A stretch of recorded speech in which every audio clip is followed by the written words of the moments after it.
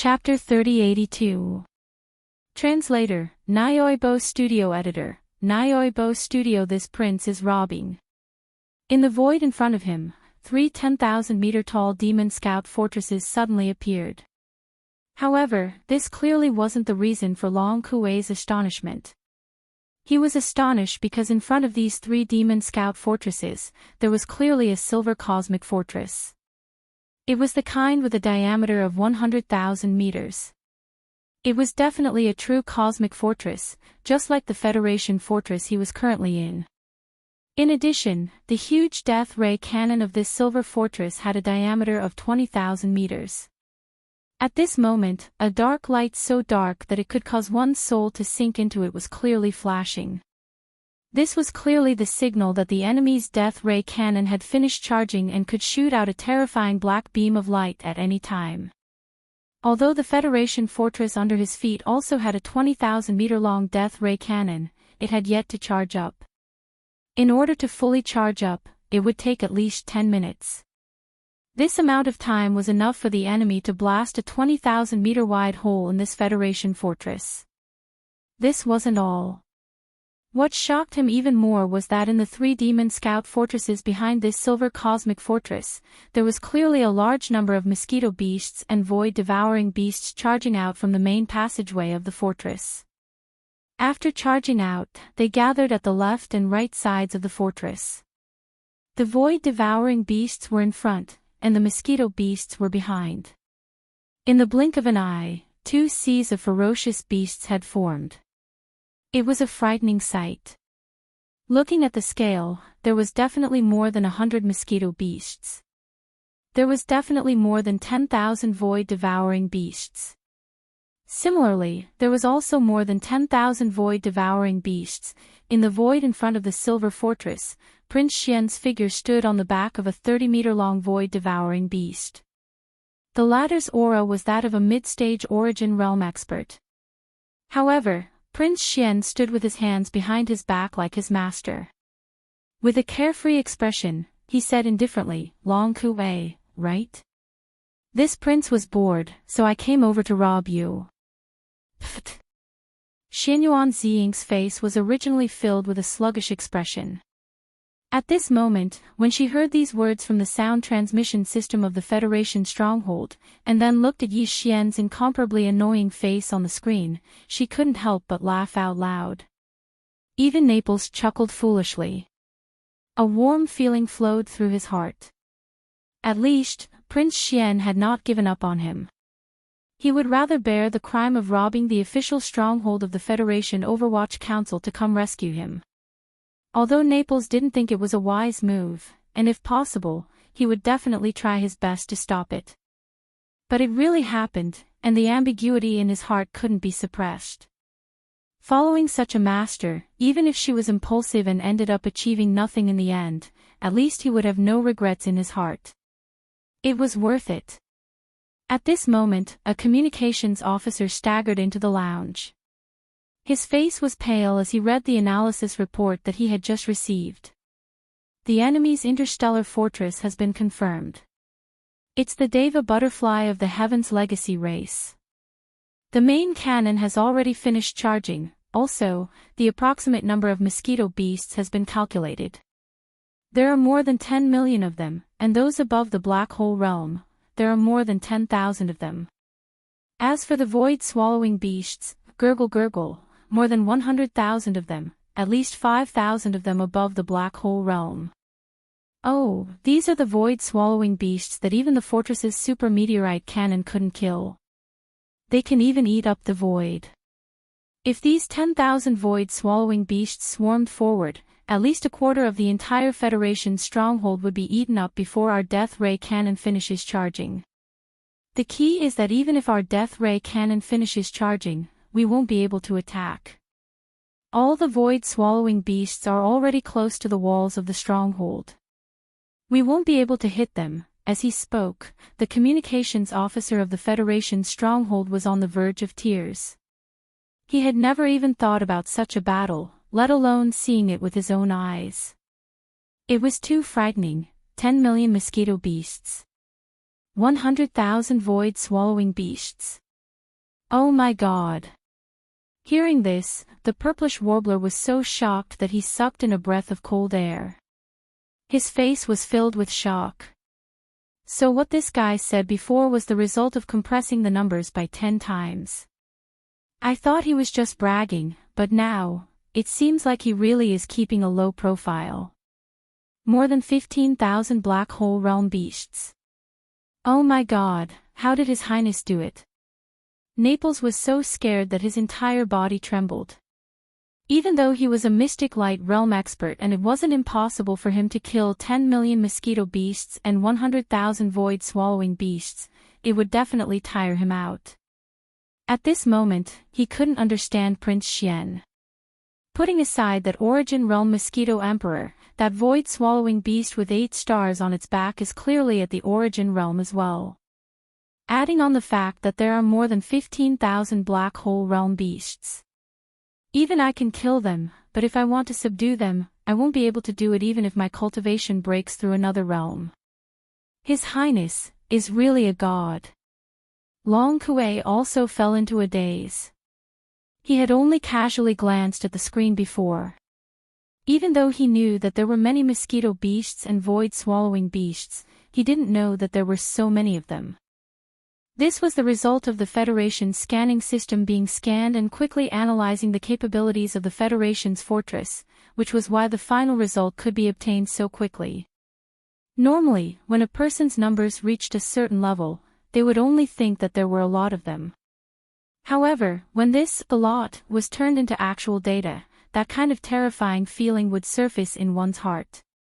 However, after being shocked for a while, a trace of ecstasy appeared on Long Kuei's face. He raised his head and laughed. Ha ha ha. I finally caught your tail. You finally showed yourself, 10 million mosquito beasts. 100,000 void-swallowing beasts. Among them, there are more than 15,000 black hole realm beasts and above, even a supreme existence that surpasses the mystic light realm, such as the experts of the dynasty's elder generation, wouldn't be able to subdue such a large army of beasts.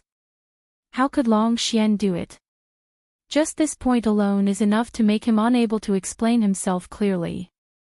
He won't be able to wash away the suspicion of being a spy of the Tianji race. Not to mention, he even took out a fortress of the Tianji race.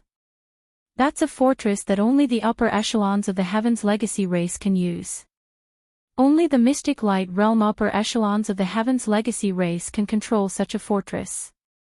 Could it be that he has the strength to kill a Mystic Light Realm upper echelon of the Heaven's Legacy race? Everything that he has revealed at this moment has proven beyond doubt that he was bought over by the Heaven's Legacy race. As a prince of the dynasty, his reputation is like the sun in the sky, and he even made it to the Heaven ranking. So, all of this was an investment of the Tianji race's spy. Unfortunately, what this idiot did today will probably make the higher-ups of the Tianji race vomit blood and die from anger. Ha ha ha. Chapter 3083. Translator, Endless Fantasy Translation Editor, Endless Fantasy Translation Taking Action Robbery. Long Xian, do you know what you are doing? With a cold smile, Long Kuei stepped into the Federation's fortress and hovered in the air in front of the fortress. He scanned Yi Xian from head to toe and threatened, "In the Imperial Court, I am your uncle. In the Federation, I am the Deputy Supervisor of the Federation's Overwatch Council. You are robbing me. Are you rebelling against the Imperial Court and the Myriad Federation? Oh, right. You have done this a long time ago. Originally, we were still investigating you in secret. After all, this is related to the Imperial Court's reputation. But now it seems, After returning to the Federation's headquarters, I will immediately submit a report. The Federation will open a public investigation into the fact that you are a spy of the Tianji clan. We, the immortal Imperial family, will never tolerate spies. Even if it hurts the Imperial family's reputation, the Imperial family will never cover it up for you. If you know what's good for you, if you have even the slightest bit of remorse, surrender immediately and hand over all the warships and pet army resources you obtained when you were bribed by the Tianji clan. Who knows, we might even be able to atone for your crime and leave you with an intact corpse. This way, at least the immortal imperial family will retain some of its reputation. For this reason, I can make the decision to plead with the immortal emperor to spare your mother's life and not implicate her. Bah! Dog, you think you are worthy. Yi Xian was so angry that he laughed. He was too lazy to talk nonsense with the other. He raised his hand and pointed at the 20,000-meter diameter death ray cannon on Thunderbolt behind him. He sneered, "You saw it too. It has already finished charging and is just waiting for you to come. I can see that the fortress behind you is also charging, but it still needs 7 or 8 minutes, right? Hand over Naples and the purplish warbler within 5 minutes. Otherwise, I will step aside and the thunderbolt behind you will immediately shoot a hole through the fortress behind you. Of course, if you think you can stop it, then you can. I won't stop you." As for Naples and the purplish warbler, after saying that, Yi Xian's gaze swept towards the Federation stronghold behind Long Kuei. He grinned and said, "General Naples, as a Mystic Light Realm expert, it shouldn't be a problem for you to protect that little girl Ziying when you're prepared, right? After all, I will choose to aim at the middle section of the fortress when I shoot the hole. You should be at the top cabin, right?" Upon hearing this, the expressions of all the Federation officers and soldiers in the command cabin on the top floor of the Federation fortress immediately changed. They knew about Prince Xian's ruthless methods on the Heavenly River planet. If he said he would do something, he would really do it. This was especially so for the Federation officers and soldiers who happened to be at the middle section of the fortress. Every one of them had goosebumps all over their bodies. A death ray cannon with a diameter of 20,000 meters was fired at them at such a close distance. Although they were also in a starry sky fortress, they would still be shot through even if their energy shields were fully activated. The other party had already nodded and would aim at the middle section of the fortress. That was clearly where they were at the moment. When the time came, that position would become a hole through. Would they be able to leave anything behind? If it weren't for the strict rules, these Federation officers and soldiers would have fled long ago. Long Kuei's expression instantly turned gloomy. Based on his understanding of Prince Xian, this guy would definitely do what he said he would do. In fact, since the other party had already shown his strength and revealed all the pet armies and even the starry sky fortress that he had obtained from the Heavenly Legacy race, it was obvious that he was determined to win today. If he didn't hand over the people, then this matter would definitely not end peacefully. As far as Long Kuei was concerned, he couldn't wait to hand over the people. That was because in that case, it would be no different from confirming the fact that Prince Xian had attacked the Federation's fortress and kidnapped his comrades. When that time came, not only would Prince Xian never be able to clear his name, but even Naples and the purplish warbler wouldn't be able to clear their names after they were rescued, even if they didn't know that he was a spy from the Heavenly Legacy race. It was precisely because of this that Long Kuei couldn't wait for Yi Xian to succeed in this robbery. However, he couldn't be too obvious in order to facilitate this matter either. If he was too obvious, people would criticize him.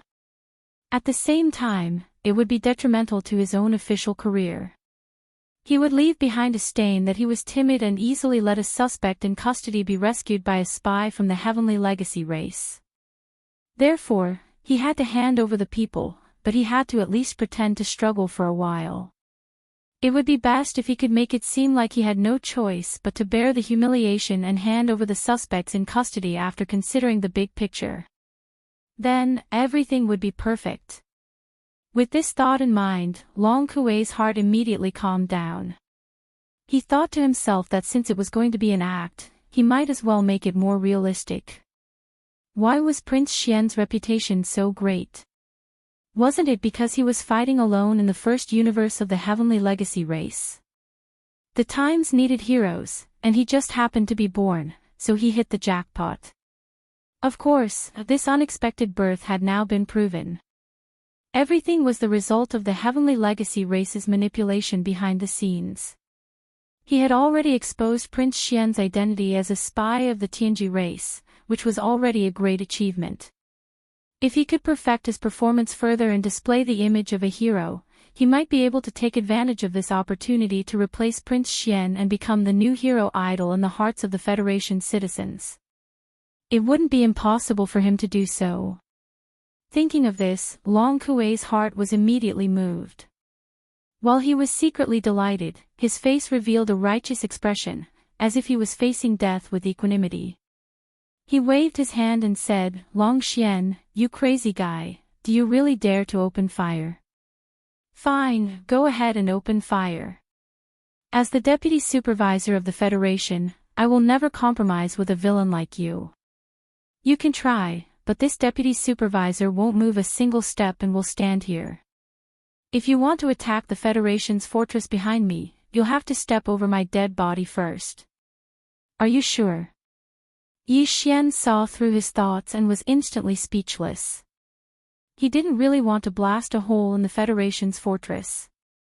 After all, he still had to clean up the mess afterward.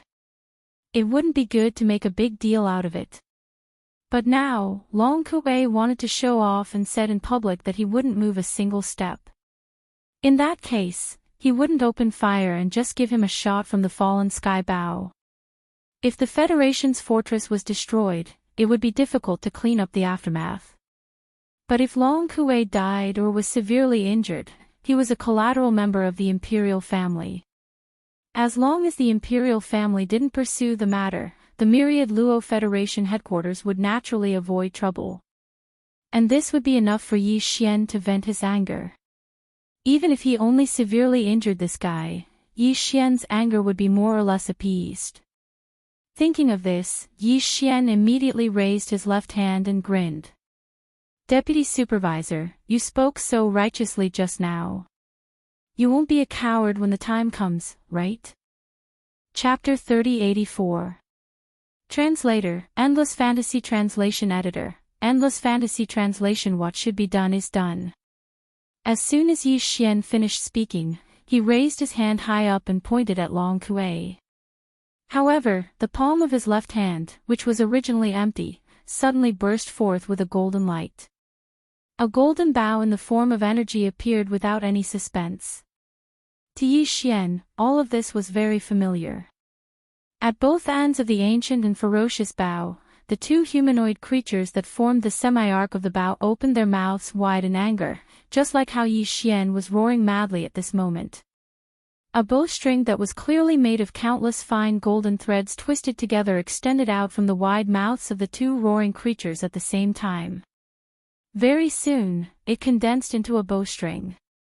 On it, there was clearly a golden energy arrow that quietly appeared, and the arrow was already on the bowstring. Before this, Yi Xian had thought about it and felt that he had to use this attack. His cultivation base was still only at 3rd Order Planet Warrior. Although no one in the myriad Luo Federation really thought that his cultivation base was that weak, he could not be completely sure that no one would be suspicious. After all, no matter how shocking everything he did in the Demon Dweller Star Zone was, in this third universe, no one had seen it with their own eyes. But now, if he used the Heaven Falling Bow's divine ability, even if it was only to severely injure Long Kuei, then the loophole in his cultivation base would at least be delayed for a long time before anyone would suspect him. In order to prepare for this attack, Yi Xian had invested a large amount of multi-pupil consciousness crystals and star core origins. Of course, they were all low-grade goods. He had too many of these two resources in his hands, and as Yi Xian's cultivation base increased, their usefulness had gradually decreased. It was just right to use them here.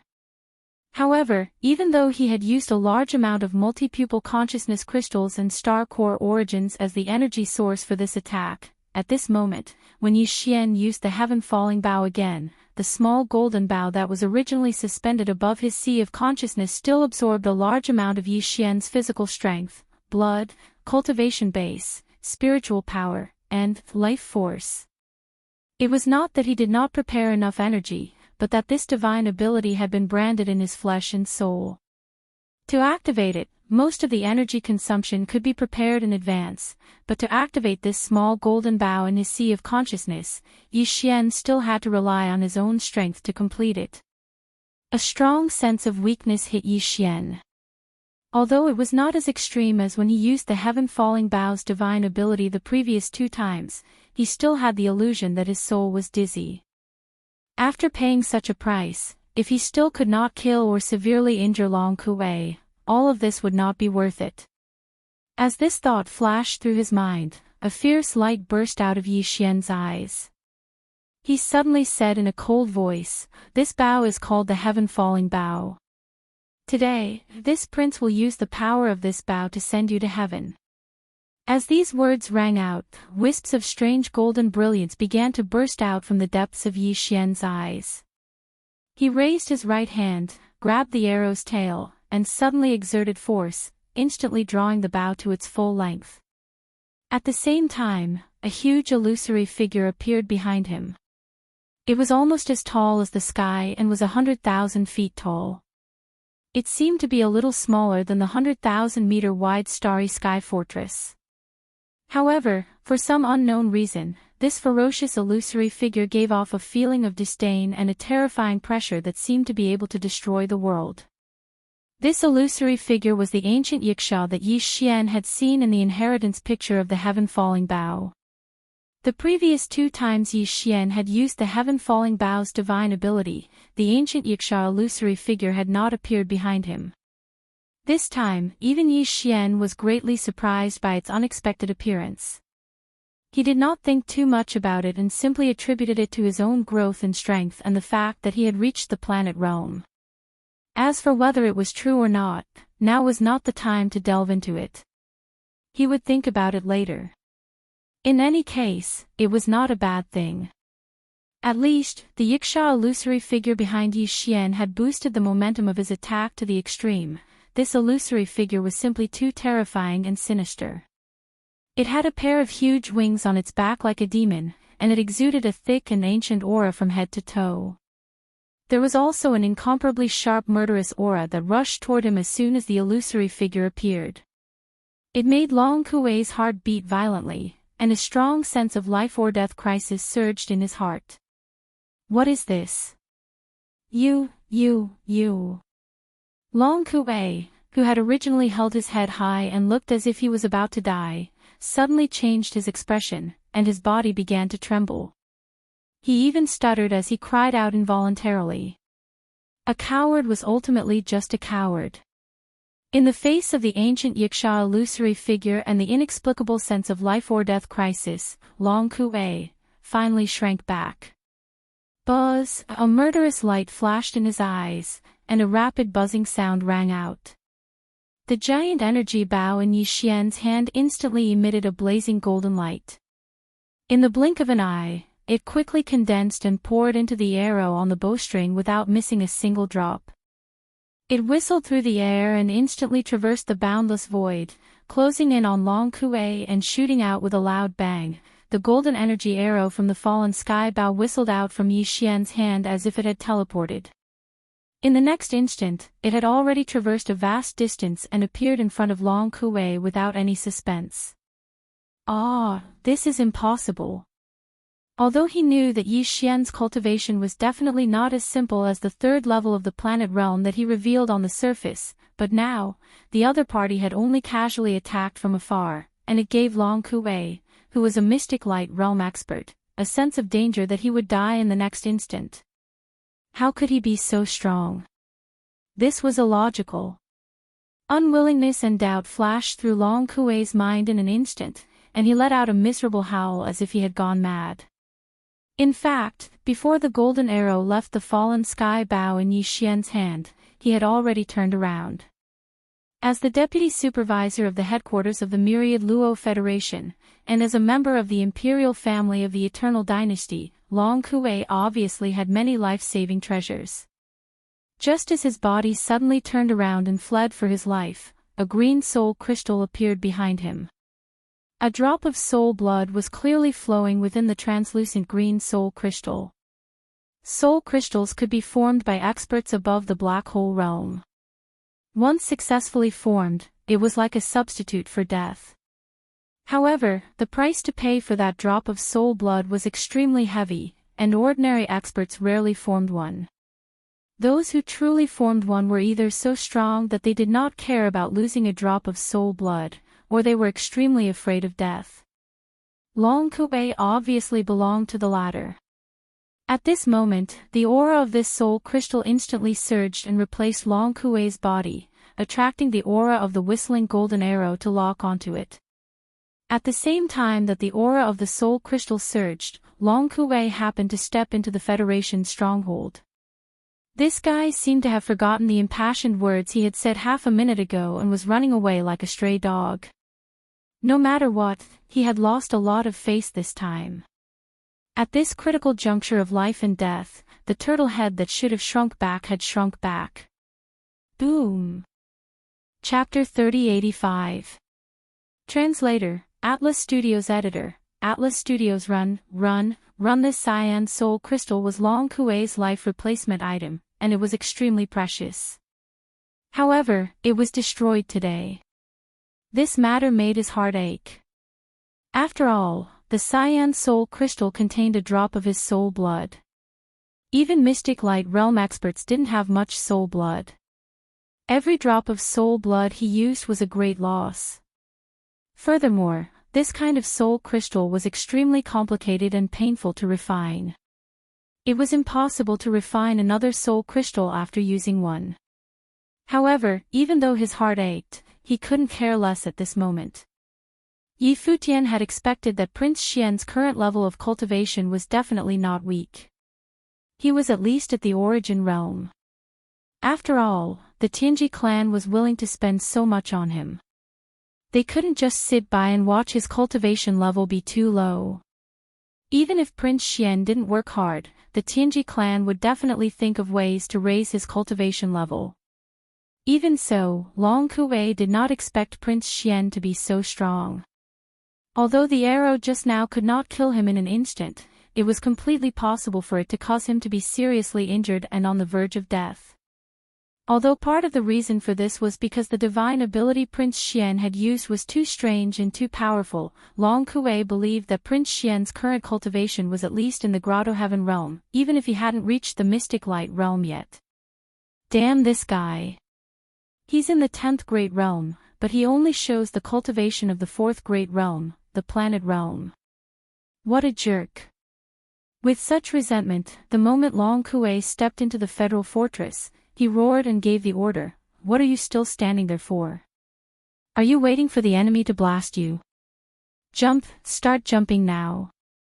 At this moment, there was only one thought in Long Kuei's mind. Run. Run, the faster the better. In fact, when he stepped out of the Federation's fortress, he had already given the order to start charging the space jump. Even the charging of the death ray cannons was compromised because of this. It was just for show. At that time, Long Kuei had already analyzed the situation clearly. No matter what, Prince Xian had revealed his trump cards at all costs. This was enough to prove that he was a spy from the Tianji clan. Just this point alone made Long Kuei undefeatable.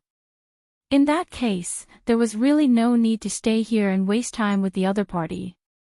At most, he would put on a show and immediately perform a space jump, bringing the Federation fortress away and returning to the Undying Star as soon as possible. The other party was also a Starry Sky fortress, which was of the same grade as the Federation fortress that he was in charge of. As long as he took the initiative and jumped through space first, it wouldn't be easy for Prince Xian to catch up to him even if he immediately chased after him. In fact, it might even be impossible. This guy was a lunatic. This could be seen from the fact that in order to rescue Naples and the purplish warbler, he had completely revealed his background. This kind of lunatic could go crazy at any time. Wouldn't it be a waste to take a shot from him? It was precisely because of this consideration that Long Kuei had already changed his decision before he stepped out of the Federation fortress. The charging speed of the death ray cannons was slowed down to the minimum, just for show. However, the space jump system of the Federation fortress was secretly charging at full power. Space jump, as a life-saving method, charged very quickly. Although it had only been a minute, in reality, the entire charging process had just finished. The Federation fortress immediately began a space jump. As a dim light flashed, the huge starry sky fortress disappeared in an instant. The starry sky void where it was originally located trembled slightly and let out a faint buzzing sound. He actually ran away. After all this time, it turns out that the words of the deputy supervisor of the Federation are also farts. This result surprised Yi Xian greatly. The other party's identity was there. No matter whether it was in the Wan Luo Federation Overwatch Council or in the Undying Dynasty, he was extremely prominent. However, the words he had just said were farts in the blink of an eye.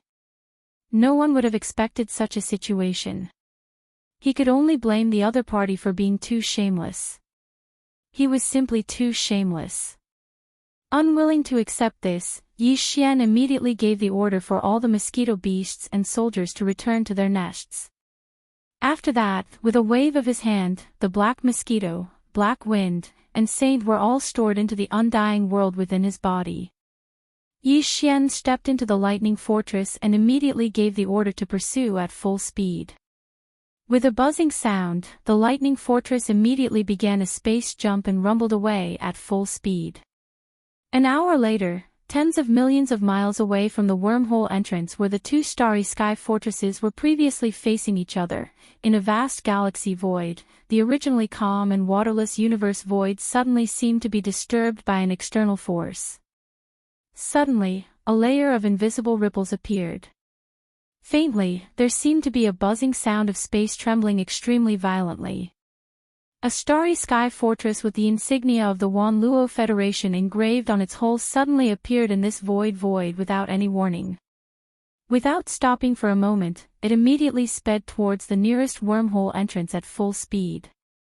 This ship was the Starry Sky Fortress that belonged to the Federation's Overwatch Council and was commanded by Long Kuei. Even for a starry sky fortress with a diameter of 100,000 meters, not to mention the wormhole jump, if it only used the Starry Sky Fortress's jumping ability to launch an extreme distance space jump, it would still not be able to continuously perform it. Just like how a cannon barrel needed to be cooled down, after the Starry Sky Fortress's space jump equipment had been fully operated once, it also needed a buffer period before it could perform a second jump. This buffer period, after a full-load extreme jump, would be at least 12 hours, which was half a day. Therefore, after completing an extreme jump, this Federation fortress could only use this method of traveling at full speed to rush towards the nearest wormhole. Although it was very likely that the Tianji Ray Silver Fortress chasing after them was of the same grade as Long Kuei's Federation fortress, the enemy's Death Ray cannon had long since finished charging. The terrifying Death Ray energy beam with a diameter of 20,000 meters could be fired at any moment. However, Long Kuei's Federation fortress was different. The entire Starry Sky Fortress's kinetic energy was already in a state of full operation. In order to ensure full speed travel, it had no time to charge the main cannon of the Starry Sky Fortress. If it chose the latter, its speed would definitely decrease greatly. At that time, before the main cannon of the Starry Sky Fortress could finish charging, the Silver Fortress chasing after it would have already caught up. At that time, when that crazy Long Xian fired his cannon, even a supreme existence like Long Kuei, who had the cultivation of the mystic light realm, would feel extremely uncomfortable even if the terrifying Death Ray cannon energy beam brushed past him. Even if he did not die, he would lose a layer of skin. The two Starry Sky Fortresses were of the same level, but because the Silver Fortress had the upper hand and was already prepared, it was able to completely control the situation as soon as they met. Right now, Long Kuei was filled with resentment, but there was nothing he could do. Right now, he had no other choice but to escape. Chapter 3086. Translator, Endless Fantasy Translation Editor, Endless Fantasy Translation Uproar. As the Federation fortress commanded by Long Kuei suddenly appeared in the void, it continued to move forward at an extremely high speed without stopping for a moment before quickly disappearing. About 10 minutes later, not far away, the void of the galaxy, which had just returned to normal, once again rippled with a layer of formless ripples. The same buzzing sound of the void trembling rang out. Immediately after, Yi Xian's lightning fortress appeared. It paused for a few seconds to confirm the direction, then immediately swept out with a loud rumble, turning into a silver ray of light as it chased forward at an extremely high speed.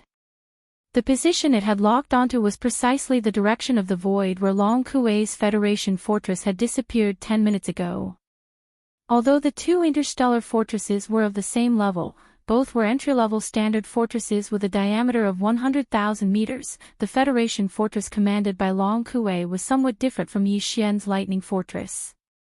After all, the former was built by the human race's science and technology camp in the third universe, while the latter was a product of the Tianji clan in the first universe. Although the general configuration and functions were similar, there was still a slight difference in the performance index. The official members of the Tianji clan were all intelligent robots that had developed self-awareness. True members of the Celestial clan couldn't do the hard work of building battleships, space fortresses, and interstellar fortresses themselves, but the technology was still under their control. The actual execution was done by the highly intelligent robots that hadn't yet developed their own sentience. There was no doubt about the creativity of the human race. Among the thousands of races in the universe, there was a reason why the human race could be called the leader of all living things. However, when it came to mechanical manufacturing technology, the human race was really no match for the intelligent robots of the Tianji clan. Apart from the human pioneer of star-sky technology, Xingbo, among the current human race experts, even the imperial preceptor of the everlasting dynasty, Di'er, dared not say that he was superior to the Tianji clan in this aspect. In fact, Di'er was also an intelligent robot. Usually, no one would pay too much attention to the slight difference in mechanical manufacturing between the human race and the robots. Even the existence of such a slight difference could not be truly confirmed. However, at this moment, as the two starry fortresses that belonged to the human race and the androids, which were respectively built by the human race and the androids respectively, were chasing each other in the vast void of Universe 3, this originally extremely weak gap was vividly displayed like never before. The two space fortresses had used all of their kinetic energy to increase their sailing speed. They were moving at full speed in the void. However, the distance between the two was constantly shrinking, and Lightning Fortress, which was closely following behind, was getting closer and closer. After only a day's time, the void distance that was originally 10 minutes at full speed was shortened to about 8 minutes. At this rate, Lightning Fortress would be able to catch up with the Federation Fortress in another 4 days.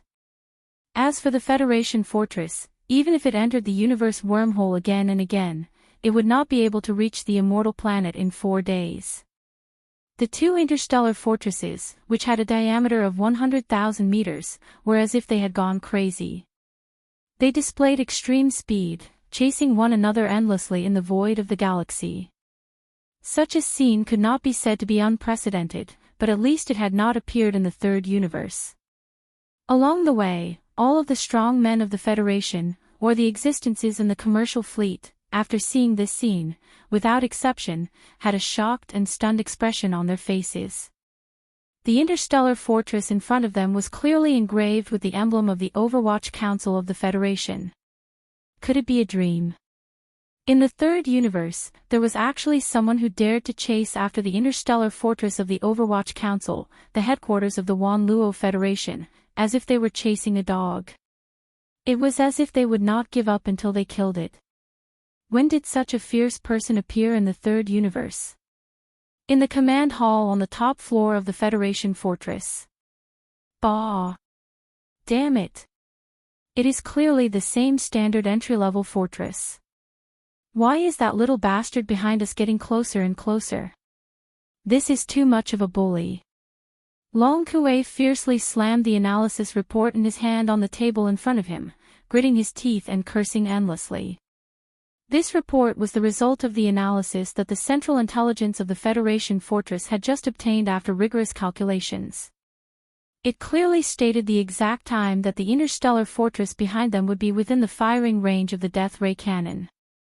If the speed of the two interstellar fortresses did not change, then it would only take 3 days, 10 hours, and 47 minutes for the enemy fortress to be within the firing range of the death ray cannon. I must ask for help from the dynasty.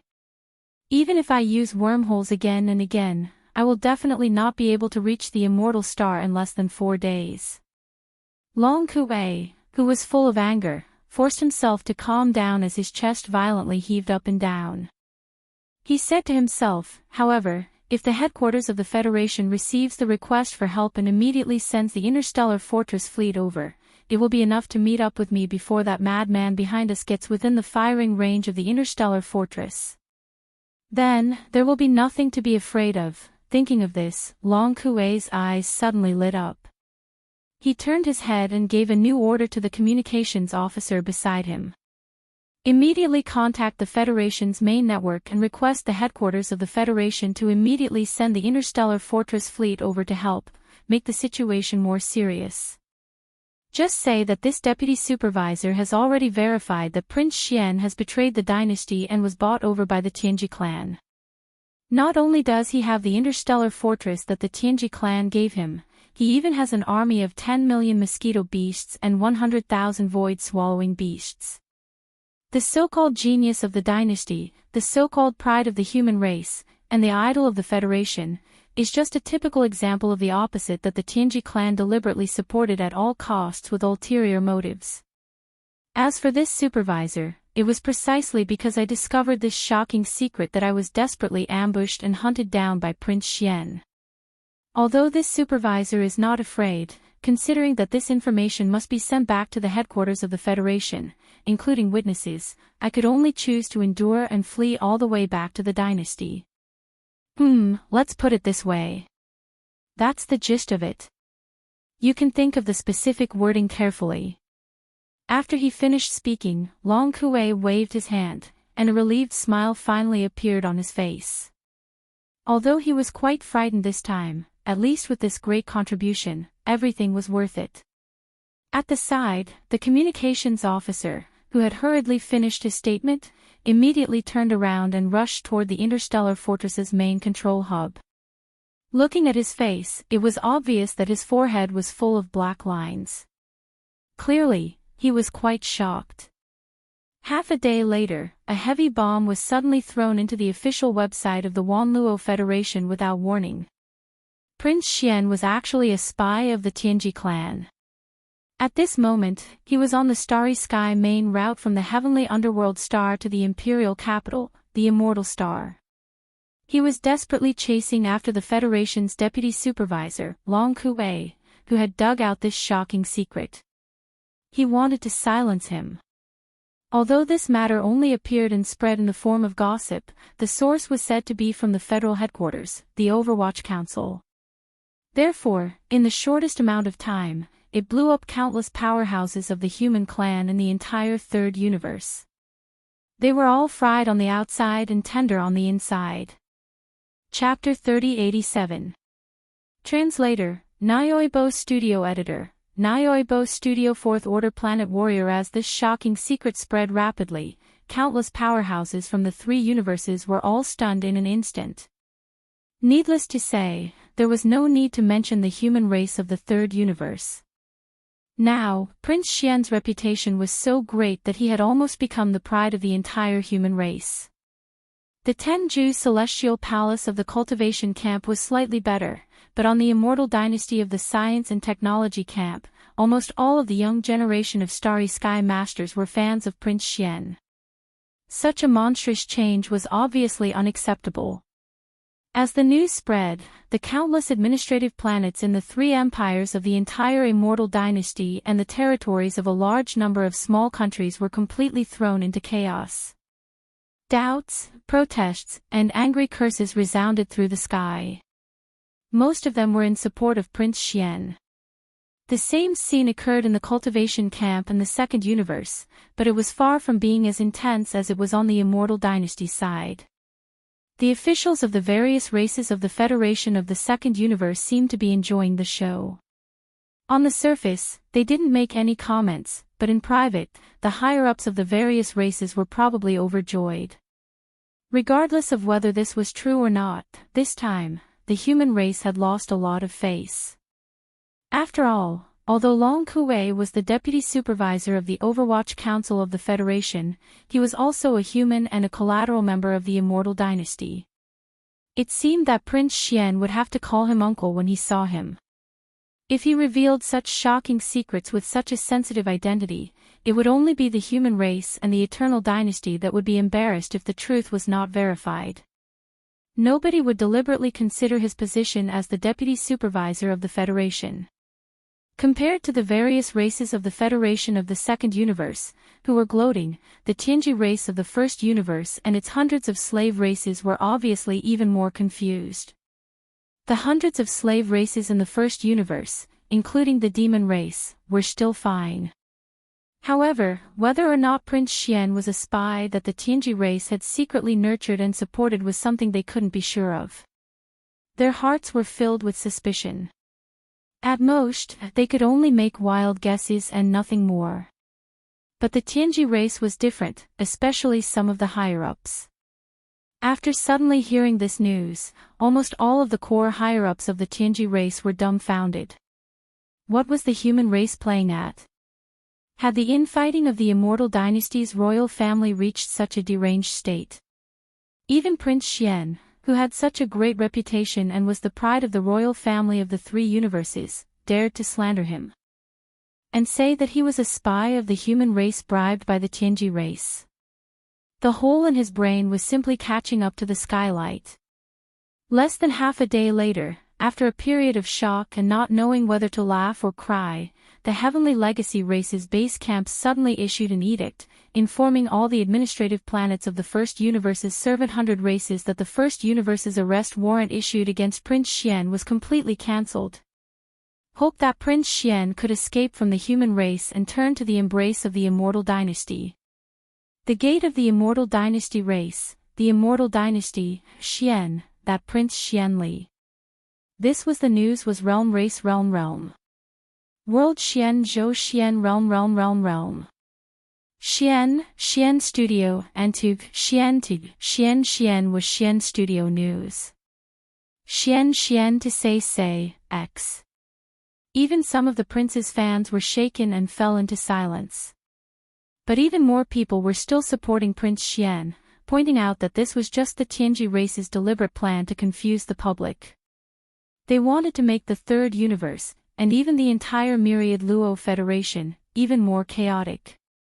However, no matter what kind of opinion they held, at this moment, the gazes of the countless human clan masters in the third universe were all focused on the same star field.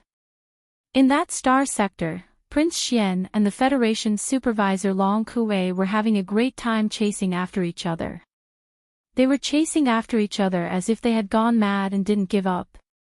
Those who fled were chased like stray dogs, and they were in a sorry state. In fact, the gazes that were paying attention to that star sector were not limited to the human race in the third universe. Even the various races of the Federation in the second universe, as well as the Tianji race and their servant races in the first universe, were all paying close attention to all the news from the third universe that was related to this star sector. No one knew what kind of situation this sudden incident would develop into. But this question had unwittingly tugged at the heartstrings of countless experts in the three universes, as the person involved and even the instigator of this incident, Yi Xian, was completely unaware of all this. He didn't even know that Long Kuei had already officially reported the conclusion that he was a spy of the Tianji race to the Federation's Overwatch Council while he was running for his life. Of course, even if Yi Xian knew all this, he didn't care. When he decided to use such a high-profile and tough method to rescue Naples and the purplish warbler, he had already anticipated that such a situation would occur. From a certain point of view, all of this was actually what Yi Xian wanted to see. His goal was to use the final result of this incident to make a statement to his royal brother, who had been eyeing him covetously, and most likely had been secretly plotting against him for a long time, as well as the upper echelons of the royal family that supported him behind the scenes. If one had to insist on saying that it was a show of strength, it was actually not impossible. At least, Yi Xian would not deny it. As for what the final result of this incident would be, on this point, perhaps countless experts in the three universes were secretly guessing and analyzing, but for Yi Xian, he had already confirmed it without a doubt long before he officially launched the operation. Right now, what he needed to do, and what he was doing, was to turn this result, which could not possibly have any suspense, into an established fact bit by bit. In this regard, Yi Xian had a well-thought-out plan. Therefore, in the past 1.5 days, although Thunderbolt had been chasing at full speed like a madman, Yi Xian, who was in the Commander-in-Chief cabin on the top floor of Thunderbolt Fortress, had been extremely calm and collected. Even the control of Thunderbolt Fortress had been temporarily handed over to Zhuo Fengtai. As for Yi Xian himself, he sat cross-legged on the sofa in the Commander-in-Chief's resting area as if no one else was around. He took out a small pile of Star Core Origin and took a break from his busy schedule to start cultivating, according to the calculations and analysis of the devouring system, under the premise of maintaining the current speed. It would take at least 3 days to catch up with that stray dog in front of them and get within the range of the fortress's antimatter death ray cannons. For other human experts, 3 days would pass in the blink of an eye, so it was meaningless to cultivate or not. But for Yi Xian, 3 days of all-out cultivation was enough for him to make another small breakthrough in his cultivation realm. Since he had nothing to do, why not chase after the dog and raise his cultivation realm to 4th Order Planet Warrior at the same time? Chapter 3088. Translator, Endless Fantasy Translation Editor, Endless Fantasy Translation Body Odor. Previously, when Yi Xian had used the primordial super ability Skyfall Bow once again, he had been prepared. He had used a large amount of Star Core Origin and Multi-Pupil Essence Crystal as the energy source to absorb them in advance and store them in the devouring system. When the Skyfall Bow was activated, it was immediately transferred out and injected into the small golden bow.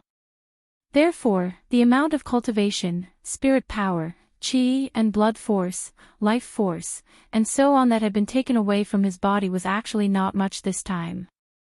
It was far from the level where he was able to achieve a breakthrough like the last time in the Saint Devil Forbidden Land. However, there was still the effect of digging out his potential.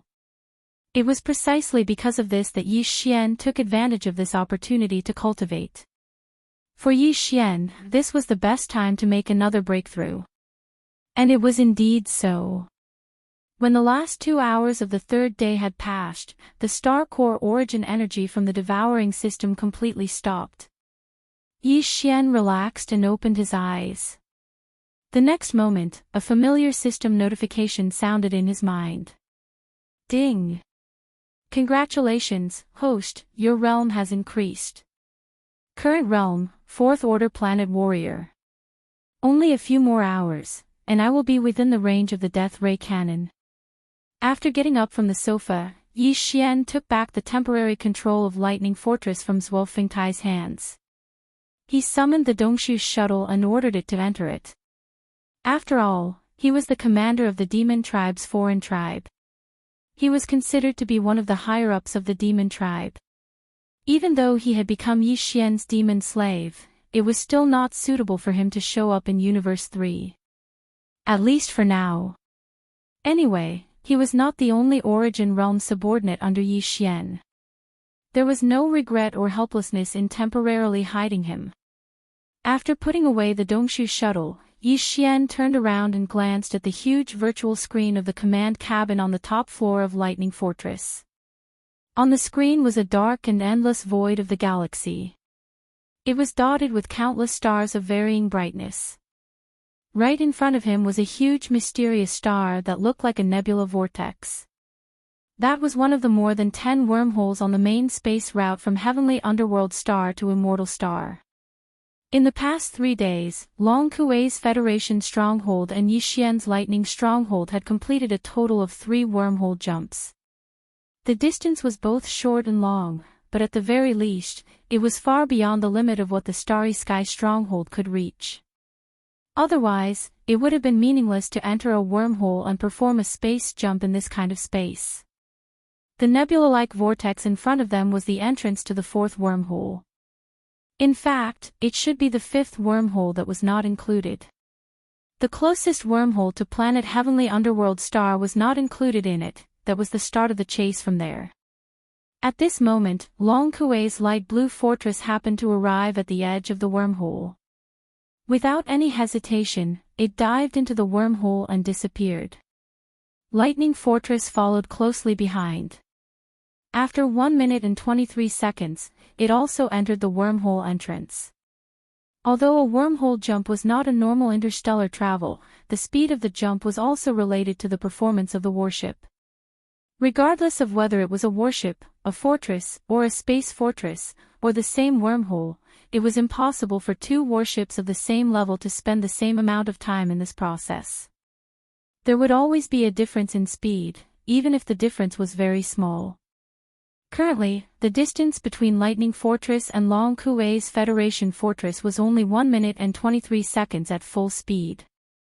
According to the analysis of the devouring system, this 1 minute and 23 seconds difference could be completely erased by Lightning Fortress during the current wormhole jump. It might even exceed it by a little.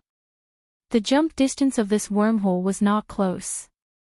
Even if it was a space fortress, with its jump equipment operating at full capacity, the time it would stay in the wormhole would still be close to 6 hours. Although the performance of the space jump equipment of Lightning Fortress was only slightly better than that of Long Kuei's Federation Fortress, to the point of being negligible, the entire 6-hour jump only shortened the distance between the two by 1 minute and 23 seconds. This was obviously no pressure at all. The analysis of the devouring system actually gave it 2 minutes and 3 seconds. In other words, although Yi Xian's Lightning Fortress entered the wormhole right after Long Kuei, when this wormhole jump was completed and they arrived at the exit on the other side of the wormhole, Lightning Fortress would silently overtake Long Kuei and rush out of the wormhole exit 40 seconds in advance. 40 seconds was enough for Yi Xian to complete some necessary arrangements in the space near the exit on the other side of the wormhole. Let's see how you escape this time. A light flashed across Yi Xian's eyes. As he spoke softly, a faint smile slowly appeared on his face. He did not rest for the last 6 hours. His mind was spinning rapidly as he reorganized everything. After confirming that there were no oversights, Yi Xian immediately began all kinds of preparations. 40 seconds was really not a lot of time. Wang. The space vibrated at a terrifyingly high frequency. It was far beyond the limits of the space oscillator equipped on the 10,000-meter diameter space fortress. This was clearly the space oscillation effect produced by the super oscillator equipped on the space fortress. Moreover, it was at full power and at full capacity. The space oscillation effect of this intensity would cause even a 10,000-meter diameter space fortress to feel as if it had fallen into an extremely sticky swamp. Normal navigation would be difficult to continue. An ordinary 3,000-meter long stellar-level warship could even be directly shaken to the point of being extinguished. Needless to say, a 1,000-meter long planet-level warship would be even more so.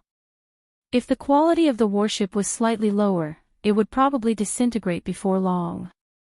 As for a 10,000-meter long space fortress of the same level, although it would not be so difficult to move, if it was caught off guard and accidentally entered a space with such a strong oscillation effect, even if it was originally flying at full speed, once it entered the area of oscillation, its speed would instantly drop by 70%. The remaining 30% of its speed would also be undulating like a small boat floating at the mouth of the storm. Long Kuei's Federation Fortress was in such a situation at this time.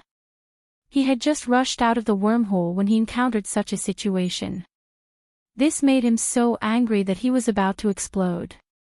In this kind of situation, even a fool would be able to guess who was waiting outside the wormhole and activating the stronghold-level space oscillator. It wasn't that Long Kuei hadn't thought that Yi Xian might be able to overtake him in this wormhole jump. He'd even made some preparations to deal with it, but he never thought that the other party would actually use such a harmful move. What was the difference between this and pouring a large pot of oil in front of someone's house?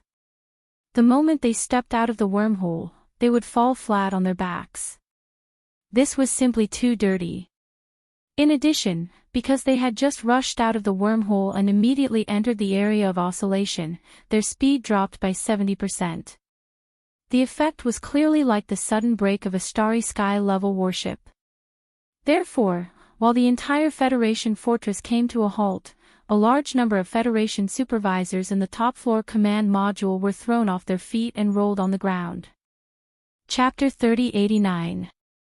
Translator, Nyoibo Studio Editor, Nyoibo Studio. Certain death. As the Federation fortress charged out of the wormhole, its extreme speed encountered the effect of the space oscillation and was momentarily stopped. As a result, it suddenly came to a halt. The entire Federation fortress was in chaos.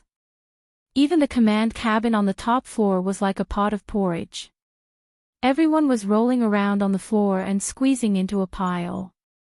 However, this chaos did not last for too long. After all, this was a Starry Sky fortress. Although it was still under the effect of the space oscillation, the initial panic caused by the sudden stop disappeared in a few short seconds. The entire fortress was still shaking, but it was not to the point where people could not even stand steadily. After the green-faced Long Kuei climbed to his feet, the first thing he did was roar, "Damned Tianji clan! Damned Long Xian! Also, who among you has body odor? Damn it, stand up and get out of the top floor immediately. Otherwise, when I find out later, humph." Hearing that the first thing he investigated after climbing to his feet was this matter, all of the Federation officials around him looked at each other, their faces full of shock. The purplish warbler and Naples rolled their eyes and did not pay him any attention. Their gazes swept toward the giant virtual screen not far away at the same time. They clearly could not understand how Long Kuei had almost reached out to strangle himself and kill himself just now because of the smell. Although the sudden stop had caught them off guard, because the two of them were sitting on the sofa and had their backs to the Federation fortress, their bodies were blocked by the sofa. They were not like most of the other people who were thrown to the ground by the terrifying force of inertia and rolled into a pile. In the crowd, a Federation official quickly withdrew from the top-floor command cabin with his neck shrunk. This was clearly the unlucky person with body odor. Looking at his deathly pale expression, he presumably also realized his end. It was clearly impossible for him to just leave the top-floor command cabin. This matter had to be carefully calculated later. If it was serious, he would not be able to keep his life. If it was light, he would be expelled from the Overwatch Council. In any case, it was over. Following this person's departure, Long Kuei, whose chest was still rising and falling violently, temporarily put this matter to the back of his mind. His gaze quickly swept toward the holographic virtual screen. Then, he was slightly startled and immediately laughed sinisterly.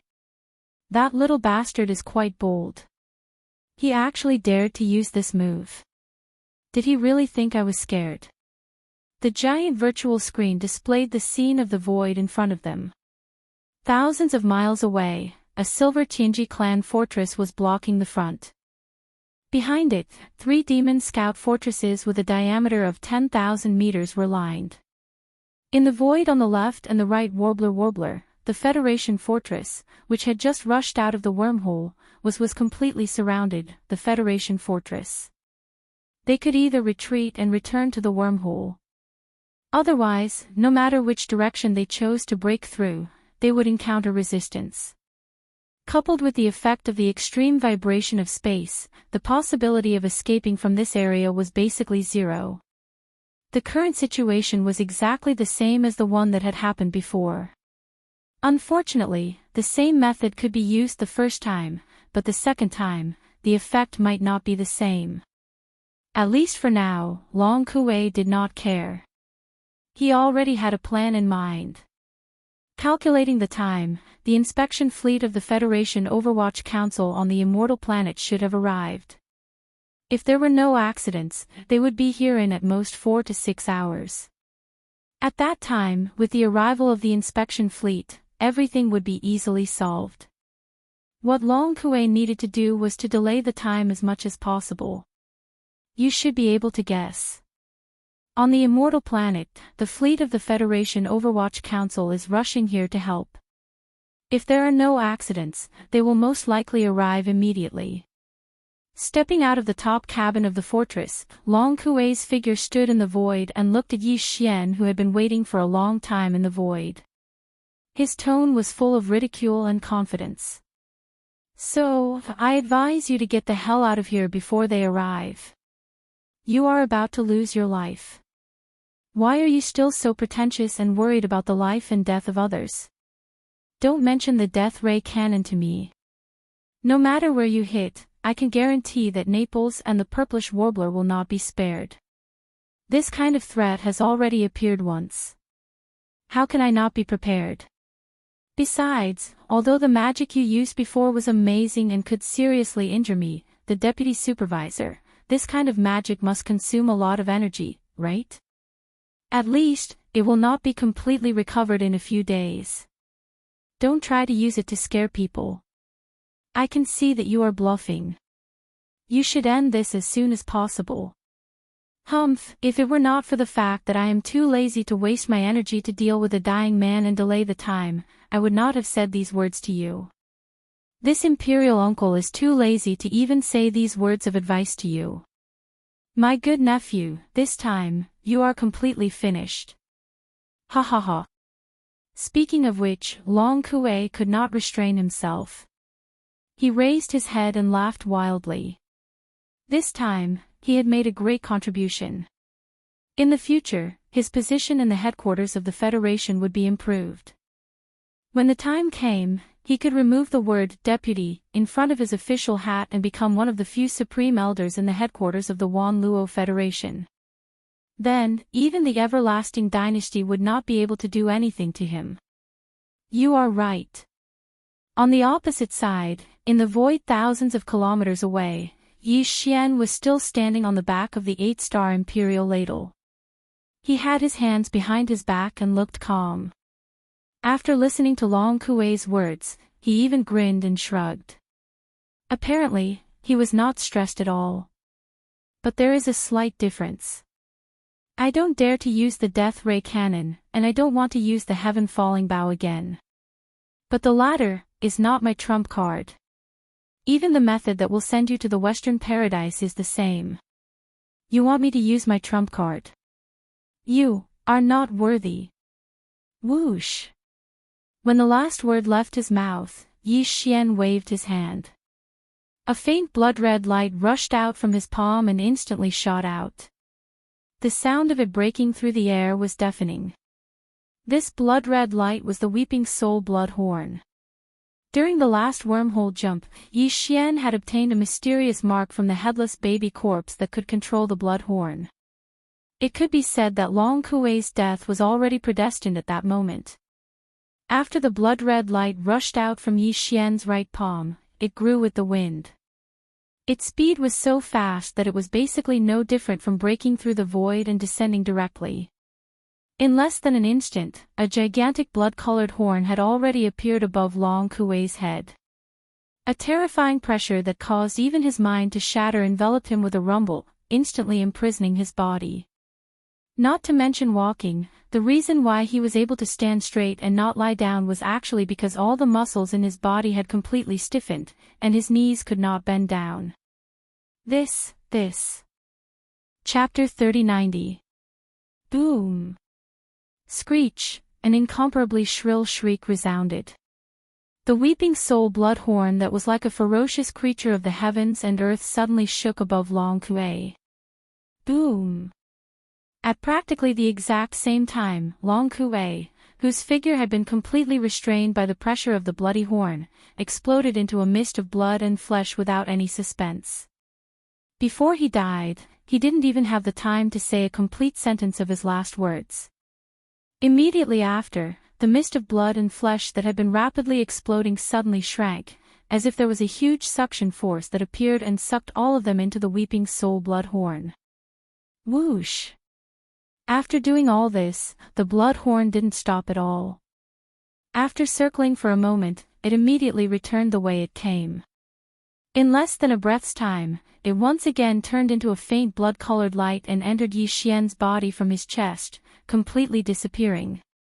The whole process took less than 3 seconds, like a fleeting glimpse, but the result of the weeping soul blood horn in less than 3 seconds was enough to shock the world. A supreme existence with the cultivation of the mystic light realm, which was the 11th realm, was gone so easily. It was so easy and casual that it couldn't even crush an ant to death with such ease. Even Yi Xian was greatly surprised by this.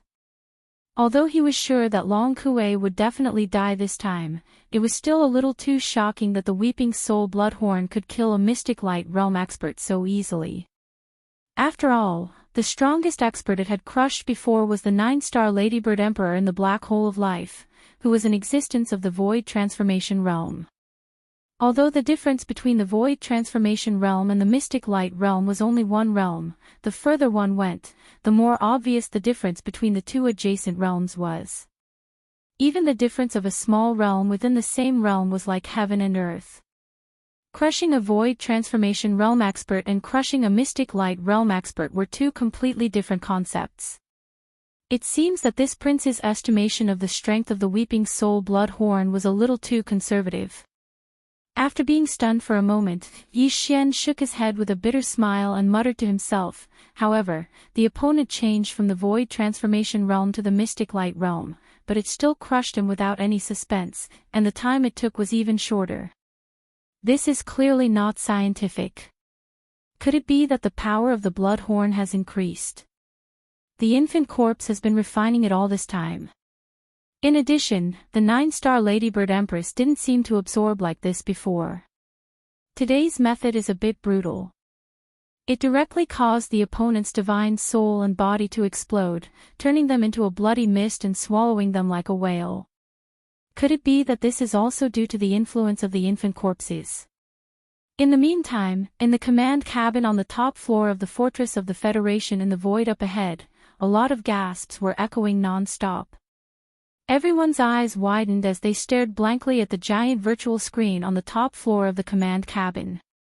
Through this virtual screen, they saw a Mystic Light Realm expert being crushed to death in less than 3 seconds like an ant. Their souls were destroyed, turning into flesh and blood to fuel the Slayer's ferocious flames. Not even a strand of hair was left behind. Heavens, he's in the Mystic Light Realm. After being stunned for a full 4 to 5 seconds, the purplish warbler finally closed her mouth. However, the look in her eyes became even more complicated. As she muttered to herself, she shook her head and sighed incessantly. She suddenly felt a strong sense of self-mockery. Prince Xian could even kill a supreme existence in the Mystic Light Realm in an instant. With such terrifying strength and methods, he didn't even have the slightest bit of danger in the Demon Dweller star zone of the First Universe. Was her previous worries in vain? Naples, who was at the side, clearly felt the same. When the purplish warbler sighed, he also recovered from his daze. The expression on his face quickly turned awkward, and even slightly red. It was obvious that he was a little embarrassed. Previously, he had been complacent about having saved the Emperor this time, but now it seemed that he was just deceiving himself. The strongest expert in the Demon Dweller star zone, the Demon Emperor Mo Wen Tian, was only at the 10th realm, the Profound Void Realm. As long as Prince Xian didn't go to the central region of the First Universe and cause trouble, no one would be able to easily take him down. Even if an upper echelon of the Heaven's Legacy race with cultivation above the Mystic Light Realm came to the Demon Dweller star zone, even if the prince couldn't beat them, couldn't he just run away? Just that stunning blood-colored horn from before was enough to buy some time. After all this time, this so-called rescue mission is completely meaningless in the eyes of the prince. He might even feel that we interrupted and didn't have enough fun. Naples turned his head and looked at the purplish warbler. As he spoke, he waved his hand, and an invisible force wrapped around the former's body. With a step, he brought the former out of the Federation fortress and appeared in the void outside the ship. The only mystic light realm expert in the entire Federation fortress was Long Kue. Now that he had died, there was no one left here who could stop Naples. In reality, he could have left at any time before, but because Long Kue was also at the third level of the mystic light realm like him, Naples wasn't confident that he could successfully take the purplish warbler away under Long Kue's obstruction. Furthermore, Long Kue didn't have solid evidence that Prince Xian was a spy of the Heaven's Legacy race, so there was no need for the two of them to forcefully leave. If they did, it would be like running away for fear of punishment. However, it was different now. They had to immediately meet up with the prince and discuss a follow-up plan. Not only was Long Kue an upper echelon of the Thousand Luo Federation and the vice-head of the Overwatch Council, he was also a descendant of the royal family of the Eternal Dynasty. If one thought about it carefully, he was clearly Prince Xian's uncle. With his death, this matter had completely blown up. Deeply worried, Naples stepped out of the command cabin on the top floor of the Federation fortress and didn't stop at all. He immediately spread his body and rushed toward the void in the distance. After a short while, he arrived in front of Yi Xian. The three of them met again, but they didn't say anything. Naples smiled bitterly, and the purplish warbler sighed. However, Yi Xian acted as if nothing had happened. He grinned at the two of them and said, "How many days has it been? Don't tell me you've developed feelings for Long Kue so quickly. He's dead. Do you have to be like this?" Naturally, this was a joke. Furthermore, Yi Xian didn't say much. Before he finished speaking, he had already turned his head and swept his gaze toward the mosquito beasts and the army of soldiers in the void in the distance. He gave the order to retreat.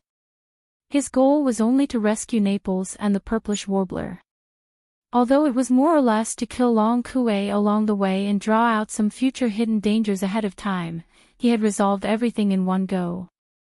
Now that Long Kue was dead, the effect was enough.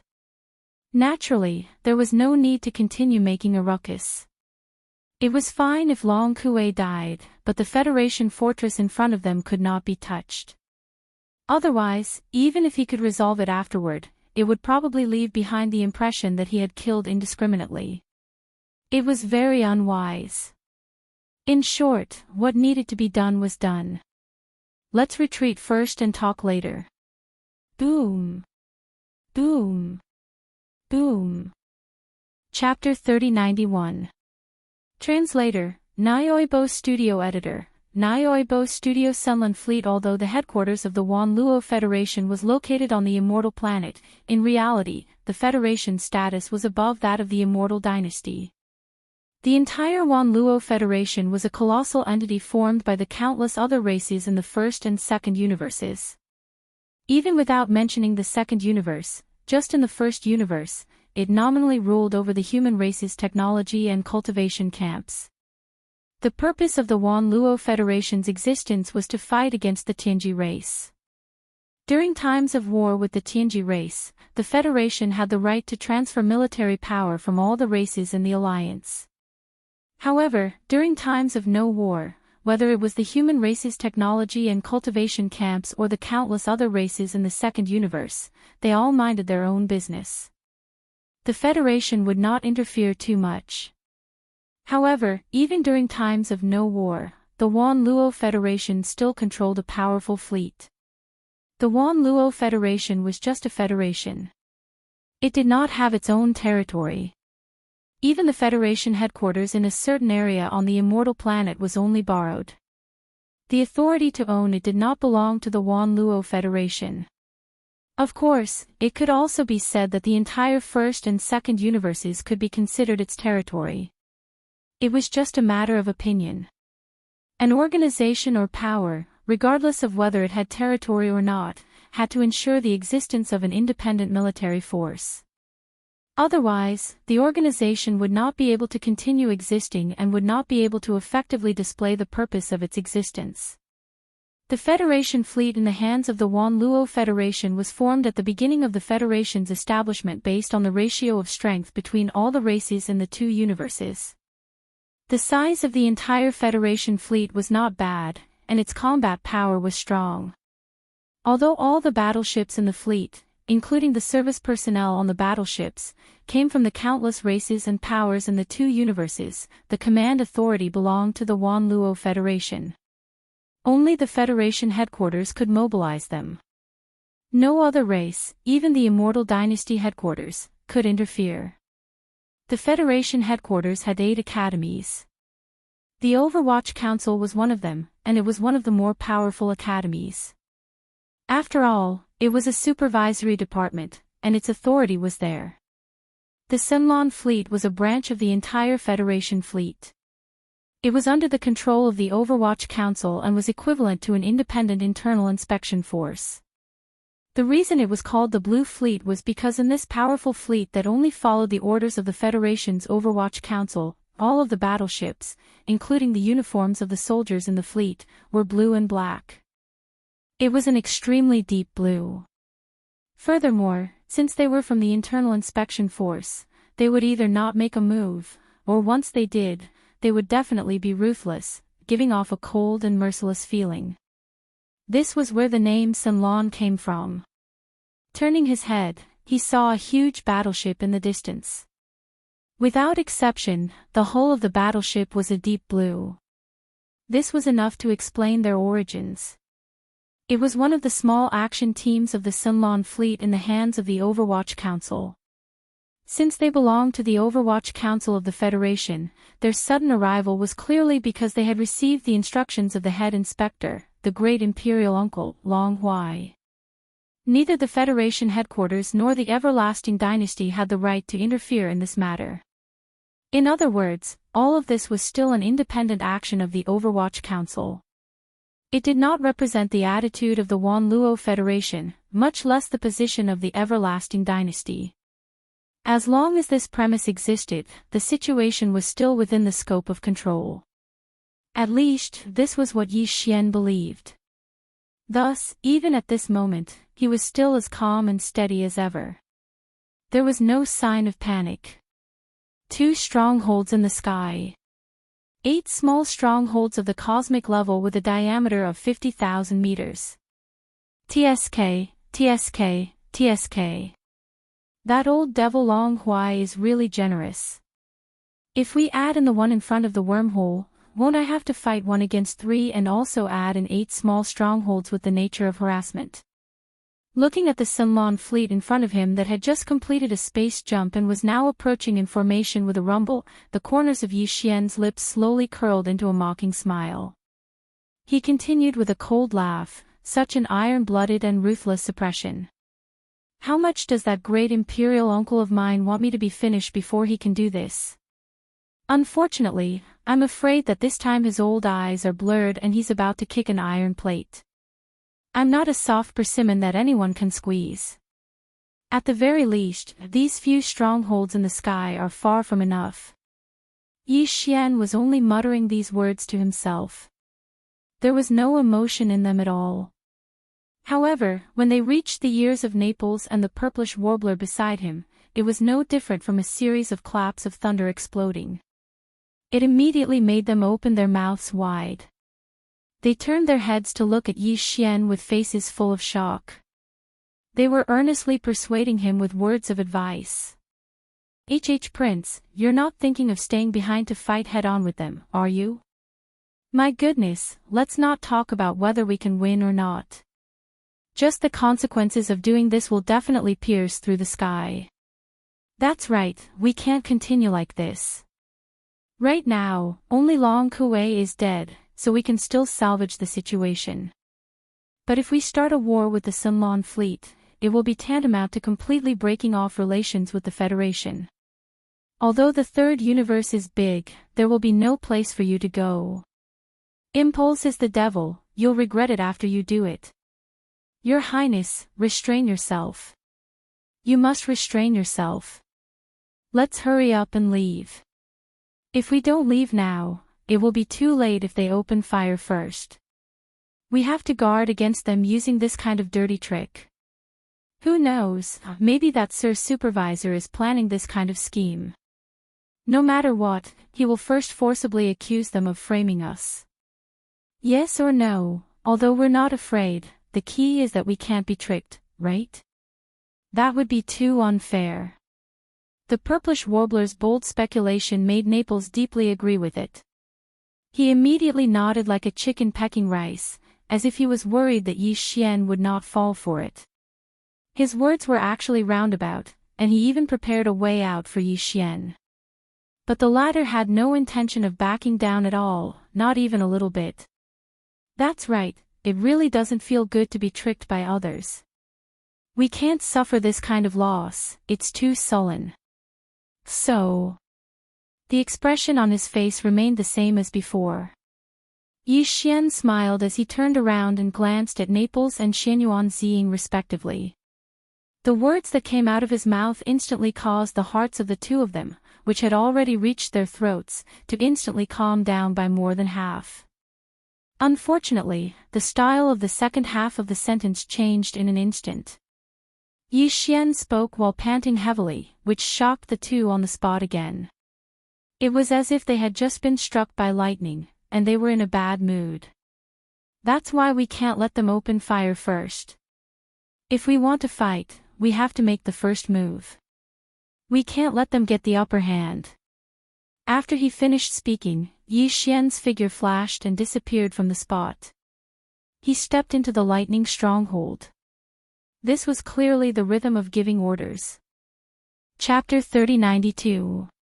Translator, Endless Fantasy Translation Editor, Endless Fantasy Translation Hongdu Liefeng. This blue fleet was indeed sent by the head of the Federation's Overwatch Council, who was Long Xian's great imperial uncle, Long Huai, personally signed an order to come to their aid. However, Long Huai was the head of the Overwatch Council, a pillar of the royal family of the Eternal Dynasty, and a transcendent being who had surpassed the mystic light realm and stepped into the 12th realm, the Void Realm. Naturally, he couldn't personally lead a team. The temporary commander of the fleet in charge of this rescue mission was another deputy supervisor of the Overwatch Council. That's right, Long Kuei was only one of the deputy supervisors of the Overwatch Council. For a colossal organization like the Wanluo Federation, its headquarters were only in the 8 great departments. The 8 heads also had transcendent statuses. Basically, they only expressed their opinions and made decisions on important decisions. The specific matters were actually handed over to the deputies to complete. Therefore, no matter which school the headmaster was from, it was absolutely impossible for them to only set up a deputy headmaster position. They had to at least ensure balance. With a few more deputies, they could check and balance each other. Only then could the headmaster be at ease. Not to mention the other 7 great departments of the Federation, just in the Overwatch Council of the Federation, Long Huai had set up as many as 6 deputy supervisors. One of them was basically vacant for a long time. Naturally, this was done deliberately. Leaving an empty position there would only further incite all the officials in the Overwatch Council below the deputy supervisor level. It was good to quench one's thirst by looking at plums. Among the 5 actual deputy supervisors, Long Kuei was one of them. The deputy supervisor who was entrusted by Long Huai to lead this blue fleet was Hongdu Liefeng. This person's appearance was that of a middle-aged expert in his 40s. He had a short beard and long hair. He was quite handsome. He didn't like to talk, but he always gave people an incomparably steady and mature feeling. His cultivation was also not bad, slightly stronger than Naples and Long Kuei. He was at the 5th level of the Mystic Light realm. Among the 5 deputy supervisors, Hongdu Liefeng was ranked first. If one really counted carefully, he could be considered Long Huai's most trusted aide. Even Long Kuei, who was also a descendant of the Eternal Dynasty like Long Huai, was not as powerful as this person in front of Long Huai. Just this alone was enough to show his means and ability. Similarly, from the fact that Long Huai had sent Hongdou Lifeng over this time, it was obvious that he was determined to obtain Qin Shi, and he seemed to be deeply afraid that if it was any other assistant, Qin Shi would allow his imperial nephew to escape. At this moment, Hongdou Lifeng was standing in the command cabin on the top floor of Grim Wind, the flagship fortress of the Blue Fleet. Frowning, he watched the playback of a holographic image. The video lasted for only a dozen or so seconds, starting from the moment the Weeping Soul Bloodhorn appeared above Long Kuei's head, until the moment when Naples and the Purplish Warbler stepped out and followed Yi Xian into Lightning Fortress and disappeared. At that time, although the fierce wind battleship was tens of thousands of miles away in the distant void, it wasn't difficult to record this holographic image through some secret means. Don't forget, this is Universe 3, the territory of the Wan Luo Federation. This was the 13th consecutive playback of this short holographic image. In the previous 12 replays, Hongdou Lifeng watched it seriously, as if he wanted to find some kind of clue from this short holographic image. Just this point alone was enough to prove that Long Huai's high regard for him was not accidental. A cultivation base of Mystic Light Realm Level 5 might not be much in the headquarters of the Wan Luo Federation, but there were definitely many people stronger than him. But when one's cultivation and position reached such a level, they were still able to maintain a calm heart like him. No matter what kind of situation or unforeseen event they faced, they were like a pool of stagnant water without any ripples of emotion. There was absolutely no one else like them. If it were any other deputy supervisor, they would be a little surprised when they suddenly saw the scene of Long Kuei being killed in an instant. However, Hongdou Lifeng had watched this scene 13 times in a row, and the expression on his face and aura were as calm as ever. Even his eyes did not flicker in the slightest. At this moment, just as the 13th playback was about to end, a bright light finally burst out from the depths of his eyes, with a hint of joy. It was clear that he had obtained something. Immediately connect to the main network of the Federation. After that, directly contact the Overwatch Council. Say that I have important information that needs to be reported to the supervisor personally. As this bright light flashed in the depths of his eyes, Hongdou Lifeng turned his head to look at the communications officer beside him and issued a new order. But the communications officer was startled and unconsciously glanced at the other holographic screen. Without thinking, he asked, "What about the Silver Fortress up ahead? We have just entered the range of the main ship's cannons. Furthermore, the death ray cannons need a certain amount of time to charge. What if the other side opens fire first?" The meaning behind his words was clearly a tactful question to Hongdou Lifeng as to whether or not he would also give the order to immediately begin charging at full power at the same time. Although he was a little worried and even suspected of overstepping his authority, he was, after all, a person in the situation. He was worried about his little life, so it was understandable for him to be more careful. "Do as I say. There is no need to ask any more questions. Go and carry it out." Hongdou Liefeng's face still did not have any expression.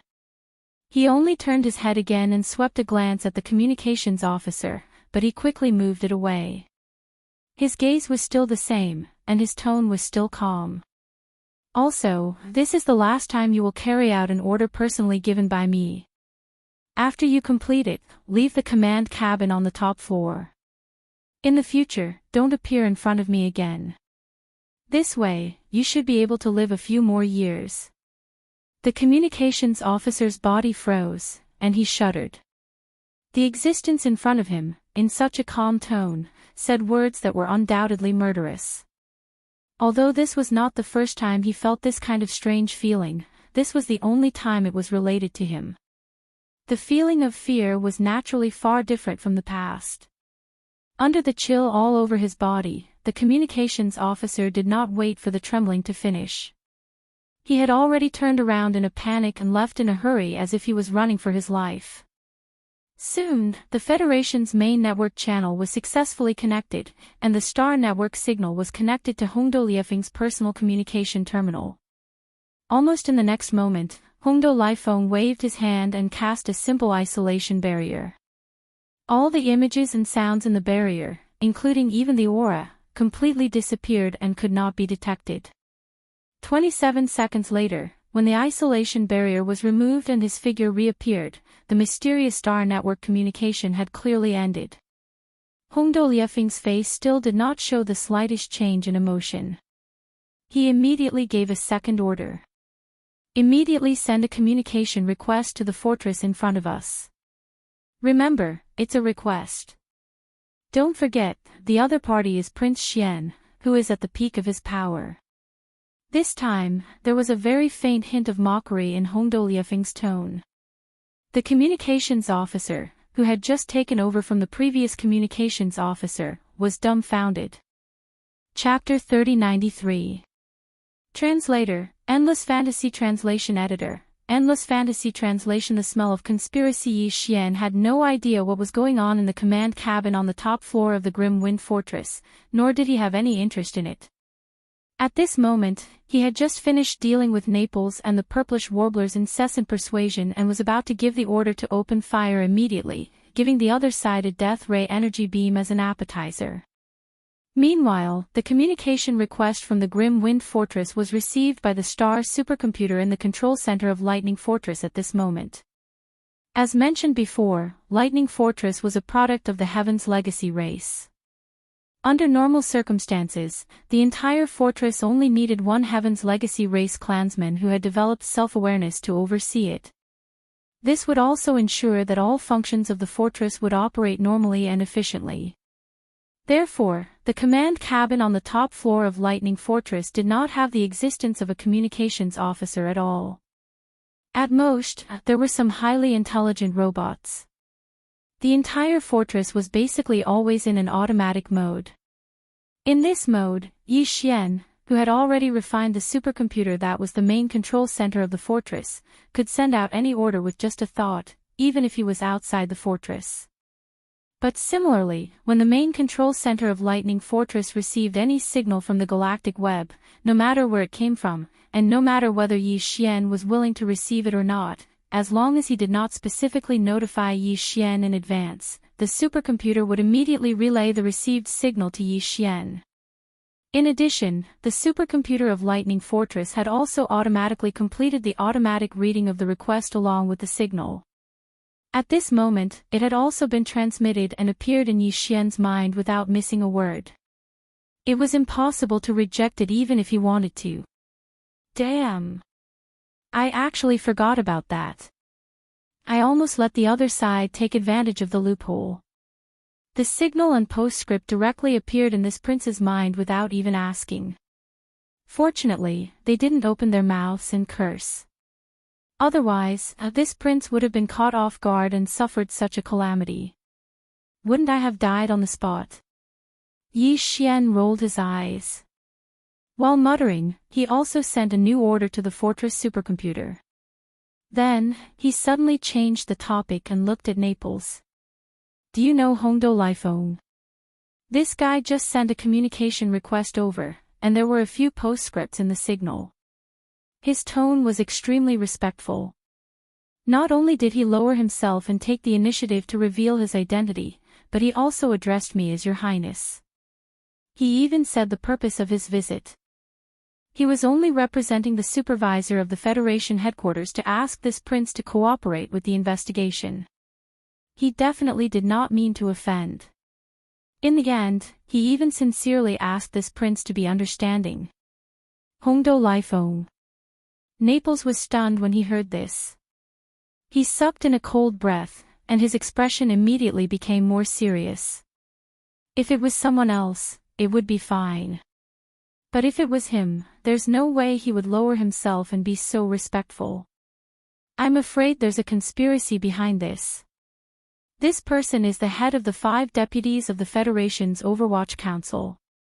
Although he's not a member of the royal family, he's highly regarded by Long Hui. He's the most shrewd, and the expression on his face hasn't changed for thousands of years. Even the light in his eyes is almost the same. It's said that in these hundreds of years, no one has ever seen any change in emotions like joy or anger on his face. He's definitely a highly dangerous guy. Oh. If that's the case, then it's a little strange. Once he heard that the other side was such an existence, but he had to lower himself in front of him. Moreover, the aura revealed in these postscripts was so obvious. As long as one had a little understanding of him, they would be suspicious. This was something that the other side could not possibly not understand. But he still did it. Could it be on purpose? Then, what was the purpose? Yi Xian did not know that this was just a small misunderstanding unintentionally made by an insignificant communications officer. But at this moment, his curiosity was precisely because of this small misunderstanding. Given his personality, this communication request would have been directly ignored. Without saying anything else, he would have fired a cannon first. But now, as Yi Xian's interest was successfully attracted, the idea of being the first to fire a cannon was immediately thrown to the back of his mind. After muttering to himself for a while, Yi Xian quickly made a decision and immediately sent a new order to the stronghold star brain. That was to accept the other side's request and temporarily activate the restriction authority to allow the other side's communication signal to enter and complete the communication connection. Hongdo Lai Feng, is it? Hee, I'd like to see what kind of medicine you have up your sleeve. With a grin, Yi Xian immediately walked to the command cabin's resting area and calmly sat down on the sofa, waiting for the other side's communication signal to be transferred. At the same time, Yi Xian's mind was rapidly calculating. In fact, according to his original plan, no matter the result of the confrontation with Long Kuei, no matter whether the reinforcement fleet would arrive or not, and no matter what their attitude was, he would still have to return to the immortal planet in the end after dealing with all the minor details. Only when he reached the immortal planet would everything officially begin. Everything that happened on the way was just an appetizer. Moreover, if nothing unexpected happened, after this communication was over, Yi Xian's trip to the immortal planet would most likely begin immediately. So what if the other side has a conspiracy? This prince also has a plan long ago, and victory is already in my grasp. It's just scheming against each other, who's afraid of who? A faint smile slowly curved up the corners of Yi Xian's mouth. There was clearly a strong sense of treachery and playfulness in it. As for all of this, Yi Xian didn't have time to clearly explain it to Naples and the purplish warbler. After all, it was still early. Even if they set off immediately and jumped through as many wormholes as possible, it would take at least a few days to arrive. When they returned, there would be plenty of time to explain it in detail to them. With a strange expression, Naples and the purplish warbler turned their heads to look at each other. They quickly followed him to the resting area and sat down on the sofa on either side. Although this matter was strange, it was better than not saying anything and directly firing a cannon at the other side first. It could be considered a blessing in the midst of misfortune. Far away in the immortal planet's east, in the endless galaxy and void, there was a vast plain that had been indefinitely and unconditionally lent to the Wan Luo Federation. In the center of the plain stood a large modern steel city. This steel city was the headquarters of the Wan Luo Federation. The Overwatch Council, one of the 8 great academies of the Federation, was located on the west side of this majestic headquarters. At this moment, in a building deep in the Overwatch Council, a cold harumph full of endless viciousness rang out without the slightest scruple. Immediately after, the slightly proud voice of the supervisor, Long Huai, floated out intermittently. Humph. A hero of the human race. An idol of the Federation. Bah. He's just an audacious impostor. Nothing more than a spy from the Heaven's Legacy race. Chapter 3094. Translator, Endless Fantasy Translation Editor, Endless Fantasy Translation. Making a pair like the demonic royal star, the immortal star was the capital star of a dynasty and the core of the government. However, the latter could not be compared with the former. Even though the demonic royal dynasty represented the entire demonic race, and the immortal royal dynasty was only one of the two camps of the human race, the demonic race was much more prosperous than the demonic race. The demonic race was only a servant race of the celestial fate race, the overlord of the first universe. Speaking of population, the demonic race was not even 1/1,000,000th of the human race. The demonic royal star was a relatively large star, and it was protected by 2 satellites. However, as the core of the human race's science and technology camp, the immortal star was also much more powerful than the demonic royal star. In terms of the diameter of the star, the immortal star was several times larger than the demonic royal star. If an ordinary administrative star was an apple, the demonic royal star was a slightly smaller watermelon. As for the immortal star, well, you could imagine the size of the basket used to hold the watermelon. That was the approximate ratio. In addition, around the immortal star, there were a total of 9 satellites, all of which were habitable planets suitable for human habitation. This situation was almost impossible in the vast Milky Way. 10 planets, 1 big and 9 small, crowded together, all of which were rare habitable planets. How could it be possible? In fact, the 9 satellites of the immortal star were all outsiders. It was said that when the dynasty was just established, the first-generation immortal emperor of the immortal royal dynasty gathered some top-notch strong men and worked together to move them from other star areas. The 9 satellites, some near and some far away, formed a huge star formation in the Milky Way void around the immortal star. This star formation was the first layer of the immortal star's huge defense system. It was worth mentioning that this formation of void stars was changing almost every second. After all, the 9 satellites were orbiting the immortal star over and over again. As the 9 satellites moved, the entire formation of void stars changed almost every second. Based on this, it was not difficult to analyze how complex and terrifying this formation of void stars was. The 9 satellites were the first layer of the defense system of the imperishable star. They were also the 9 auxiliary formation eyes of the void star formation. As for the main formation eye, it was naturally the imperishable star in the center. There was no need to elaborate on the importance of the main formation eye, but the 9 satellites that served as the secondary formation eyes were equally important. The highest-ranking commander in charge of these 9 satellites was the imperial uncle. They could be said to be the cornerstone of the entire undying imperial family. The dynasty had been established for many years, and the royal family had reproduced generation after generation. The size of the bloodline descendants was probably unimaginable.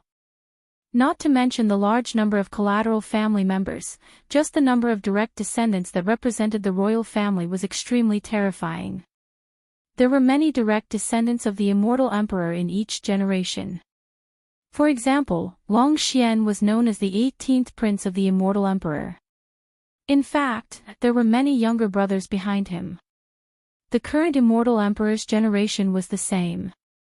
The pillars of the royal family that guarded the 9 satellites were all his brothers, and they were all relatively powerful existences in the entire royal family.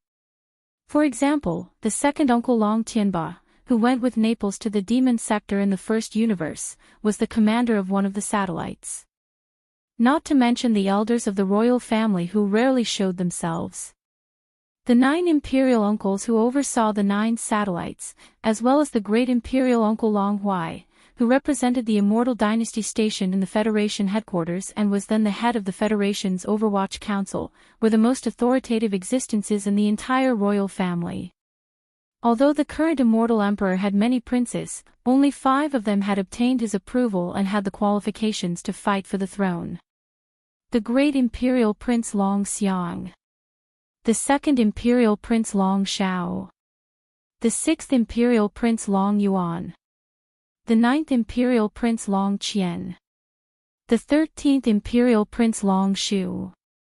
These 5 princes were the most powerful of the direct descendants of the royal family in Long Xian's generation. They were extremely active, and the resources of the royal family were also provided by the 5 of them. After all, before the dark horse Prince Xian appeared, almost everyone had already determined that one of the 5 princes would become the next immortal emperor. As for the other princes, even if they were not completely unknown, they were at least extremely low-key. Even if they occasionally appeared in public, they would not take the initiative to mention their identities as princes. The 10 imperial uncles had already chosen a supporter from these 5 princes. Among them, the great imperial uncle supported the great imperial prince Long Xiang the most, with a total of 4 people. The other 6 imperial uncles supported the other 4 princes respectively. Regardless of whether it was the open struggle between the 5 princes or the secret confrontation between the 10 imperial uncles, after these years of adjustment, they had gradually stabilized. The various powers that fought for the throne restrained each other, forming a delicate balance. However, with the appearance of Prince Xian, these powers that fought for the throne could no longer remain calm. Regardless of whether it was the 5 princes or the 10 imperial uncles, all of them were worried about their gains and losses. However, other than Long Huai, who supported the great imperial prince, and Long Tianba, who supported the second imperial prince, who made a move, the other princes and the other imperial uncles all maintained their silence and observed the changes. Until a few days ago, when news spread from the Federation's Overwatch Council that Prince Xian was a spy from the Tianji clan, these fellows seemed to have been collectively injected with chicken blood. Suddenly, they became spirited and returned to their usual liveliness, appearing frequently. Just at this moment, an even more shocking piece of news exploded out of nowhere. Prince Xian, who had appeared out of nowhere and quickly become popular, was not the real Long Xian at all. He was an imposter. This news also came from the Federation's Overwatch Council, but it was different from the previous rumor that Prince Xian was a spy from the Tianji clan. This time, the news came from the mouth of the great imperial uncle Long Huai.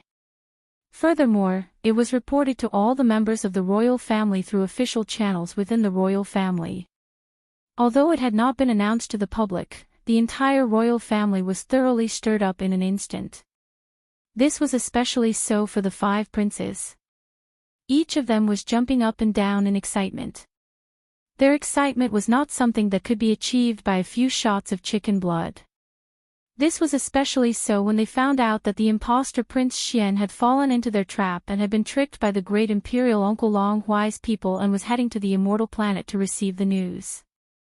They were instantly even more excited, rubbing their palms and stretching their necks, waiting for the imposter to arrive so that they could vent their anger. On the other hand, the immortal emperor did not have any reaction to this news for some reason. He maintained his silence and did not even have the intention to make a statement. In fact, as soon as the news spread, the immortal emperor immediately went to the imperial advisor's hall. Afterward, the imperial advisor D'Air's light laughter was heard. Whether it is or not, we will know at a glance when the time comes. Anyway, there is already one in the harem. Making a pair. Ha, isn't that more interesting? Achoo! In the back garden of Concubine May Palace, Ingtai suddenly sneezed.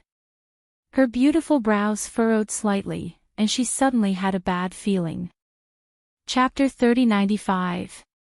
Translator, Audiobook Studio Editor, Audiobook Studio 5th Order Planet Warrior Yi Xian was completely unaware of everything that happened on the Immortal Star in the Imperial Capital. At this moment, he was indeed on his way back to the Immortal Star and would arrive at the Imperial Capital in 4 or 5 days at most. A few hours ago, after ending the short communication with Hongdou Lifeng, Yi Xian pondered for a moment and made a decision. The 3 major fortresses, including the Lightning Fortress and the Black Mosquito ship, were all kept in the undying world in his body. Then, together with Naples and the Purplish Warbler, he entered the flagship fortress of the Sunlan fleet, where Hongdou Lifeng was in charge. After entering the fortress, Hongdou Lifeng only accompanied them for a while out of courtesy. Then, he excused himself and did not appear again. Yi Xian and the other 2 just happened to have some peace and quiet. After entering an independent suite cabin specially arranged for them, the door was closed, and Naples waved his hand to set up an isolation barrier that enveloped the entire cabin. Then, they could speak freely. Since Hongdo Lifeng did not make a move just now, his purpose is obviously only to bring us back to the immortal star. No matter what schemes Long Huai has, everything will only be revealed after we arrive at the immortal star. After sitting down on the sofa in the living room, Long Xian turned his head and glanced at Naples and the purplish warbler. With a relaxed face, he said with a smile, "There are still 4 or 5 days before we arrive. Do you intend to keep a straight face like this? You'll get cramps." The purplish warbler immediately rolled his eyes and did not respond at all. However, Naples shook his head and smiled bitterly. He sighed worriedly and said, "Isn't this old minister worried? I really didn't do it on purpose. This time, when we return to the immortal star, Long Huai will definitely make things difficult for us. Moreover, with his style, he will either not make a move, or he will definitely make a move. Forget about Wen Xing. No matter how he framed us, the truth is the truth. We don't know his true identity. Besides, who knows if he's in that big fortress? The key is still Long Kuei's death. This is not a small problem. After all, that guy is the deputy supervisor of the Overwatch Council of the Federation. He can be considered a high-ranking member of the Federation.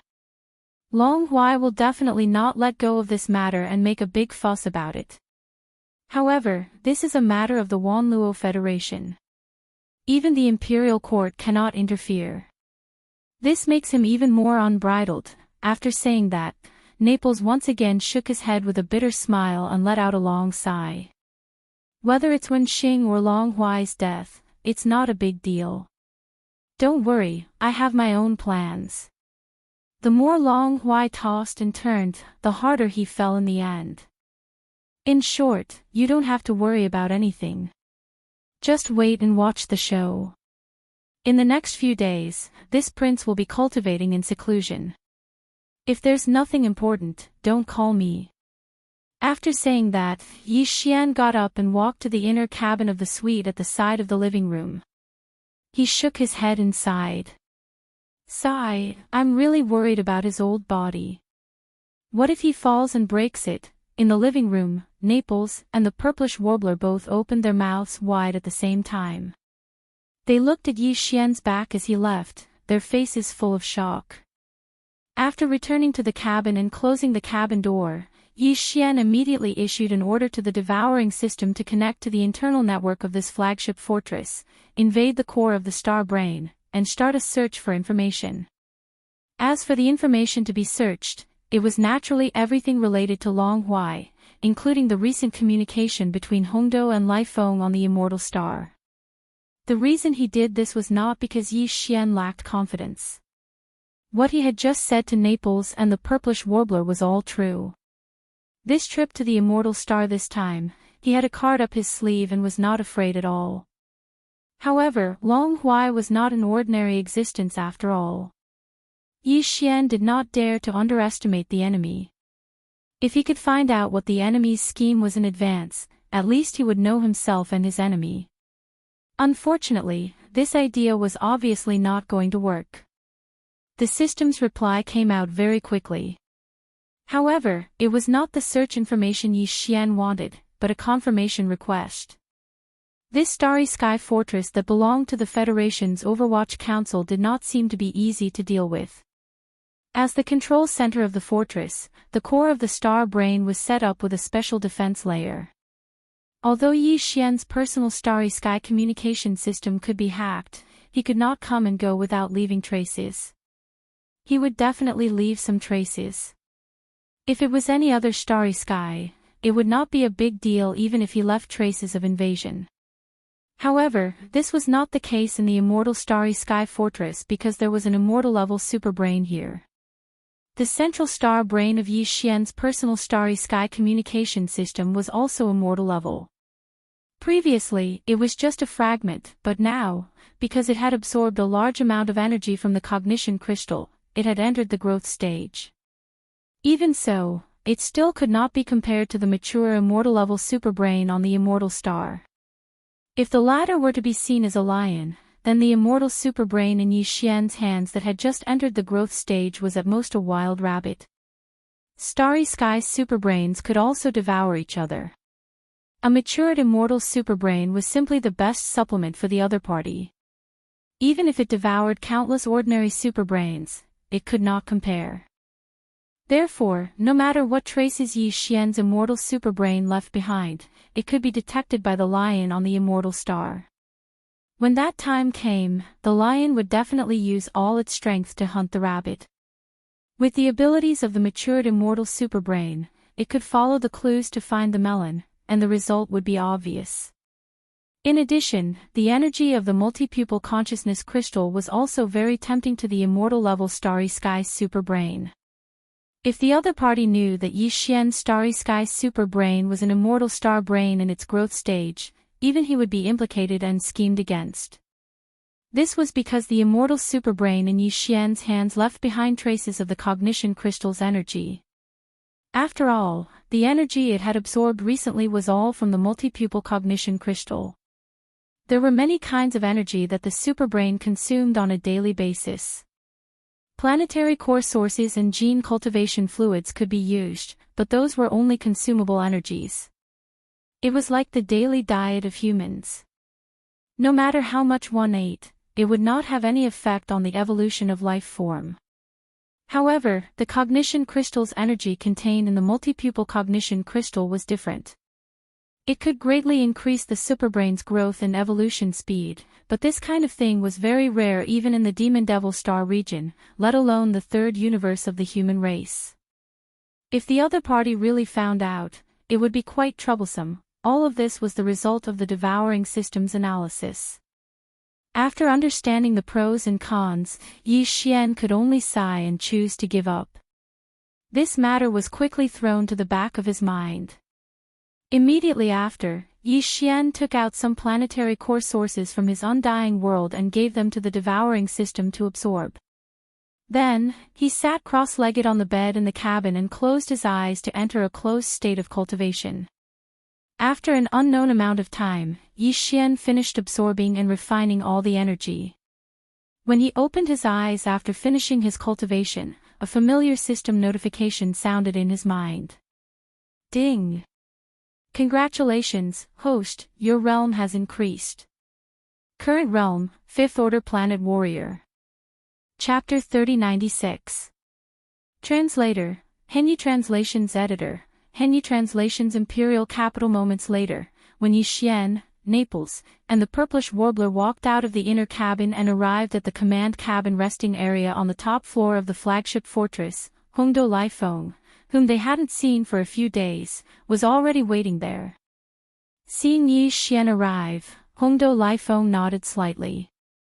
Prince Xian, in an hour, the fleet will directly dock at the northern region Star Dock on the immortal planet. At that time, a small ship will take us into the immortal planet. The inspector intends to send you directly to the Federation's headquarters. Of course, I will also be accompanying you. When he said this, although Hongdo Liefeng's face was as expressionless as usual, there was clearly a hint of coldness. Even his tone was different from a few days ago. There was clearly no longer that respectful tone, and it was as cold as water. It was clear that he was certain that Yi Xian couldn't escape this time. However, they hadn't even arrived at the immortal planet yet. Wasn't it a little too fast to change faces? With this thought flashing through his mind, Yi Xian turned around and exchanged glances with Naples and the purplish warbler. His expression darkened, and he said sarcastically, "Yo, it's only been a few days since we last met, and the vice commander's entire person has changed. You're practically flipping pages faster than a book. No wonder your face is as stiff as a corpse's. Your facial muscles and nerves will probably be injured by you every few days. What a sin." Pfft. These words were truly sinister. How much force would it take to injure one's facial muscles just by changing faces? At the side, the purplish warbler pondered for a moment, and couldn't hold it in and laughed out loud on the spot. Even Naples' eyes twitched a few times, and his neck turned red. He finally managed to hold back his laughter. Prince Xian really knows how to joke. Excuse me for a moment. I'll come back when the fortress docks. After he finished speaking, Hongdou Lai Feng turned around and left. Yi Xian's derogatory words seemed to have caused even him to be unable to bear it. There was clearly a trace of anger in the depths of his eyes. For nearly an hour after that, Yi Xian was admiring the galactic void outside. His gaze passed through the large one-way transparent wall at the edge of the command cabin and into the depths of the void outside the ship. Not long after, 1 big and 9 small stars appeared in the void in front of them. Some were far, some were close, but they were all within their field of vision. They had finally arrived at the undying star of the undying dynasty. Hongdou Lai Feng, who had left not long ago, reappeared. He didn't pay attention to Yi Xian and the other two. Not far away, he was giving orders to some of the gathered Overwatch Council officials. Very quickly, the fleet sailed into a giant star dock outside the atmosphere of the undying star. When the main passageway to the command cabin on the top floor opened, Hongdou Lai Feng walked over. Prince Xian, we should move. The supervisor is still waiting. Yi Xian couldn't even be bothered to reply. He turned around and walked toward the exit of the passageway with Naples and the purplish warbler. Hongdou Lai Feng followed closely behind with a few Overwatch Council officials. On one side of the star dock outside the flagship fortress, a small battleship had long been prepared. After exiting the passageway, Hongdou Lai Feng walked quickly to the front and led Yi Xian and the other two into the small battleship. He then gave the order to set sail. They left the corner of the star dock and quickly passed through a public checkpoint in the star defense formation. They entered the undying star's atmosphere and headed straight for the vast plain where the Federation's headquarters was. Almost at the same time that the Blue Fleet entered the star dock and returned to the port, the news that Prince Xian had finally arrived on the undying star was quietly learned by many existences from all sides. Among them included Yi Xian's royal brothers in name, as well as most of the royal relatives. However, no one in Imperial concubine Mei's palace dared to reveal a single word. After all, the Prince Xian who had returned this time was clearly a fake. Once Imperial concubine Mei heard this news, she would probably collapse on the spot. The fake had dared to come to their door. Was there any need to say the real thing? Most likely, he had been cleaned up long ago. For the members of the royal family who wanted to make things difficult for Yi Xian, this was the best excuse. With this excuse as a reason, even if they gathered in groups and swarmed toward the Federation's headquarters to make a ruckus, they wouldn't have to worry about being punished afterward. No one would investigate. Secure in the knowledge that they had backing, the 5 princes all gathered some of the younger members of the royal family and rushed toward the Federation's headquarters with a murderous aura. In particular, the great Prince Long Xiang gathered the most trusted aides and royal family members. There were over 100 of them. A large group of royal family warriors swarmed together like a swarm of bees. It was very eye-catching, but Long Xiang felt no pressure. The head of the Federation's Overwatch Council, Long Huai, had always been his main supporter. This time, they were going to the Overwatch Council, their own territory. There was no pressure no matter how they made a ruckus. The reason the 5 princes were so concerned about this matter was not only because of Prince Xian's recent rise in popularity, but also because today's opportunity was rare. They could take revenge and vent their anger.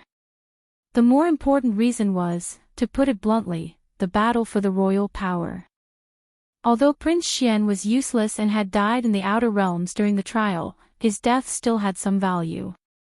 After all, he was a direct descendant of the immortal emperor's bloodline. He had been silently killed by an outsider. This matter had already damaged the royal family's reputation. The 5 princes all wanted to perform well in this matter. They could at least make a good impression of themselves in front of the immortal emperor and the royal family's resident elders. In reality, other than the 5 princes, even among the 10 royal uncles, a few of them had brought trusted aides and were hurrying toward the Federation's headquarters. At this time, the small shuttle carrying Yi Xian had finally arrived at the vast plains. Without any delay, it plunged into the steel and majestic city of the Federation's headquarters. In the depths of the Federation's Overwatch Council, on the 8th floor of a large, ancient-styled building, a certain figure was standing by the window. He was a tall and sturdy man in his 50s with a dignified aura. He had a square face and a short beard. He appeared very serious and cold. This person was the head of the Overwatch Council, the cornerstone of the royal family of the Immortal Dynasty, and the supreme warrior whose cultivation had reached the 12th realm of the Void Realm, Long Huai. Have we finally arrived? Before the small shuttle Yi Xian was in had entered the steel and majestic city of the Federation's headquarters, Long Huai's gaze had already locked onto the shuttle. It was not until it plunged into the majestic city that Long Huai, who had been expressionless until now, finally revealed a faint smile. As he muttered to himself, he seemed to suddenly think of something. Unconsciously, he swept a glance in the direction of the immortal royal city. The smile on his face inexplicably became complicated and unpleasant. At this moment, Old Eight's heart is most likely in his throat. Unfortunately, his last glimmer of hope will soon be destroyed. When that time comes, what can he do even if he is unwilling? Chapter 3097. Translator, Nyoibo Studio Editor, Nyoibo Studio. Here comes the opportunist. Although the Federation headquarters allowed these small shuttles to travel at low altitudes, the 8 great departments of the headquarters each had different rules on this matter. The Overwatch Council was the organization in charge of law enforcement among the 8 departments of the Federation headquarters.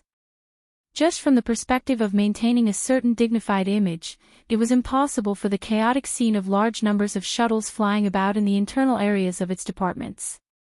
Thus, the Overwatch Council strictly prohibited all shuttles from entering, even at low altitudes. However, the small shuttle Yi Xian was in did not even slow down in the slightest after arriving at the outer area of the Overwatch Council. It charged directly into the depths of the council. This was the intention of Long Huai, the head of the Overwatch Council. It could be considered a precedent. A dozen seconds later, the small shuttle slowly landed in a large square deep within the Overwatch Council. Yi Xian, Naples, and Purplish Warbler walked out of the cabin door. Behind them were Hongdo Laifeng and a dozen other Federation supervisors. Across from the square was a large building. It was the headquarters of the Sky Department of the Overwatch Council's 4 major supervision systems. Hongdo Laifeng bringing Yi Xian here already demonstrated the severity of the problem. Purplish Warbler and Yi Xian did not understand the situation and did not have much of a reaction. However, Liefeng's expression immediately changed. Although he was not a member of the Overwatch Council, he had always been on the Undying Planet. Even if he had never been to the headquarters of the Sky Department, he had long heard of it like thunder. Within the Federation's Overwatch Council, the Sky, Earth, Xian, and Huang departments were responsible for different kinds of supervision tasks and areas with different levels of security. The Huang department was the lowest, and the Sky department was the highest. Generally speaking, to be able to alarm the Sky Department of Supervision, it had to be at least a case or mission that concerned the survival of the Federation. It had the highest level of security. Furthermore, the Sky Department of Supervision was the only one of the 4 departments that had the right to make arbitrary decisions. The cases they were responsible for could be decided without a trial if there was a special reason. Thus, when a case fell into the hands of the Sky Department, it was basically the final word. There was no need to argue or struggle. Hongdo Laifeng, what is the meaning of this? You actually dared to bring His Highness to the Celestial Faction's headquarters. Could it be that you dare to forcibly convict a prince? Under the shock of his heart, a look of anger instantly appeared on his face. He immediately turned his head to stare at Hongdo Laifeng and roared. Yi Xian and the purplish warbler were startled at the same time. The former frowned and immediately asked Naples. Beside them, Hongdou Lai Feng didn't intend to explain anything at all.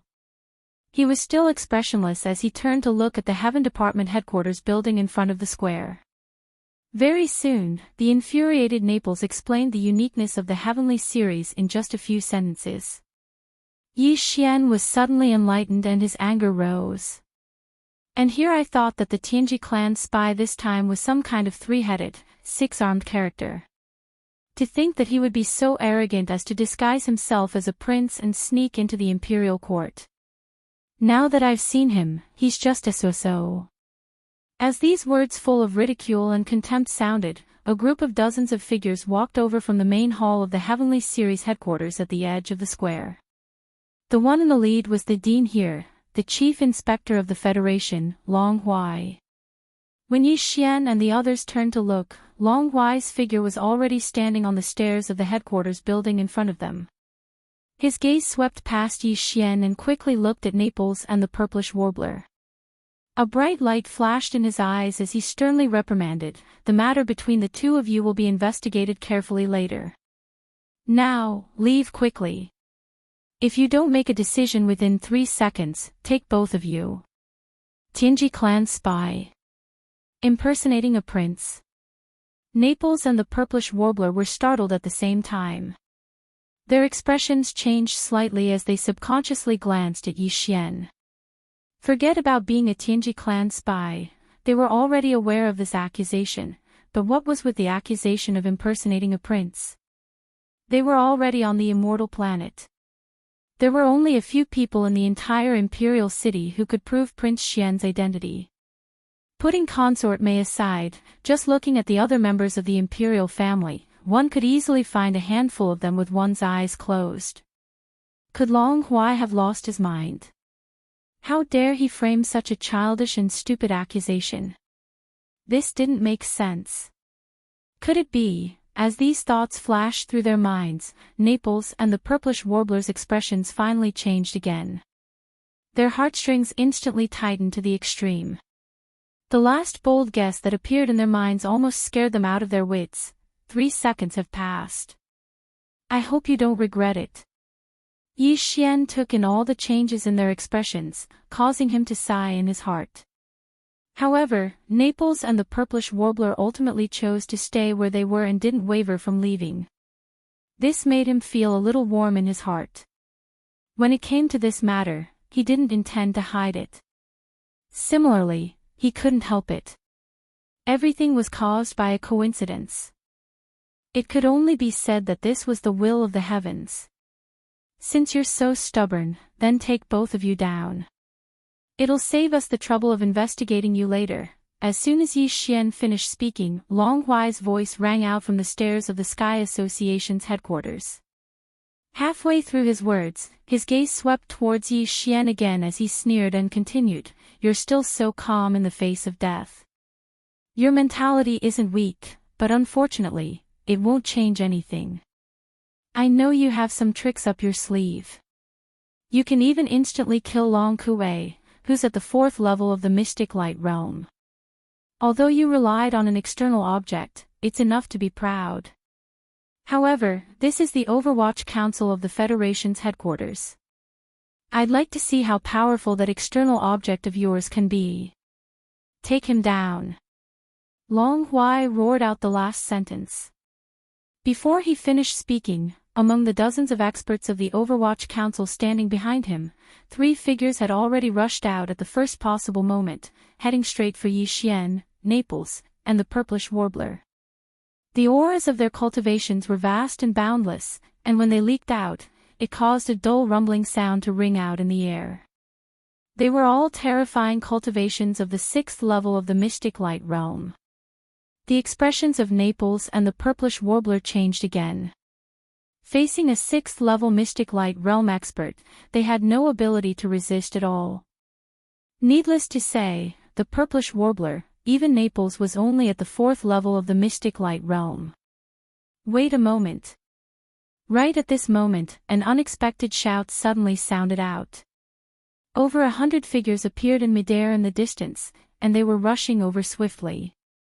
The person in the lead was the first prince, Long Xiang, whom Long Huai supported. At this moment, when he saw that everyone had turned their heads to look over, and that the 3 figures that were charging towards the plaza had stopped abruptly, Long Xiang cupped his hands towards Long Huai from afar and said, "Lord Supervisor, this person dares to impersonate my 18th brother and act wantonly. I'm afraid he has already. This is the great enmity of the imperial family. Even if we don't kill him first, the matter of taking him down should be done by me, an emperor realm expert. This is not a small matter, and it concerns the dignity of the imperial family. I hope that the supervisor will allow it." Well said. As expected of the leader of the princes, you should bear such responsibility. I allow it. Chapter 3098. Playing the target. The words, "head of the princes," directly revealed the identity of the person who had come. Yi Xian, who was originally muttering about who this person was from the imperial family, instantly understood, and an expression of disgust appeared on his face.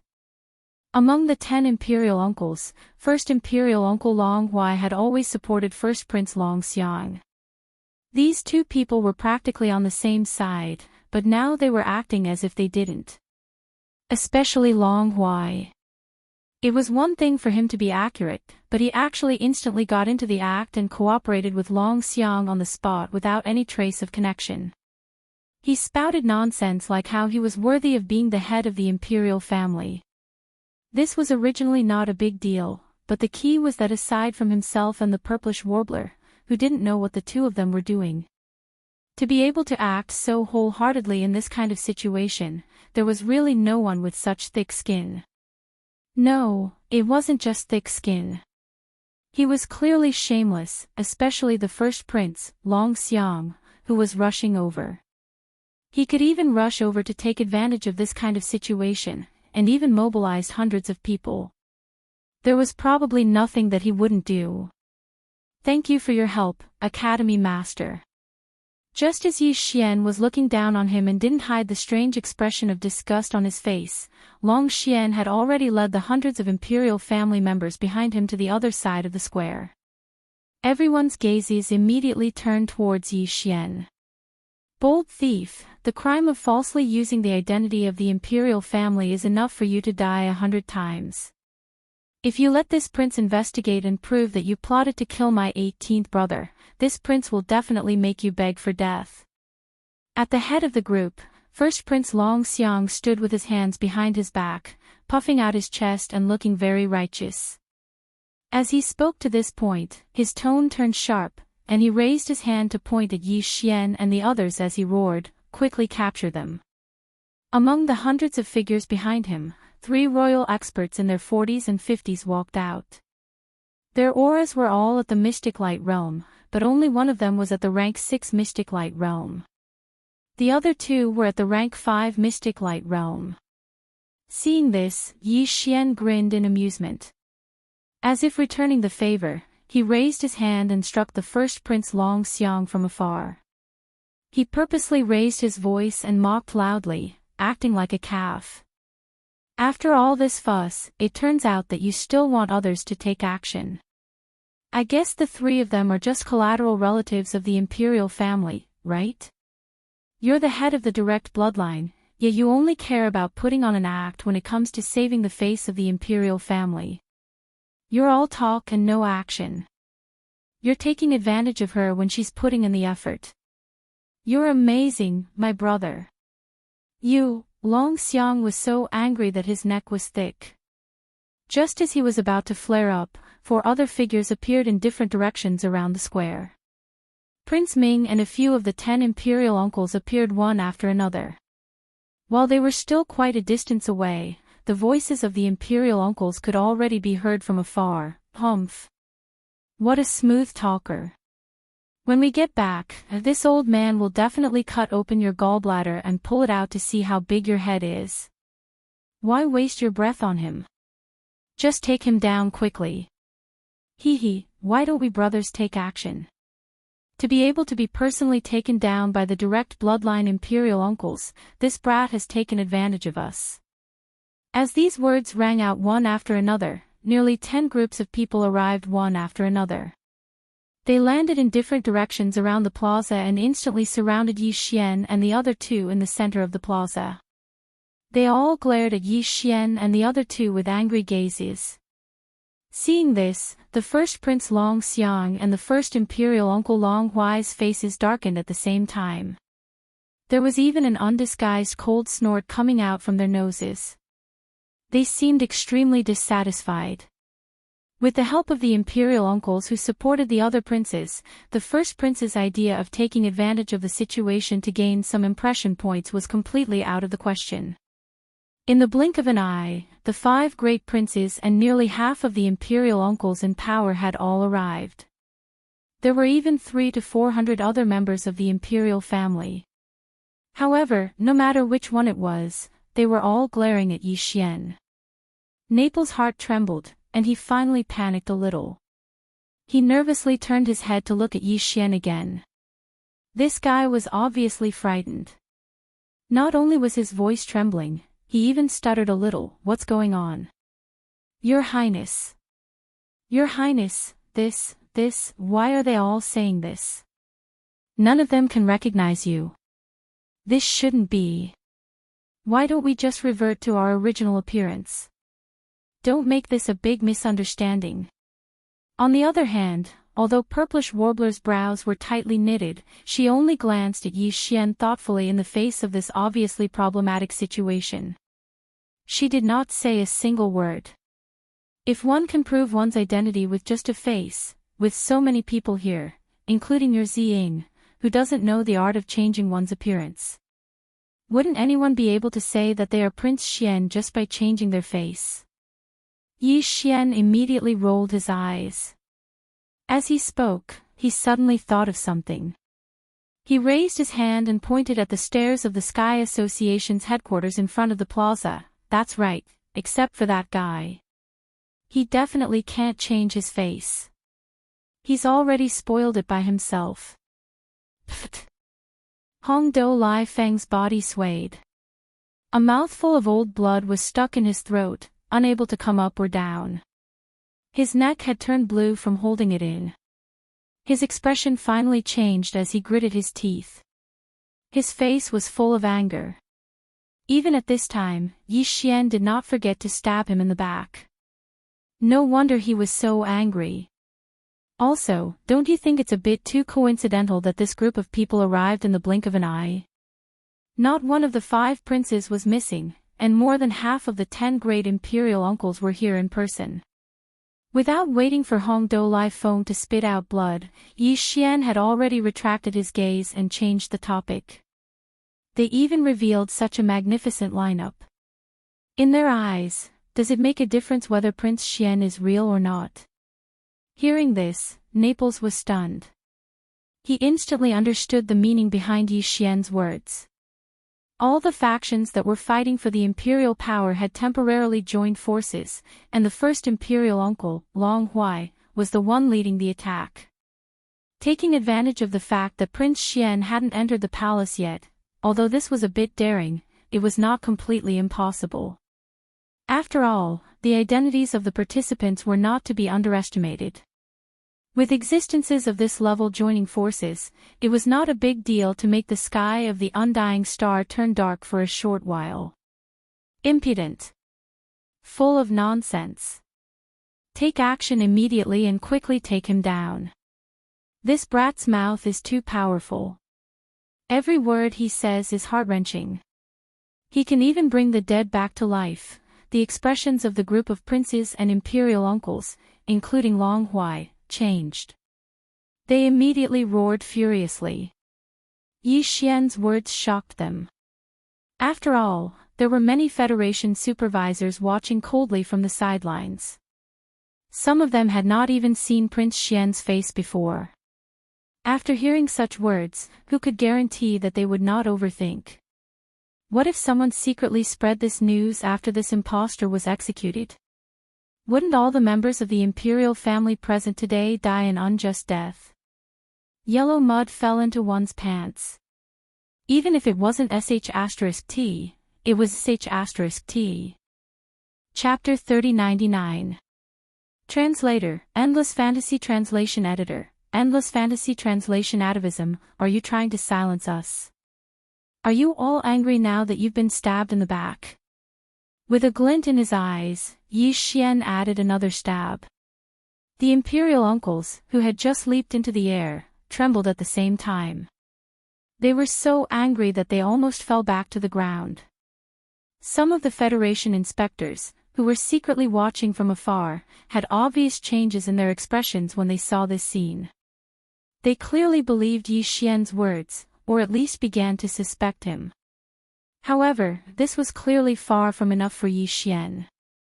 His words were still ringing in their ears when he spoke again. Since all of you are unanimous in saying that this prince is a fake, then I might as well make a big fuss today and let all the imperial officials on the Immortal Star judge whether this prince is real or fake. Dragon's roar. He had clearly roared the last 4 words. At the same time, Yi Xian's cultivation power was fully activated at this moment. It surged wildly through all the meridians in his body, both inside and outside. The black gold dragon scale that was suspended in the air above his sea of consciousness was also pierced by a strand of level 6 spiritual power from his spiritual power source core. In the next instant, as the power of the black gold dragon scale was suddenly activated to the limit by Yi Xian, a strong and ancient power surged out from his sea of consciousness. In the blink of an eye, it merged with the cultivation power that was madly circulating in his body without regard for the cost. In an instant, it completely activated a certain bloodline brand in his physical body and blood and merged with it. All of this took a long time to describe, but it was completed in the blink of an eye. The mutated divine dragon power of the black gold dragon scale. The cultivation power of Yi Xian's own incomplete infinity insight technique. Finally, there was the immortal royal bloodline power that had merged with Yi Xian's bloodline after devouring Long Xian's immortal blood crystal. These 3 powers were fully activated by Yi Xian at all costs and successfully merged with each other. Then, they surged out of Yi Xian's body like a violent flash flood. Roar! Yi Xian suddenly looked up at the sky, clenched his fists, and raised his arms high. His expression suddenly became even more ferocious. He opened his mouth and roared, letting out a loud and clear dragon's roar that pierced the clouds. The bloodline power that surged out from his body seemed to respond and instantly transformed into a gigantic black gold dragon. As Yi Xian's furious dragon roar pierced through the clouds and tore through the air, it appeared behind him and soared into the sky. At this moment, countless imperial citizens in the human cities on the Immortal Star subconsciously did the same thing. They all looked up at the sky, then opened their mouths, and their expressions quickly became sluggish. Bam! Bam! Even the few imperial uncles that had just soared into the air and were shooting towards Yi Xian were all shocked by the dragon's roar. The second after the dragon's shadow appeared, their bodies suddenly froze in midair, and then fell from the sky like dumplings. As for the other experts inside and outside the square, no matter whether they were near or far, including the Neapolitan and purplish warbler, without exception, all of them had their mouths wide open and were collectively petrified.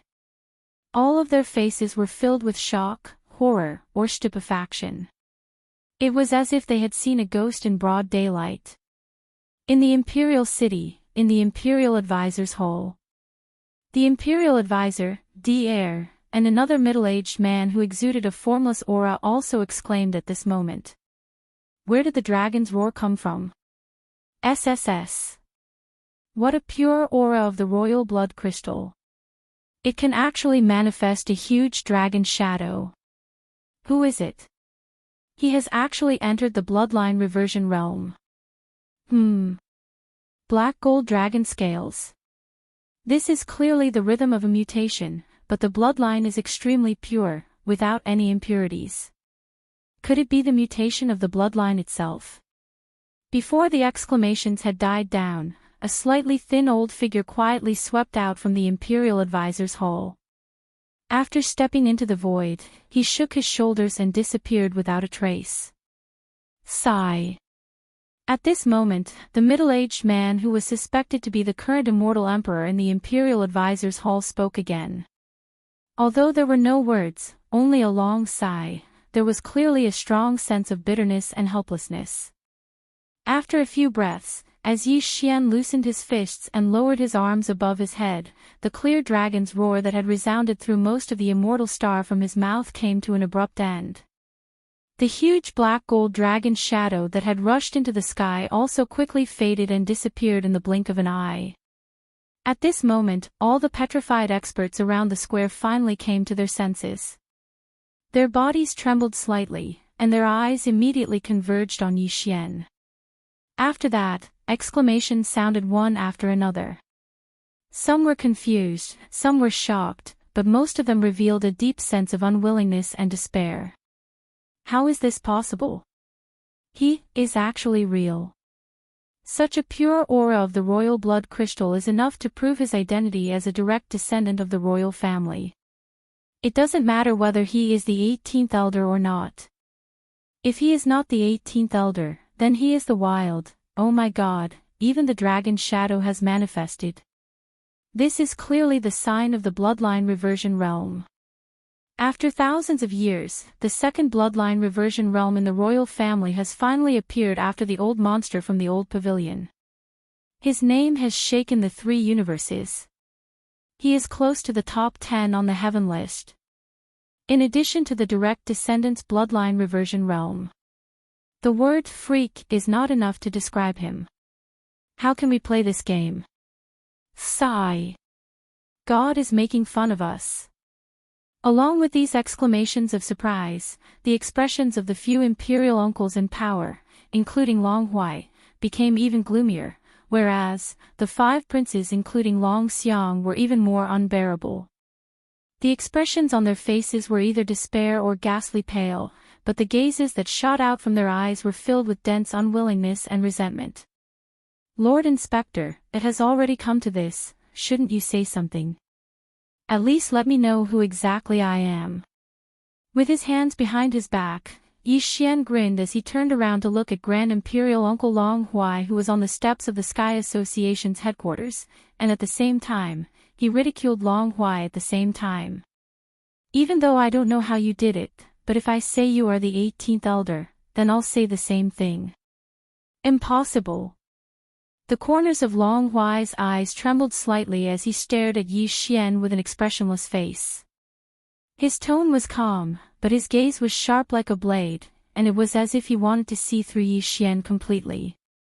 He actually spoke bluntly, and he still didn't approve of Yi Xian's identity as the 18th prince, Long Xian. So, in this way, not only is the imperial bloodline in this prince's body pure, its even reversion realm is fake. Yi Xian puckered his lips and pressed Long Huai once more, and he seemed as if he wouldn't budge an inch until the end. Even if Long Huai only wanted a way to save face, Long Huai would absolutely not compromise. This time, Long Huai was angered to the point his face twitched fiercely a few times. He was unable to answer this question and could only maintain silence, and he held it in to the point his eyeballs were on the verge of squeezing out of their sockets. If looks could kill, then Yi Xian would have probably died countless times in this short period of a few breaths. Chapter 3100. Yi Xian goes crazy. This person was Hongdou Laifeng. The reason he'd suddenly stepped forward at this moment was actually because he had no other choice. Long Huai's silence clearly indicated that he intended to give up, so he had no other choice but to do this. He had been in contact with Yi Xian all this time, so he had already offended him. If he allowed the other party to leave safely today, he would not be able to escape this calamity sooner or later. He might as well grit his teeth and fight head-on while he still had a chance. It was precisely because of this thought that when Hongdou Laifeng took a step forward, he had already hardened his heart. Without any trace of politeness, he raised his hand and pointed at Yi Xian, reprimanding him harshly. So what if you can prove that you are a direct descendant of the Eternal Dynasty's imperial family? If a prince breaks the law, he will be punished the same as a commoner. Even the laws of the everlasting empires support this point, let alone the fact that your crimes have already affected the myriad net federation. Leaving aside the fact that you impersonated a prince, the Overwatch Council has the right to arrest and imprison you for killing Wen, and Deputy Supervisor Long Kuei. Wen's unexpected fall can be said to be a heavy loss to the Federation. Even if you have a glib tongue, the 10 billion contribution points deducted by the Federation's main network is still a fact, right? Could it be that the central hub of the main network has wronged you?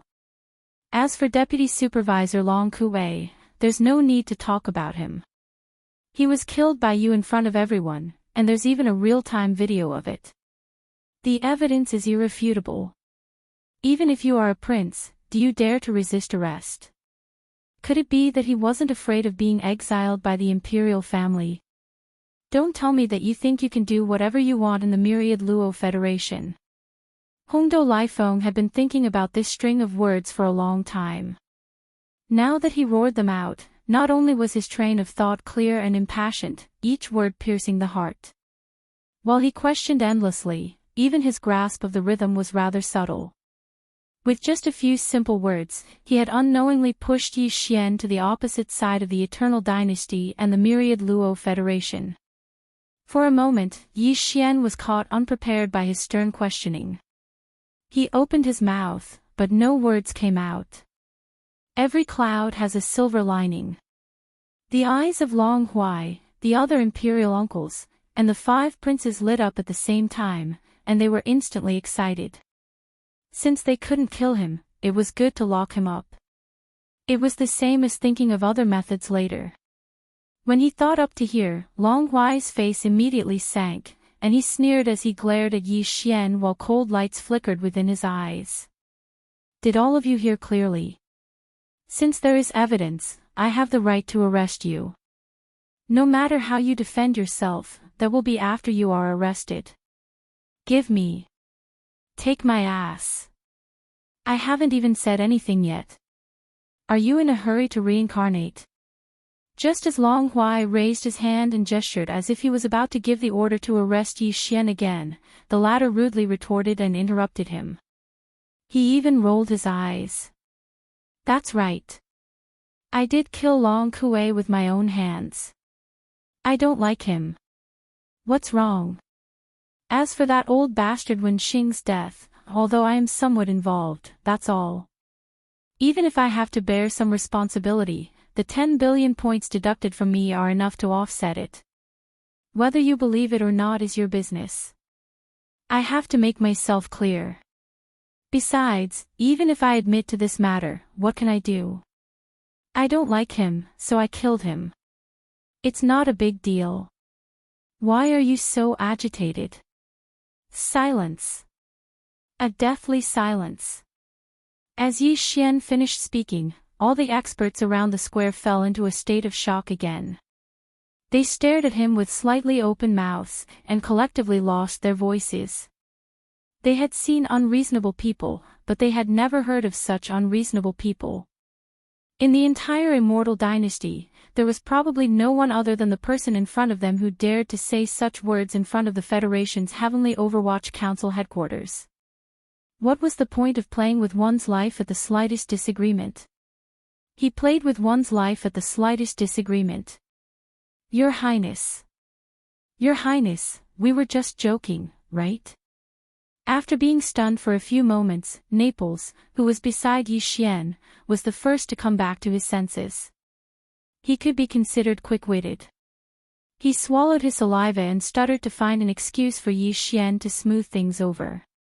If he had gone along with this, he could have just barely managed to deal with the bold words just now. Unfortunately, Yi Xian had no intention of doing that. He waved his hand and directly denied it. What kind of joke is this? Who's joking? Didn't we just kill that old bastard Wen and Long Kuei? It's just a fart. Who has the time to joke about it? If we killed them, we killed them. If we don't like them, we'll feel uncomfortable if we don't kill them. Can't our hands itch?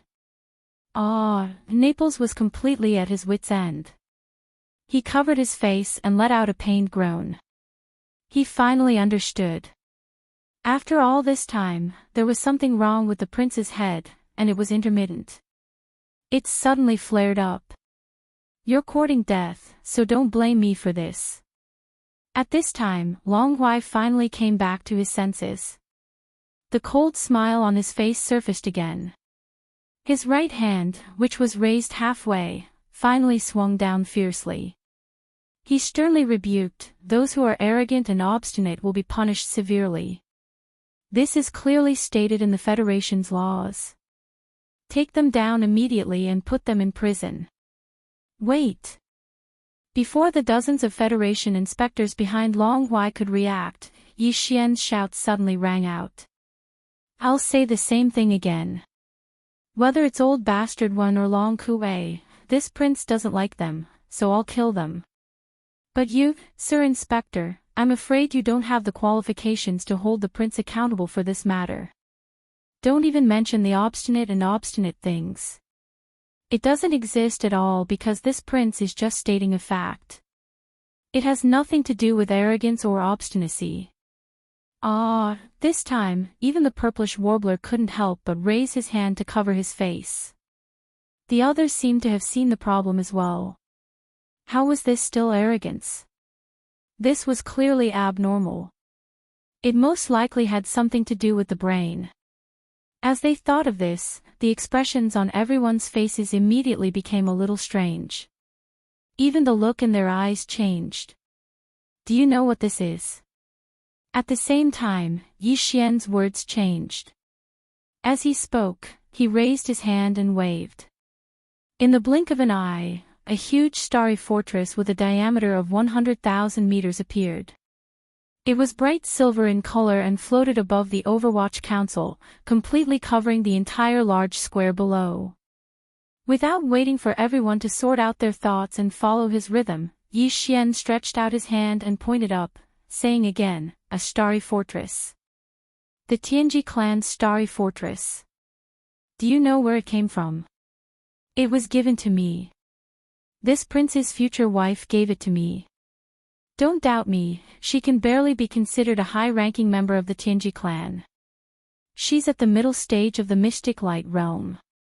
Can't she afford a starry fortress?" At this point, all the powerhouses present, including Long Hui and the purplish warbler, were certain, without exception, that this guy in front of them was absolutely crazy. A second ago, he was still talking about killing Long Kui, and a second later, he was talking about the starry fortress that his future wife had given him. The change of topic was so fast and silent, appearing and disappearing like a ghost. There was no sense of wrongness at all. If this kind of person wasn't crazy, where was the justice? Chapter 3101. Translator, Endless Fantasy Translation Editor, Endless Fantasy Translation enough to offset, looks like you guys still don't believe me. If there's no other way, I can only call her here to prove it. She's in the Imperial Harem anyway. She's probably with my mother right now. She's been on the immortal planet for quite some time now and even entered the Imperial Harem. Haven't you heard? Oh, right, my future wife from the Tianji clan has 2 words. Ing Tai. At this point, Yi Xian finally shut his mouth. However, the surrounding members of the royal family instantly changed their expressions and exclaimed in shock. Ing Tai. Are you sure she's from the Tianji clan? Long Hui gasped. He was so shocked that the white hairs on his back were about to break out. Previously, he was sure that he was unlucky to have met a lunatic and had to play with him for half a day. However, this was instantly overturned because a woman called Ing Tai had indeed come not long ago. Moreover, this woman had indeed claimed to be Prince Xian's confidant. More importantly, this woman's cultivation was clearly at the Mystic Light Realm 4th level. How could it be possible for so many coincidences to be piled up together? After all this time, you knew. If you knew, why did you pretend? She's already here, and she's in the Imperial Harem. Why would I lie to you? Yi Xian immediately rolled his eyes and took the opportunity to mock him. Also, I'm not from the Tianji clan, but you insisted that I was. Now that I'm telling you that Ying Tai is from the Tianji clan, you still don't believe me. Are you crazy? What are you trying to do? With that, Long Huai immediately believed 80% of it. A look of ecstasy quickly appeared on his face. Almost all the other experts in the surroundings were the same. Long Xiang and the other princes were even more surprised. They felt that they had been saved from a hopeless situation and that the light of hope had suddenly returned. Naples and the purplish warbler were also quite shocked. Both of them were present when Yi Xian obtained Lightning Fortress. Only the part where they entered the lightning tomb in the middle was known from Yi Xian afterward. Previously, they had always thought that Lightning Fortress was obtained by Prince Xian after he killed a member of the Tianji clan. However, based on Long Huai's reaction, it was extremely likely that the woman called Ying Tai in the royal palace was a mystic light realm upper echelon of the Heaven's Legacy race, as he said. If that was the case, then the Lightning Fortress was definitely not the spoils of war that he had obtained from killing a member of the Tianji race. It was clearly a gift from that female robot of the Tianji race called Ying Tai. This alone was enough to prove his identity as a spy of the Tianji clan. As these thoughts flashed through their minds, the expressions on the faces of Naples and the purplish warbler changed. Although they did not immediately question him, the doubts in their hearts grew stronger. Ha ha ha, what a Prince Xian! You should be proud of yourself for being able to make my emotions fluctuate so much in just half a day. However, no matter what your purpose is, today's matter can no longer be settled peacefully. Just based on your ambiguous relationship with that female Tianji clan member, Ying Tai, and the fact that you even accepted her generous gift and helped her infiltrate the Immortal Star, the crime of colluding with the enemy is already confirmed. As for whether you have become an enemy spy, we will know when we come back. Speaking to this point, Long Huai's expression darkened. He suddenly shouted, "What are you still standing there for? Quickly take him down. Can you still speak properly? Let me say it all in one go. Will it kill you to be agitated again?" Just as Long Huai's shout fell, Yi Xian spoke again. Halfway through, he suddenly sighed. A one-track mind is really scary. His brain doesn't even know how to turn things around. I've already said it so clearly, but he still hasn't reacted. With this kind of desperate IQ, I don't know how he managed to trick his way into the position of supervisor, although he did not mention any names in the latter half of his sentence, as if he was talking to himself. The word supervisor had been mentioned. Even a fool would know who he was talking about. Many gazes subconsciously swept toward Long Huai. There was more or less a hint of strangeness in their flashing gazes. The latter was so angry that he almost vomited blood on the spot. It was really too infuriating. Thinking back carefully, he realized that in less than half a day, he, as the head of the Overwatch Council, one of the 8 great academies in the Federation's headquarters, had cried out several times. Quickly take him down. However, every time he cried out, he would immediately be played a dirty trick by this brat in front of him. Either that, or he would pretend to be crazy and directly ruin it on the spot. If this happened a few more times, he was afraid that the root of his illness would be left behind. Thinking of this, the killing intent in Long Huai's heart couldn't help but become stronger.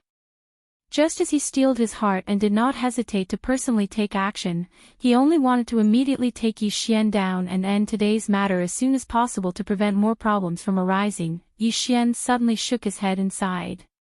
Forget it, I'll just say it directly. I originally wanted to be tactful. After all, this kind of thing where I take the initiative to take credit for myself is really a little difficult to say. Do you know why I suddenly mentioned Ying Tai and even took out Lightning Fortress to prove that what I said was true? Because she is 10 times better than old devil Wen Xing. Even if Long Kuei is added in, he is still far inferior to her. The Tianji clan must have secretly bought many spies in the human clan and the other clans of the Wan Luo Federation, right? But among the spies that the human clan or the Wan Luo Federation bought and placed in the first universe, other than those hundreds of servant clans that are not presentable, have there been even one true Tianji clan member? Furthermore, Ying Tai is far from an ordinary Tianji clan member. With her strength of the mystic light realm, even if she is not a true core giant, she can at least be considered a high-ranking member, right? This prince helped the Federation abduct from the heavenly legacy race, persuaded such an astonishingly valuable member of the heavenly legacy race to surrender. Even if this is a bit of a mistake, this merit should make up for it, right? Sir Inspector, what do you think? At this point, Yi Xian did not say anything else. He glanced at Long Hui playfully, and then waved his hand as if no one was present, and the lightning fortress in the sky returned to the undying world in his body. During this time, the sound of cold air being sucked and continuously sounded from all around the square. Everyone, including Naples and the purplish warbler, suddenly understood everything at this time. They finally understood that Yi Xian had a card up his sleeve from the beginning to the end. No matter how the situation developed, he had long been in an invincible position. Let alone a mystic light realm member of the Heaven's Legacy race, even an ordinary planet realm member of the Heaven's Legacy race would have an inestimable significance to the human race or the myriad Luo Federation. With such a heaven-shaking contribution in hand, what is a small mistake? Thinking of this, most of the experts present blushed, especially those who had once angrily accused Yi Xian of being a spy of the Tianji clan. They were so embarrassed that they could only hope to find a hole to hide in immediately. Their faces were burning with pain, as if they had just been ruthlessly slapped by someone. What nonsense! Chapter 3102. Translator, Henyi Translations Editor, Henyi Translations D. For some reason, Ying Tai felt that something was not right today. It was not from the outside but from herself. Since half a day ago, her eyelids had been twitching from time to time. Later, when she was relaxing in the back garden of the Lady Rose Palace, she suddenly sneezed. This was not a big deal for normal people, but even for a mystic light realm expert, it was impossible for this to happen. Not to mention that she was a robot from the Heaven's Legacy race. Since then, Ying Tai had doubts in his heart, and he didn't feel good about it. However, at this moment, her eyelids suddenly started to twitch again. Moreover, they were twitching non-stop, even more so than before. No. This is too strange. I can't let this continue. Ying Tai's expression changed slightly as she stood up in shock. Her face was gloomy as she turned around and walked out of the room while muttering to herself. She decided to leave the immortal royal city and wait for a few days to see the situation before making a decision. It wasn't that she was a coward. The key was that this was the Immortal Star, the headquarters of the technology faction, one of the two factions of the human race. Even the headquarters of the 10,000 Luo Federation was here. It could be said that experts were as common as clouds in the sky. Although her mystic light realm cultivation wasn't considered weak, she wouldn't even be able to struggle for her life on this immortal star. Just in this immortal royal city, although the immortal emperor seemed to be the strongest on the surface, his cultivation had only surpassed the void realm, which was the 13th realm.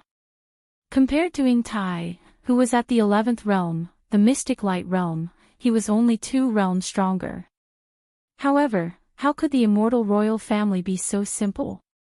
Those old monsters of the royal family, who had not shown themselves for who knew how long, were the truly terrifying existences.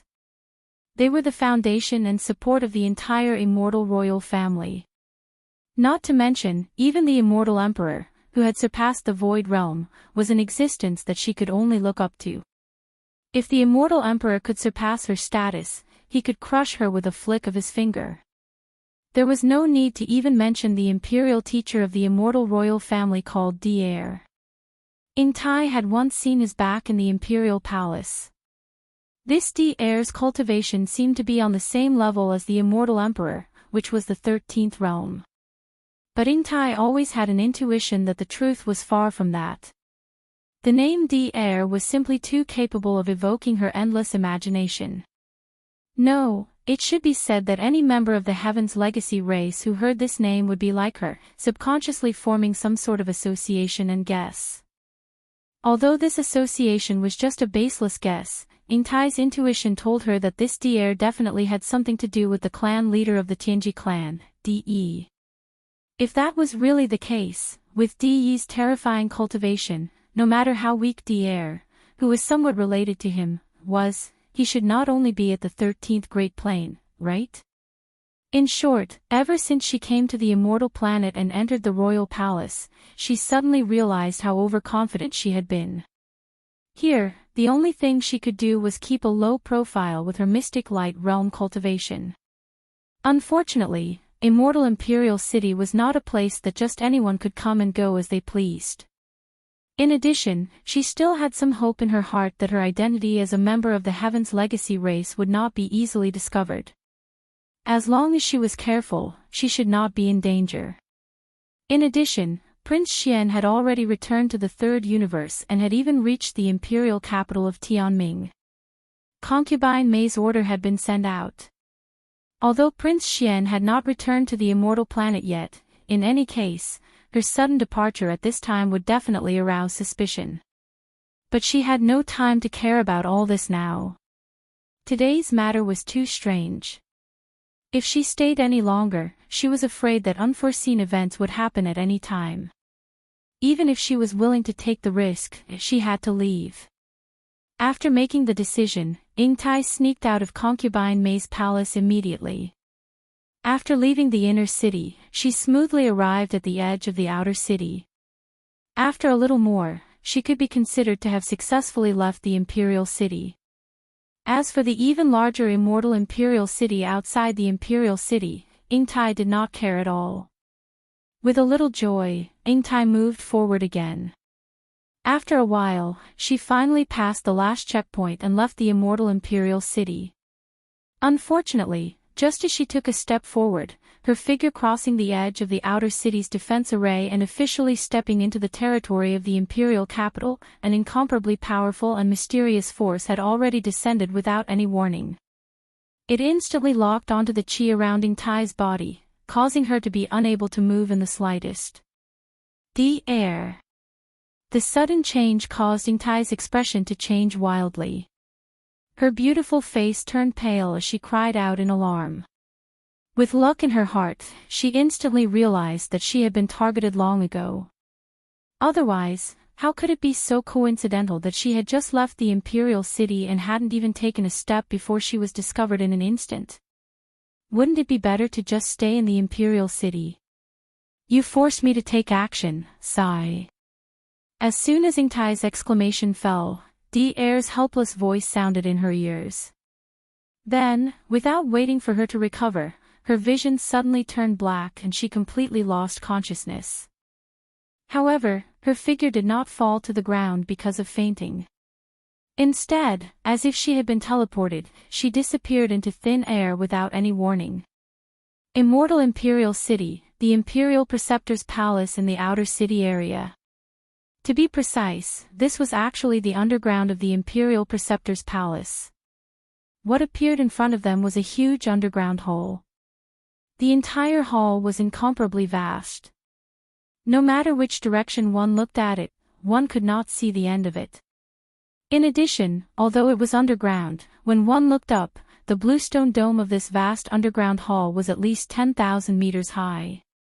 An underground space of such a scale was not a small project, and it was even more impossible for it to appear under the immortal imperial city.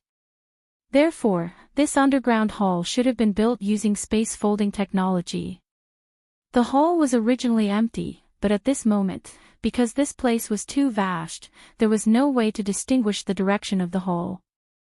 With a flash of green light, a relatively independent small room appeared on the floor of the originally empty hall in the blink of an eye. There were even 4 walls and a dome. It was squarish and about 100 meters long. Some large precision instruments could be seen everywhere in the room. In the center, there was a green platform that looked like an operating table. However, it was not material. It was clearly in the form of energy. Ying Tai, with her eyes closed, was lying on this green energy platform at this moment. From time to time, there were rays of green light of different shapes scanning her body from top to bottom. This process lasted about 10 minutes. The green light, which had been flashing non-stop, finally disappeared. The next moment, a thin old man suddenly appeared on the side of the green energy platform as if he had teleported. It was D-Air, who had rushed out of the Imperial Preceptor's palace not long ago and seemed to be going to the headquarters of the Federation. I knew it. How could DE be so careless? He even forgot to implant the trigger mark in the source code. Chapter 3103. Translator, Nyoibo Studio Editor, Nyoibo Studio Machinery Race, that must be it. As soon as all the Tianji clan members are born with intelligence, DE will leave a trigger mark in their intelligence center. Once they have the intention to betray the Tianji clan, the mark left behind will immediately be triggered. The source code will be disrupted, which is equivalent to self-destruction. Because of this, the real members of the Tianji race cannot be bought over by the human race or the Federation. Since this girl also has a trigger mark in her source code, this can only be the result. Either she has tricked the brat outside, or the brat is boasting. The possibility of the latter is obviously higher. This tester is quite interesting. Compared to the last one, he is much more clever and flexible. Moreover, the testing system in his body seems to have grown to a higher level. Although its aura is a little mixed, it exudes a mysterious aura. Even with my current sealed state, I can't see through it at a glance and see everything. Should I undo the seal and see the secret? Forget it. Let's wait and see. Even if it's just undoing the primary seal, the price is too high. This brat still needs to grow, but his potential is huge. I can help him again. While muttering to himself, D-Air's gaze swept over Ying Tai, who was lying on the green energy platform. After thinking for a while, he raised his hand and waved. In an instant, the cyan energy platform burst forth with brilliance. Ying Tai, who was originally just lying on the surface of the platform, suddenly sank down and entered the interior of the energy platform. His entire body was enveloped by the energy. At the same time, countless crisscrossing green threads burst out from the inside of the green energy platform. They were of different shapes. Some swept across Ying Tai's body like the previous scan, while some directly entered Ying Tai's body. After a long time, they came out from another location. This process lasted for a full quarter of an hour. Finally, the countless threads bursting out of the green energy platform gradually came to a stop. Ying Tai, who was immersed in it, slowly rose up and finally returned to the surface of the platform. He was still lying there with his eyes closed. It seems that Di's realm has increased again. It took me 15 minutes to undo the trigger mark in the Intelligence Center source code of a mysterious light realm member of the Tianji race. Although it's only in a sealed state. In just a short 15 minutes, D-Air's face had become slightly paler. At this moment, he muttered to himself and waved his hand again. Fortunately, I've finally succeeded. Now, this girl is no longer a member of the Tianji clan. Her source code has been changed and the trigger mark of my machinery clan has been left behind. From now on, she'll be a member of the machinery clan. Yes, she'll stay by that brat's side. Although it's impossible for her to become his wife, she's qualified to be his personal maid. At this moment, Ying Tai, who was lying on the green energy platform, suddenly opened Tai, who was lying on the green energy platform. Ying Tai, who was lying, was race, Ying's was race. Then, she rolled and got up from the green energy platform. When she saw D-Air, she greeted him, clan leader.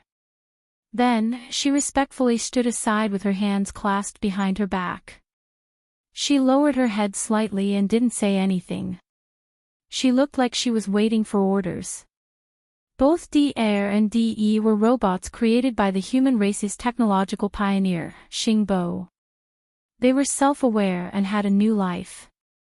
However, D-E betrayed the human race and killed Xingbo.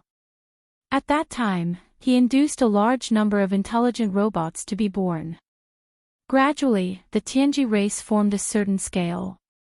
In the end, they fought the human race. In the first universe, they started a war that lasted for tens of thousands of years and swept across the entire universe. In the end, the human race was defeated. They left the first universe and entered the third universe to develop. The first universe became the territory of the Tianji race, and DE became the overlord of the first universe. This was a matter of the past tens of thousands of years ago. Apart from DE, D-Air was the other first-generation robot created by Xingbo who was self-aware. He was always grateful to Xingbo and never left the human race. Later, he became the imperial advisor of the immortal dynasty of the human race's technological camp. Over the years, there had been several generations of immortal emperors in the immortal dynasty, but the imperial advisor had always been D-Air. Under D-Air's command, there was also a robot race. DE's robot race was called the Tianji race, while D-Air's robot race that had self-aware was called the robot race. The Tianji race was the enemy of the entire Wanluo Federation, while the robot race was the human race's ally. However, the robot race rarely appeared. They also had their own base camp, but it was not exposed to the outside world like the Tianji race in the first universe. No one knew where the robot race's base camp was. Only the patriarch, D-Air, knew. Now, Ying-Tai, who was originally a member of the Tianji race, was no longer a member of the Tianji race after D-Air spent a lot of effort to change her core source code. Now, she had become a member of the robot race. Therefore, after waking up, she called D-Air the patriarch. Now, you have nothing to do with the Tianji race. The trigger mark that DE left in your core source code has also been erased by me. However, your original memories have been retained by me. This is originally impossible, but seeing that I have obtained some useful information from your core source code, and that I need you to follow that kid, I'll make an exception this time. Also, if you want a horse to run, you naturally have to feed it grass. I have also increased your cultivation to the peak of the mystic light realm. Whether or not I want to hide a part of it is up to you to decide. In short, in the future, your mission is to stay by that brat's side and help him grow. I won't interfere with the specific details. My only request is that you don't casually reveal what happened today to him. I don't plan on meeting that brat yet. Even if I do, it will only be as the imperial advisor of the everlasting dynasty, not as the patriarch of the robot race. The testing system in his body has not grown to the point where it can let me reveal everything. Go. That brat is in a bit of trouble right now. Go and help him solve it. Although he is a fake prince, since he has the pure everlasting royal bloodline, this prince's identity is confirmed without a doubt. I can deal with the everlasting emperor, but as for those old fogies in the dynasty's resident elder pavilion, before the seal is unlocked, even I can't force them to submit. If there are no accidents, even if we can make them accept this prince's identity, it is impossible to avoid a disguised attack. Follow that brat and be mentally prepared for this. Just protect his safety. If you encounter any difficulties, don't try to ask me for help. In times of real danger, I naturally won't sit and do nothing. After all, he obtained a testing system that I spread out, so he can be considered one of my disciples. Chapter 3104. The dust has settled, husband. Ying-Tai has been waiting for you for a long time. Since you're already here, why don't you return to the palace? What are you doing here at the Federation headquarters? As soon as Grand Imperial Uncle Long Huai finished speaking, he was just about to make a move to capture Yi Xian when an exceedingly delicate voice of a woman that clearly carried dense resentment suddenly resounded out at this moment. Ying-Tai's face was filled with hidden bitterness as she flashed through the sky. and as she spoke, she'd already descended not too far away from Yi Xian. She looked at him with pity and didn't say anything else. Yi Xian was immediately stunned. The Neapolitan and purplish warbler beside him were the same, especially the latter. After being stunned for a moment, his eyes flashed with hostility and vigilance. He stared closely at Ying Tai's face, examining her from head to toe. All the surrounding federal supervisors and members of the royal family were also stunned. Ying Tai's initiative to come here was unexpected to everyone. Peak of the 9th level of the Mystic Light Realm. You were actually concealing your cultivation before. Even First Imperial Uncle Long Huai's expression changed slightly when he saw the cultivation aura that Ying Tai revealed at this moment. Although he was an expert at the 12th Great Realm, the Void Stage, there were not many people in the Imperial family who revealed such a level on the surface. At the very least, more than half of the 10 Great Imperial Uncles were at the 11th Great Realm, the Mysterious Light Stage. At this moment, Ying Tai revealed his cultivation at the peak of the 9th level of the Mystic Light Realm. He was only one step away from the 12th level, the Void Realm. Once he took this step, it would be equivalent to Prince Xian having a supreme existence of the Void Realm by his side. To him, this was extremely significant, and it was truly eye-catching. Apart from that, Ying Tai did not conceal his cultivation base this time. Even the essential aura of the machine race was revealed. It had to be mentioned that the mech race and the Heaven's Legacy race were essentially the same. They were both intelligent robots that had developed their own consciousness. The only difference was their internal core source code. However, their external auras were completely the same. In addition, although D-Air's machinery tribe was a companion of the human tribe, he had always been hidden by D-Air and had never shown himself. Therefore, at this moment, when Ying Tai revealed his aura, coupled with Yi Xian's previous words, almost everyone instinctively thought that Ying Tai was from the Tianji tribe. Although there were many experts present, including inspectors from the Federation headquarters, important members of the Immortal Imperial clan, and even 3-star generals of the Immortal Imperial Army, none of them had ever come into close contact with a member of the upper echelon of the Heaven's Legacy race. Even though Naples had entered the First Universe many times to engage in battle with the Heaven's Legacy race, those battles had always taken place in the shadow of the starry sky. Even if the enemy camp had a true upper echelon of the Heaven's Legacy race, they had never had the chance to get close. Therefore, at this moment, when Ying Tai appeared and revealed an aura that was different from that of a human without any scruples, everyone present regained their senses. Their expressions immediately became strange. This was especially so for the 5 princes and a few imperial uncles. Their expressions were uncertain, and a dark light flickered in their eyes. No one knew what they were scheming in their hearts. You are indeed from the Heaven's Legacy race, and you even concealed your cultivation to infiltrate the immortal star. It seems that you have ulterior motives. After a flash of light in his eyes, the first imperial Uncle Long Huai suddenly laughed coldly. Since that brat said that you are a member of the upper echelon that he persuaded from the Heaven's Legacy race to surrender, then what harm is there in believing him? Whether this is true or not will be known after a trial. If you can't provide important information about the Heaven's Legacy race, then this will undoubtedly be false. When that time comes. Humph. In other words, this was clearly a prelude to detain Yi Xian for interrogation. Furthermore, it was not just Yi Xian, but Ying Tai as well. If she could provide enough information about the Heaven's Legacy race to prove her sincerity, then it would be fine. If she couldn't, then today's matter could forget about coming to an end.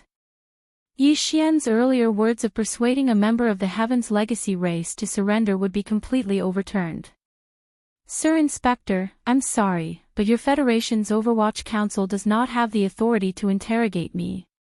Or rather, if you want to interrogate me, I'll have to trouble you to obtain permission from the dynasty first. In the face of the first Imperial Uncle Long Huai's words, Ying Tai calmly took out an item and directly raised her hand to show it to Long Huai. This is the Imperial Advisor's order. I have already surrendered to the immortal dynasty and am now a spy of the dynasty. If your Federation wants to obtain any information related to the Heaven's Legacy race from me, it is not impossible. However, please negotiate with the dynasty. Hearing this, the first imperial uncle was immediately dumbfounded. The imperial advisor's order that Ing Tai took out could not be fake, and the meaning of this imperial advisor's order was very clear. It meant that the immortal dynasty had already acknowledged her identity and accepted her.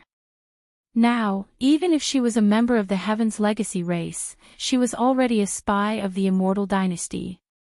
If the Federation wanted to investigate her as a spy of the Heaven's Legacy race, it was tantamount to slapping the immortal dynasty's face. This was absolutely impossible. It would cause internal strife within the Federation. In reality, even Yi Xian was a little dazed at this moment.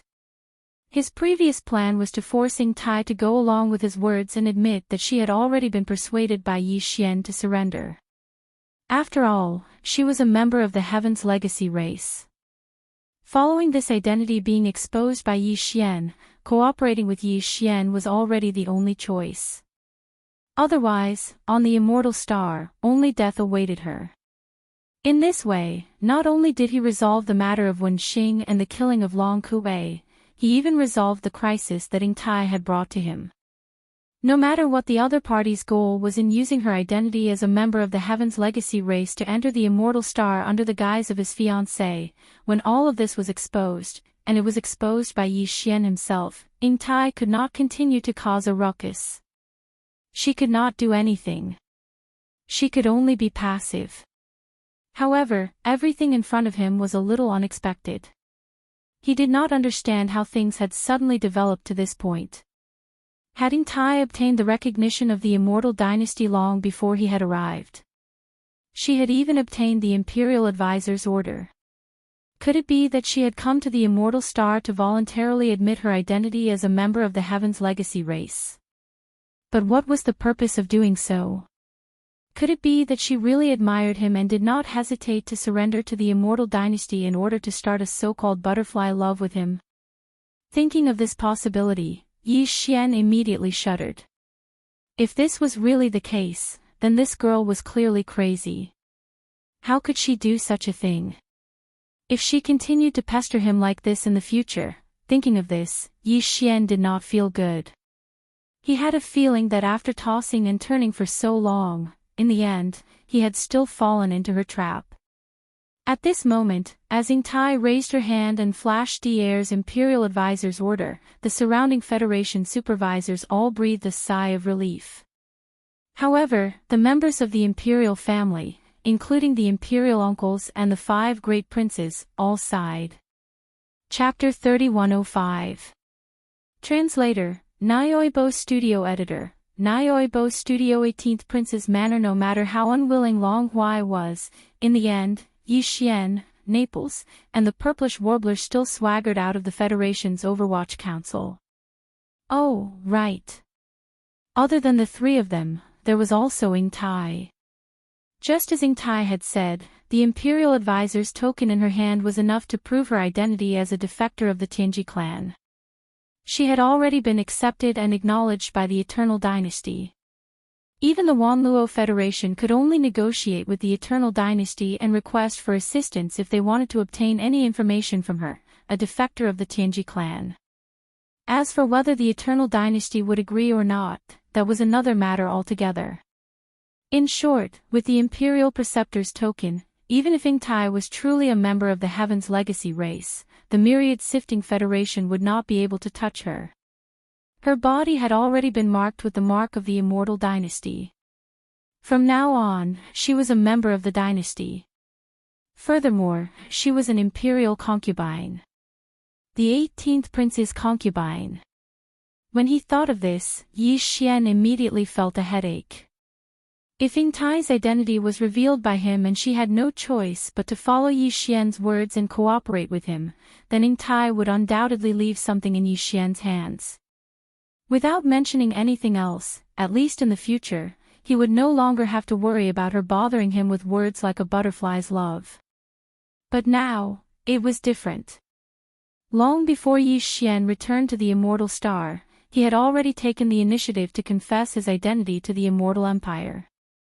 In this matter, Yi Xian couldn't control him at all. In this way, if Ying Tai continued to pester Yi Xian with the excuse of a butterfly's love, other than being depressed and vexed, there was nothing he could do. Don't forget, she was a supreme existence at the great circle of the mystic light realm. Even Naples could only be crushed in front of her. Yi Xian did not even know if the weeping soul Bloodhorn could crush her like Long Kuei. Long Kuei was only at the 4th level of the mystic light realm, while Ying Tai was a supreme existence who was only one step away from entering the 12th great realm, the void realm. There was a difference of 5 whole levels. At the 11th great realm, one level was often the difference between heaven and earth. The difference of 5 levels was truly a completely different concept. Unlike Yi Xian's hard eye, after leaving the Federation's Overwatch Council, Naples and the Purplish Warbler were completely relaxed and their moods were they? Were clearly in a good mood. Was his Daybreak studio. Was studio. Was studio. Was studio. Was studio. In addition, the marriage between the prince and the Xianyuan family was also resolved. Ying Tai was a robot. Even if she could be given the position of concubine, it was impossible for her to become the first wife. From the looks of it, the news of the so-called marriage was purely a way for the dynasty to appease and rope Ying Tai in. Since she was a robot, how could there be any ambiguity between her and Prince Xian? Regarding this point, Xianyuan Ziying no longer needed to verify it to be certain in her heart. At this moment, she had already determined that everything that had happened before was just a misunderstanding. No matter how jealous she was, the target should not be a robot. As for Ying Tai, after leaving the headquarters of the Federation, she did not say a word. She followed behind Yi Xian obediently, as if she was his servant. This made Yi Xian feel quite relieved. At least this girl knew how to judge the situation. She knew that this was the immortal star, not a place where she could jump around. She did not dare to be as arrogant as she was in the Demonkin star area. After the 4 of them left the Wanluo Federation, Yi Xian immediately waved his hand and summoned the Dongshu shuttle. After the 4 of them stepped into it, they headed straight for the immortal royal capital. The immortal star was where the immortal royal capital of the human race's technological faction was located. Not to mention the 9 satellites, just the immortal star in the center was enormous. The vast plain loaned to the Wanluo Federation for the Federation's headquarters was only a very small area of the immortal star. There were many cities in the other vast areas. These cities were all located around the everlasting imperial capital, scattered like stars in the sky. The immortal royal capital was the largest city on the immortal star.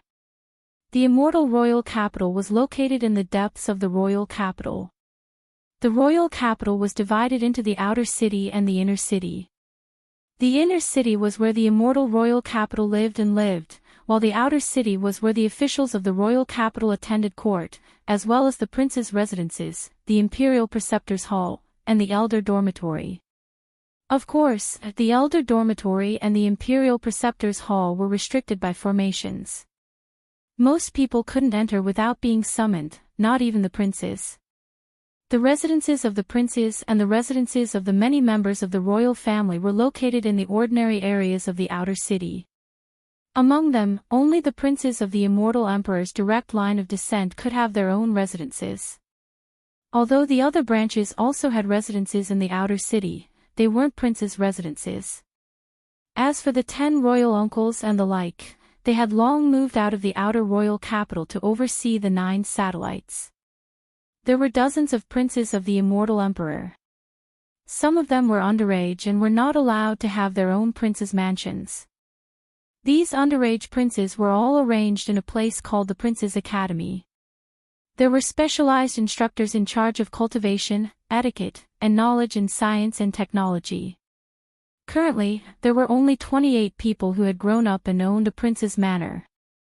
In other words, there were a total of 28 princes' manors in the outer imperial city, and Prince Xian's manor was the 18th prince's manor.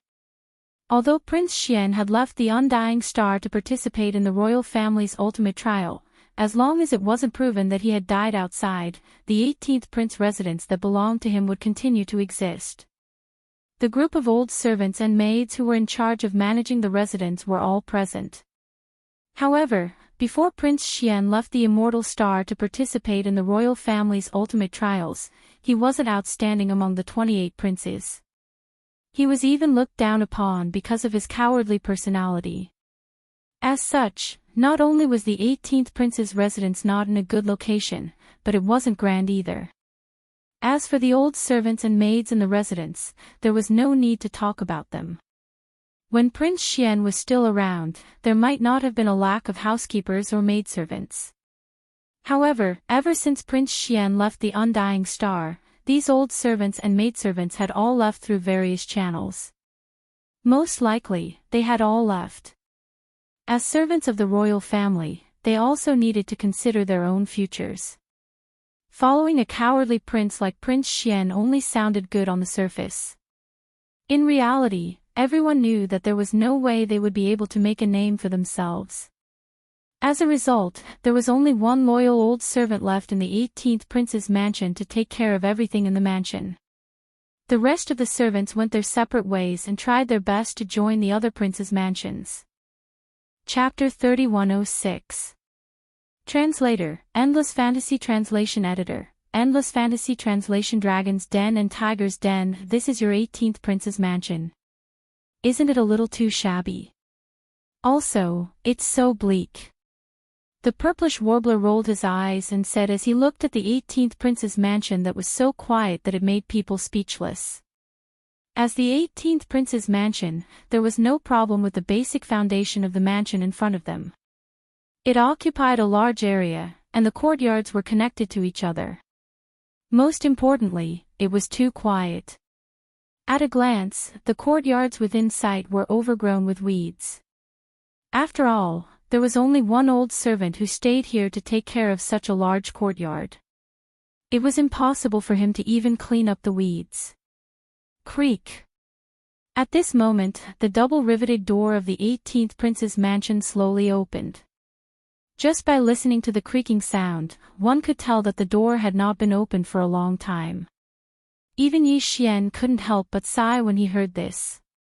As the door opened, an old man with white hair and a beard but a stocky build entered the four people's line of sight. The old man's mental state was quite good, and his cultivation strength was also decent. He was actually a level 4 black hole realm expert. When he saw Yi Xian, he was stunned for a moment. Following that, as Yi Xian deliberately activated the royal bloodline, a trace of the bloodline aura that originally belonged to Prince Xian faintly spread out. This old servant with a black hole realm cultivation immediately had tears in his eyes as he choked with sobs. Xianzi. It's you. It's really you. This old servant has finally waited for this day. Yi Xian secretly sighed in relief. It seemed that the old servants that the 18th prince acknowledged were different from the members of the royal family like Long Huai. They only acknowledged the aura of their master. As for other things, they were too lazy to ask, and they didn't have the right to ask. The four people stepped into the 18th prince's mansion, and what appeared in front of them was a huge main courtyard overgrown with weeds. Yi Xian frowned, and the old servant hurriedly explained, Xianzi.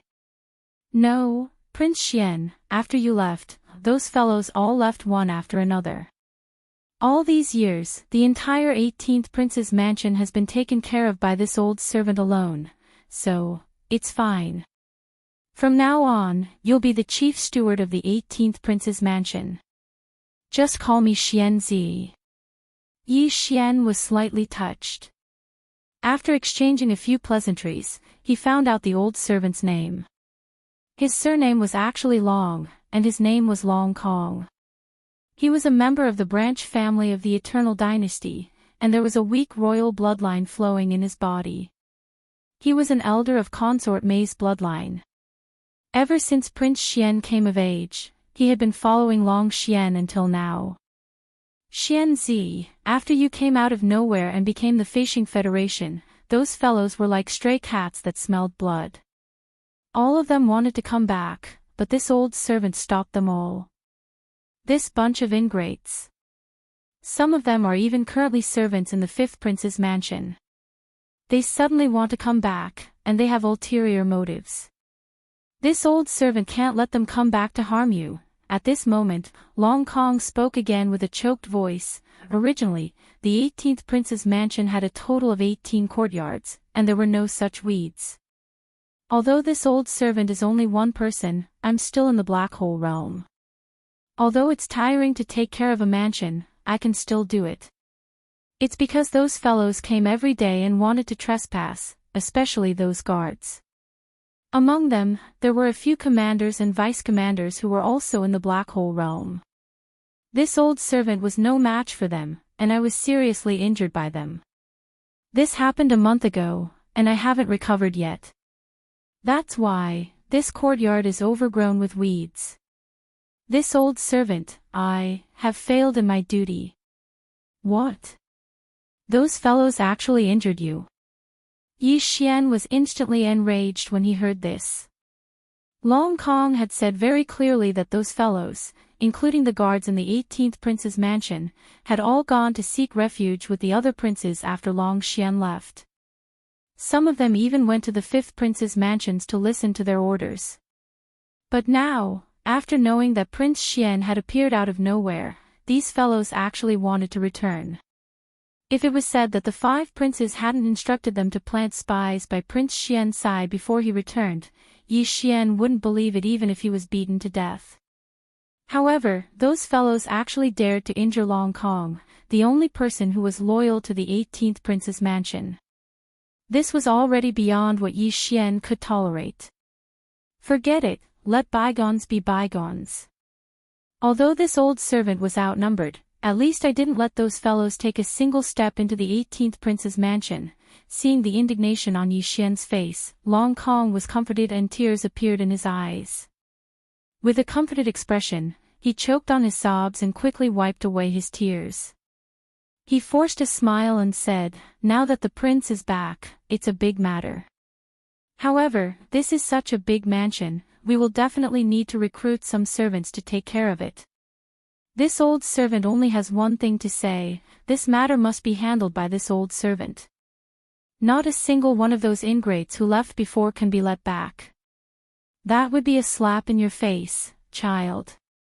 Naples, Purplish Warbler, and Ingtai were also filled with righteous indignation at this moment. Their long, shapely eyebrows furrowed. On the other hand, Yi Xian frowned and pondered for a moment before grinning. He waved his hand and said to Long Kong, "Don't worry, Uncle Kong. You don't need to worry about this matter. I don't want any of the people in this imperial city." At this moment, Yi Xian had already made up his mind.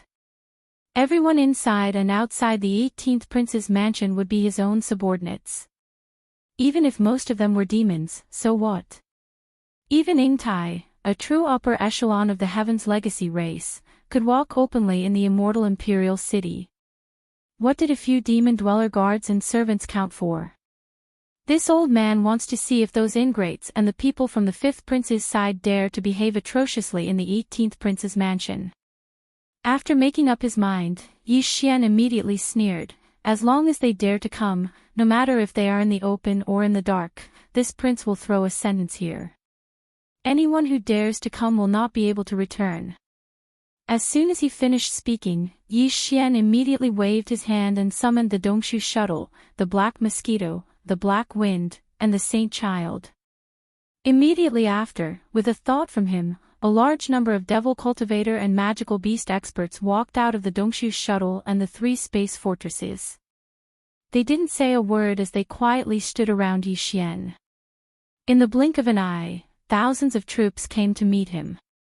Not to mention Uncle Kong, even the Purplish Warbler and Naples were shocked.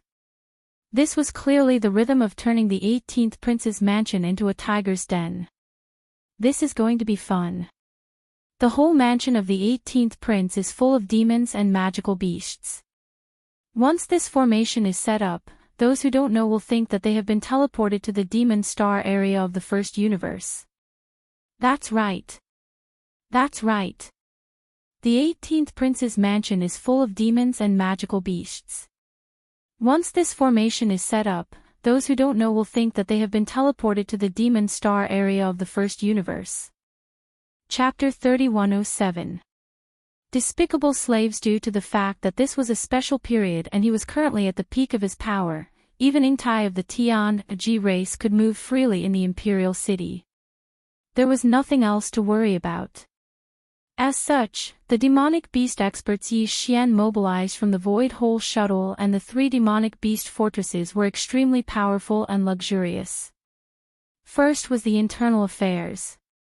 In this regard, in the command cabins on the top floors of the Black Mosquito and Black Wind fortresses, there were many professional demons who specialized in this matter. The male attendants were all extraordinarily handsome, and the female attendants were all top-notch beauties. Their professionalism was impeccable. In this regard, Yi Xian mobilized 200 demonic beast scouts from each of the 2 fortresses. In total, there were 400 demonic beast scouts, half male and half female. In the future, they would be in charge of the internal affairs of the 18th prince's residence. As for the head of internal affairs, Yi Xian arranged for 2 people. One was Uncle Kong, who would be in charge, and the other was Li Mosquito, who would be his assistant. Apart from that, there was also the guard team of the 18th prince's residence. In this regard, Yi Xian put in a lot of effort. It was divided into the Demonic Beast Army and the Demonic Beast Army. The Demonic Beast Army was a hidden force, made up of 1,000 mosquito beasts and 1,000 soldier ladles.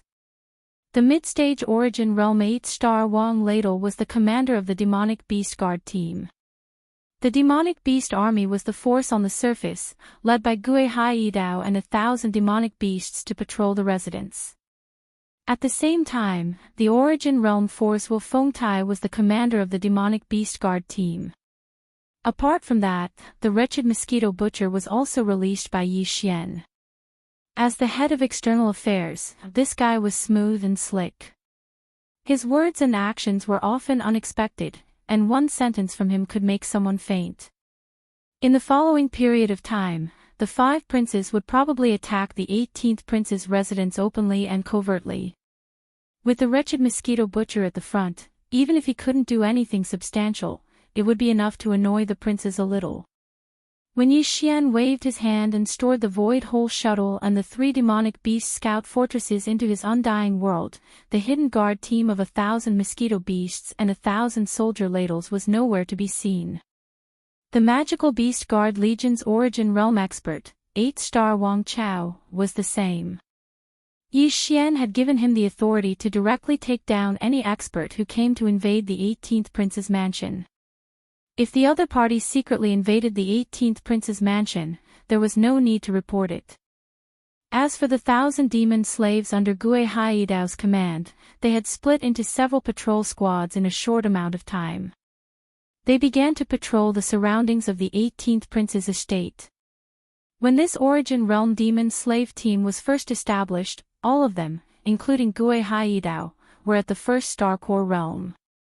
However, so much time had passed, and Yi Xian had unconditionally provided them with all kinds of cultivation resources. Most of the time, he was busy with the other forces and basically didn't disturb them. All of the demon slaves were fully focused on cultivating and breaking through. Now, they were basically all at the 2nd star realm, the meteor realm. Some of them, such as Gue Haidao, had already reached the 3rd star realm, the satellite realm. Compared to Yi Xian, they were only 1 realm away. This was an impressive improvement. Back then, Yi Xian was also at the Star Core realm like them.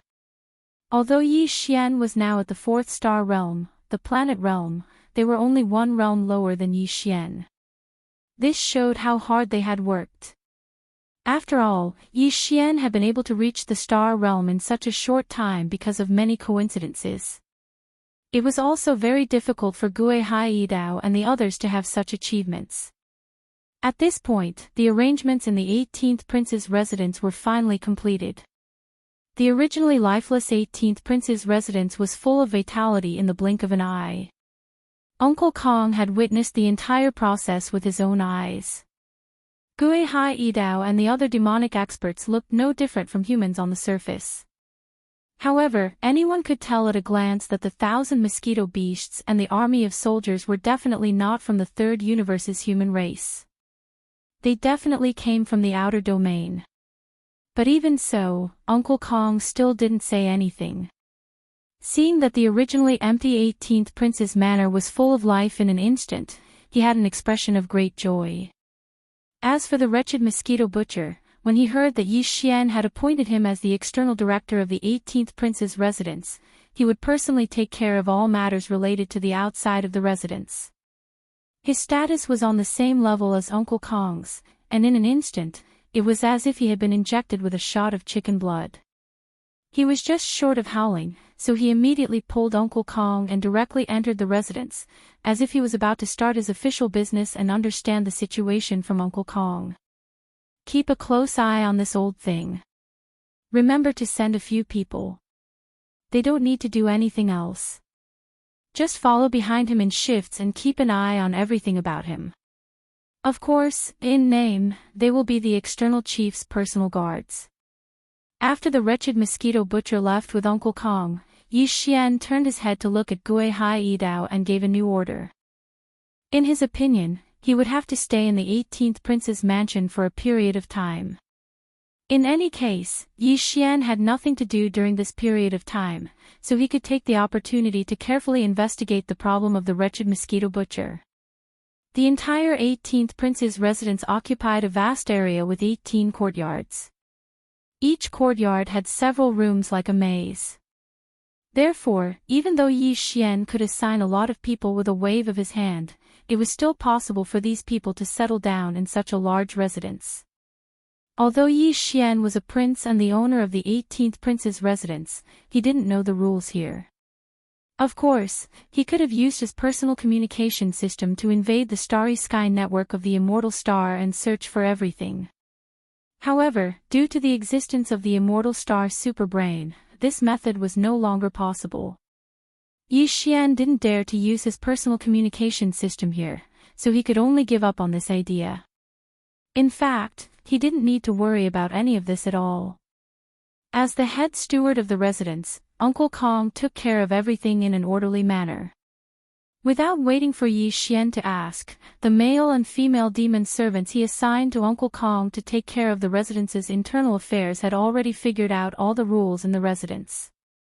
Naturally, someone would come and lead Yi Xian to his residence. As a prince, Yi Xian's residence was the last courtyard. It was extremely exquisite. According to the rules, even the purplish warbler and Ning Tai, who were close friends yet to be married, were arranged to stay in the front courtyard. As for Naples and the other male guests, they couldn't even enter the 3 inner courtyards and could only stay in the middle courtyard of the residence. After everything was settled, Yi Xian heard a commotion coming from outside the residence. If he guessed correctly, it was most likely those ignorant lowly servants who knew that Prince Xian had returned and recklessly came looking for him. Chapter 3108. Translator, Henyi Translations Editor, Henyi Translations. The prince is wise, why can't we go in? We are all old officials of Prince Xian's mansion. Who the hell are you guys? Why are you acting as guards in the prince's mansion? This is originally our duty. You are overstepping. We have to report this to the Imperial Clan Court. Hee, you probably don't know, right? Guards and maids in the prince's mansion must register with the Imperial Clan Court before they can. That's right. You guys are all unorthodox. Get out of the 18th prince's mansion. This is our territory. Let us in. If you stop us, we will immediately turn around and report this to the Imperial Clan Court. At that time, we will drag you to prison. None of you can escape. Get out of the Imperial City. This is not a place you can stay. Ingtai, Purplish Warbler, Naples, Uncle Kong, and the wretched mosquito butcher followed behind. Yi Xian had just entered the second courtyard of the 18th prince's mansion when he heard the noise in the courtyard. The words were extremely arrogant. Even he could immediately hear the anger in them. He frowned and sneered inwardly. Listening to these guys, it seemed that he couldn't make decisions in his mansion. He had to listen to the arrangements of his family members in the imperial clan court. In addition, these guys outside were so arrogant. Judging from the noise, it seemed that there were 200 or 300 people gathered. After receiving the news that he had returned, they actually gathered at the door as if they had made an appointment. They opened their mouths and shut their mouths as if they were the masters of the 18th prince's mansion. They actually wanted to drive away all the guards he had arranged. Amazing! If it wasn't for the instructions of his 5 imperial brothers, how could this group of servants be so bold? It seemed that these guys still hadn't given up. After failing to act openly, they planned to stab him in the back.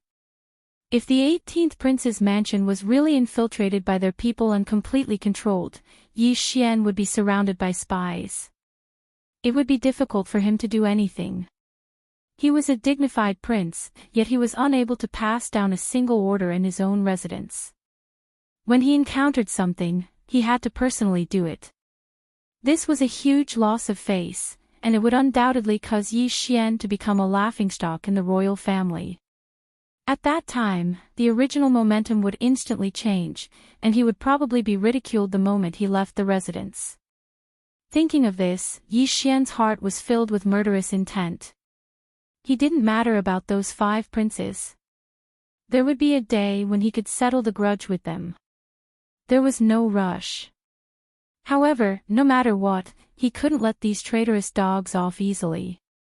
Otherwise, the entire immortal imperial city would think that he didn't live up to his name. No matter how great his reputation was outside, he was still the weak and incompetent old 18th when he returned home. As these thoughts flashed through his mind, Yi Xian led the group of people behind him to the first courtyard of the 18th prince's mansion. The door of the 18th prince's mansion was wide open. There were 200 to 300 people crowded outside. The ones with their heads up were obviously some guards. They should be the previous guards of the 18th prince's mansion. The 3 people in front of them were all at the Black Hole Realm. The rest were basically at the Planet Realm and Star Realm. Facing them across the gate were 3 teams of demon guards led by Gui Haidao. They were basically at the second major realm, the Satellite Realm. Overall, they were weaker by more than 2 major realms. It was no wonder that the other party dared to be so arrogant. They were clearly bullying the new guards of the 18th prince's mansion because they were weak. As for the mosquito beasts and soldiers, although they were at the Galaxy Realm and Black Hole Realm, they didn't reveal themselves because they were hidden sentries. Although Zhuo Fengtai was also present, he concealed his cultivation and no one could see that he was at the Origin Realm. Otherwise, these guys wouldn't have dared to be so rude and overbearing.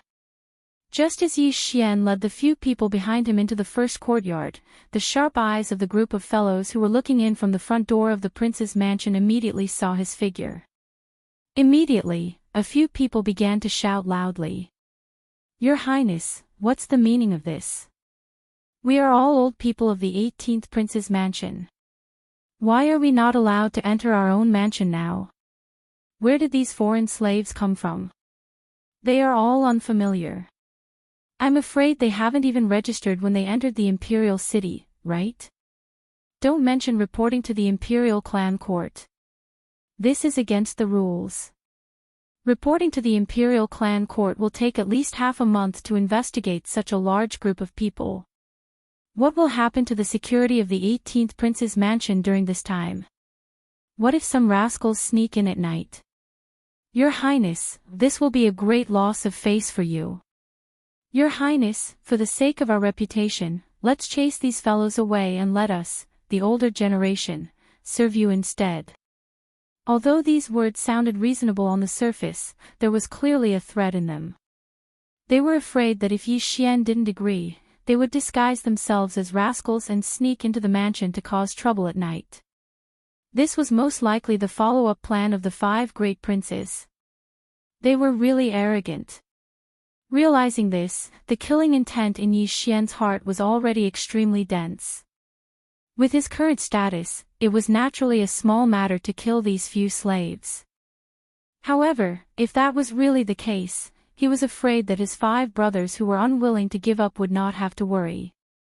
Thinking of this, Yi Xian's anger couldn't help but gradually dissipate. A smile appeared on his originally gloomy face. He grinned and waved his hand at Gui Haidao. "All right, don't guard the gate. There are all the old people of the 18th prince's mansion outside. If they want to come in, why stop them? Just let them in." Hearing this, everyone was stunned for a moment. Only the wretched mosquito butcher didn't seem to be surprised in the slightest.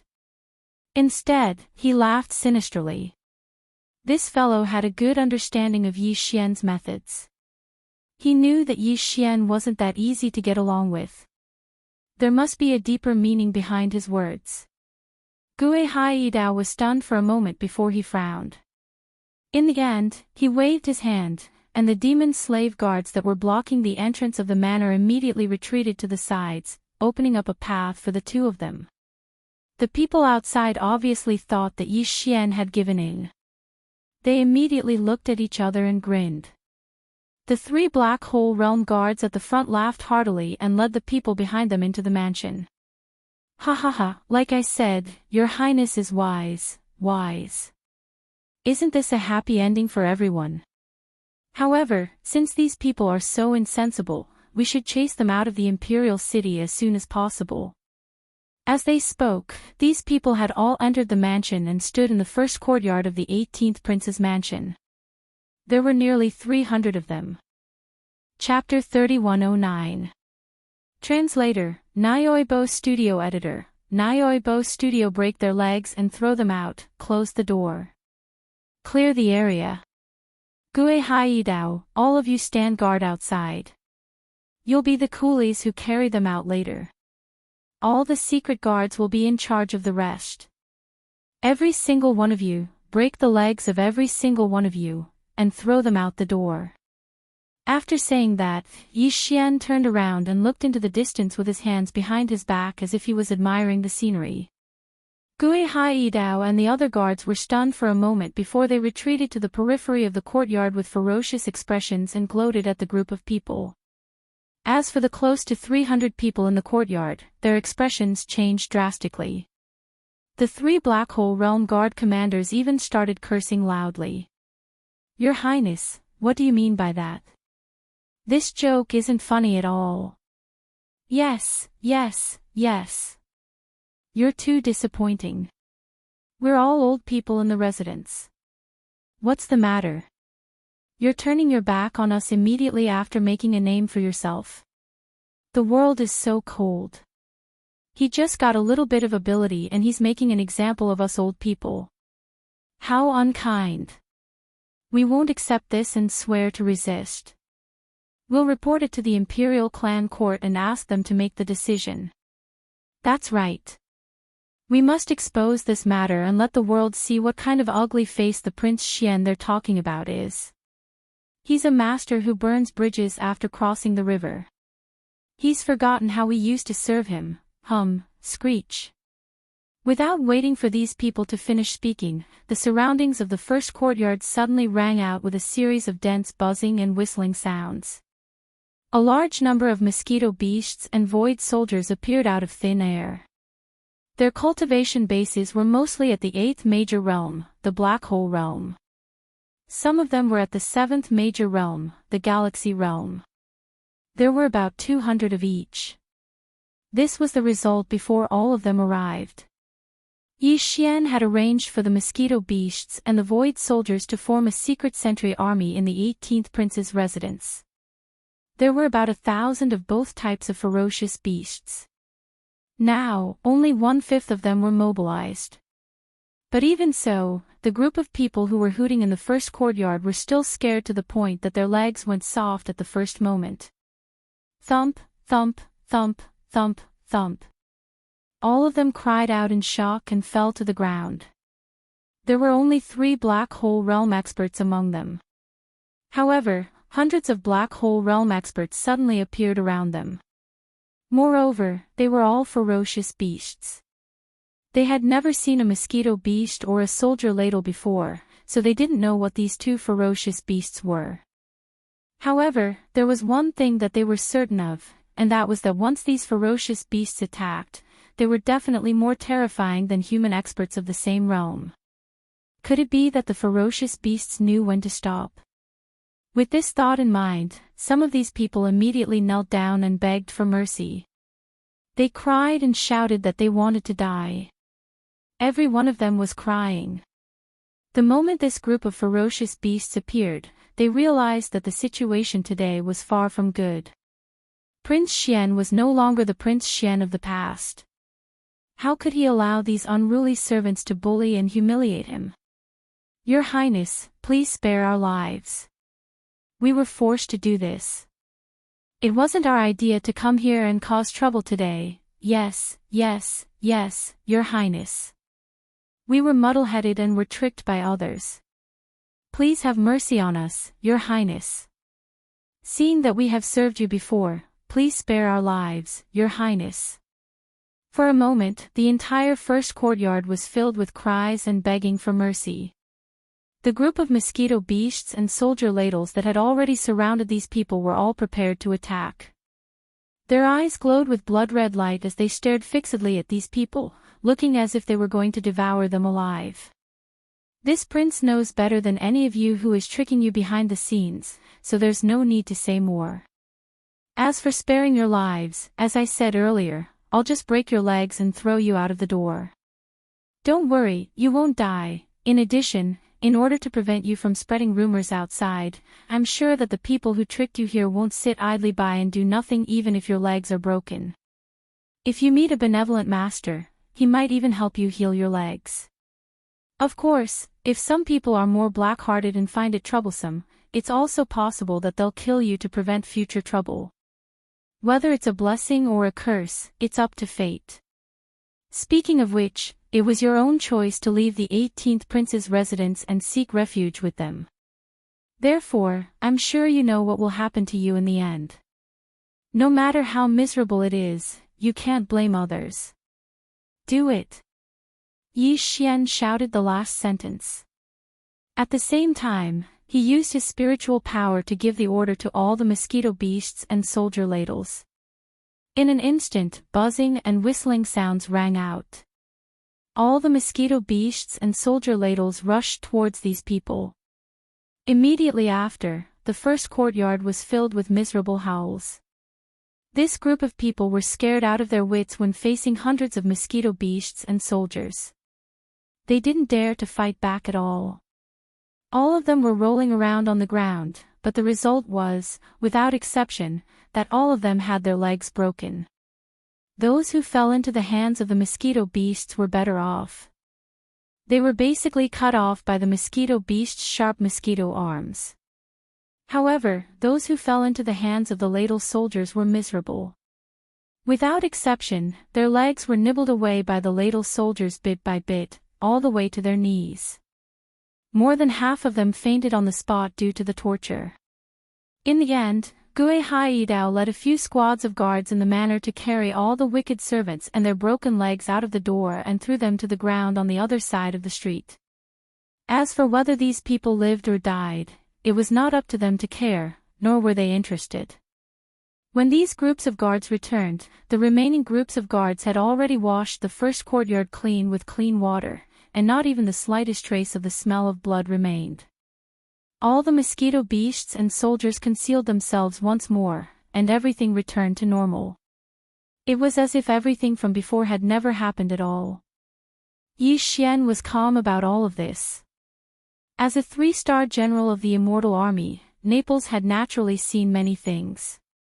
Even the purplish warbler was not a big deal when he went out to train. What surprised Yi Xian was that Uncle Kong, an old servant in the residence, was not afraid at all even though he had clearly seen the entire process. His expression did not change at all. He could not help but click his tongue in wonder. After pondering for a moment, Yi Xian turned to look at Uncle Kong and asked gently, "Uncle Kong, I've been away for a long time, so I don't know much about the matters in the imperial city. May I know who's in charge of the so-called imperial clan court now?" The so-called imperial clan court is actually a supervisory agency within the imperial family. It does not receive any salary from the imperial court, so it is not an agency of the imperial court. It's an independent department within the imperial family that is only under the jurisdiction of the resident elder pavilion. Chapter 31:10. Imperial Clan Court. Upon hearing the first two sentences of Uncle Kong's explanation, Yi Xian's heart skipped a beat, and he couldn't help but have a strange expression on his face. Even though Prince Xian had been away from the imperial city for a long time and didn't know who was in charge of the imperial clan court, he couldn't possibly have forgotten the basic situation of the court, right? Yet, Uncle Kong had chosen to go through the unnecessary details from the beginning. This clearly showed that he was certain that Yi Xian didn't know anything about this. In other words, Uncle Kong clearly knew that the person standing in front of him right now wasn't the real Prince Xian. Even though his bloodline and aura were completely identical, this person was no longer the same person. That was why he was so meticulous in his explanation. With this thought, Yi Xian couldn't help but glance at Uncle Kong a few more times. However, the latter's expression remained the same, and his tone was calm as he carefully explained everything about the imperial clan court to Yi Xian. The main responsibility of the imperial clan court is to control and supervise all members of the imperial family. Including the 5 princes and the 10 imperial uncles, the imperial clan court has the right to interfere in all matters. It even has the right to inquire about matters within the harem. Of course, this requires the immortal emperor's permission in advance. In short, the imperial clan court has the right to inquire about all members of the imperial family and all matters related to them. Its status is transcendent. Although the immortal emperor is the direct leader of the imperial clan court in name, in reality, when required, the imperial clan court can completely bypass the immortal emperor and directly report to the imperial family's resident elder pavilion. All the guards and servants of the prince's residences do indeed need to register with the imperial clan court. They naturally don't have the right to alarm the imperial clan court, but the imperial clan court has the right to manage everything related to the princes. The current governor of the imperial clan court is named Long Shisho. He is a clan uncle of the current immortal emperor. In terms of seniority, Your Highness should call him Grand Uncle. This person's cultivation is extremely extraordinary as well. Just like Grand Imperial Uncle Long Huai, he's a supreme existence at the 12th level of the Void Realm. Of course, Grand Imperial Uncle Long Huai doesn't dare to make a move against him. Not to mention the position of governor of the Imperial Clan Court, Grand Imperial Uncle still has to address him as Clan Uncle when he sees him. It's precisely because of their extraordinary status that no one in the entire Eternal Imperial family dares to oppose them. In fact, everyone in the Imperial Clan Court, even the most ordinary of inspectors, is a member of the Imperial family. They are chosen from the younger generation of the Imperial family by an Imperial Elder dispatched by the Imperial Elder Pavilion. Each year, they are chosen from the younger generation of the Imperial family.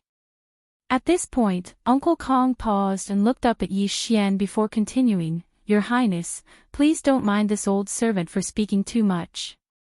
Since your 5 imperial brothers have resorted to such underhanded means, I'm afraid they've already made up their minds to drag you down at all costs and regardless of the consequences. Therefore, there's no way they won't put an effort into the imperial clan court.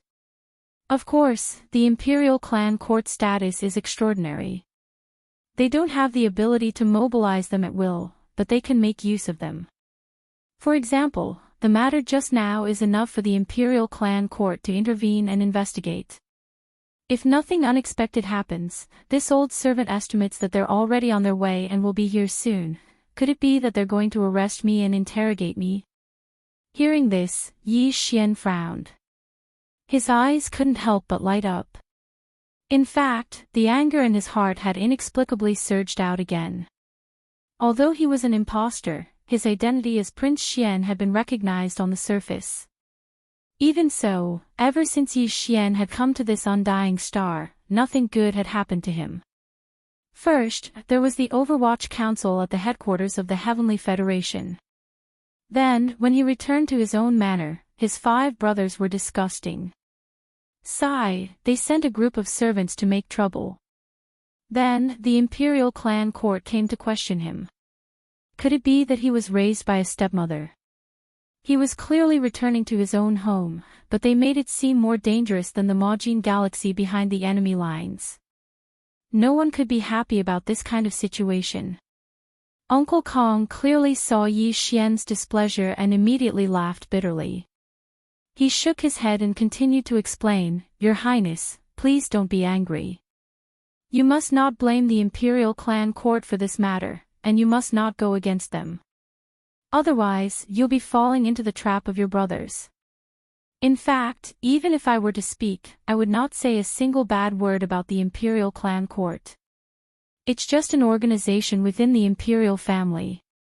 Even if it did come here with the intention of denouncing you, it's only because your imperial brothers seized its authority and used it. But your Highness may not be entirely at fault. After all, the imperial clan court has its rules. Without rules, wouldn't a large imperial clan be thrown into chaos? The matter of those servants is one thing. But your Highness, you suddenly summoned so many strong people, and even mosquitoes. And none of them are weak. This is the undying royal capital, and within the imperial city. How can the imperial clan court not do anything? Not just you, even if this happened in the great uncle's manor, the imperial clan court would still take action. They have their authority. There is no need for your Highness to be angry about this. In addition, although the imperial clan court is filled with members of the imperial clan, this old servant dares to say that even the most ordinary of them can't possibly be bribed by your 5 brothers. The first rule of the imperial clan court is that none of the members of the imperial clan court are allowed to participate in the struggle for imperial power. Otherwise, if they are found to be guilty, the resident elder pavilion will send an elder in charge of punishment to deal with them personally. At that time, the punishment won't be as simple as losing one's life. 1,000 years ago, someone once committed this crime, and it is said that he is still struggling at death's door, enduring torture every day. All for the sake of intimidating the members of the imperial clan court. That's why there can't be any injustice in the imperial clan court. Even if they want to take action against you, your Highness, it's because your Highness made a mistake and gave the other princes a chance to use the imperial clan court against you. The anger that had just surged up in Yi Xian's heart instantly dissipated. He wasn't an unreasonable person. Since the imperial clan court was such a fair organization, everything they did was done impartially. What resentment could he have? If he had to blame someone, he could only blame his brothers for forcing him. According to normal procedures, Yi Xian only needed to create a roster and report it to the imperial clan court. However, those royal brothers didn't give him the chance at all. They didn't even have the time to catch their breath before they started to stir up trouble. In addition, the commotion caused by the hundreds of people breaking their legs wasn't small, which was why the imperial clan court was alarmed. Humph, I'm afraid it won't be that easy to play dirty with me.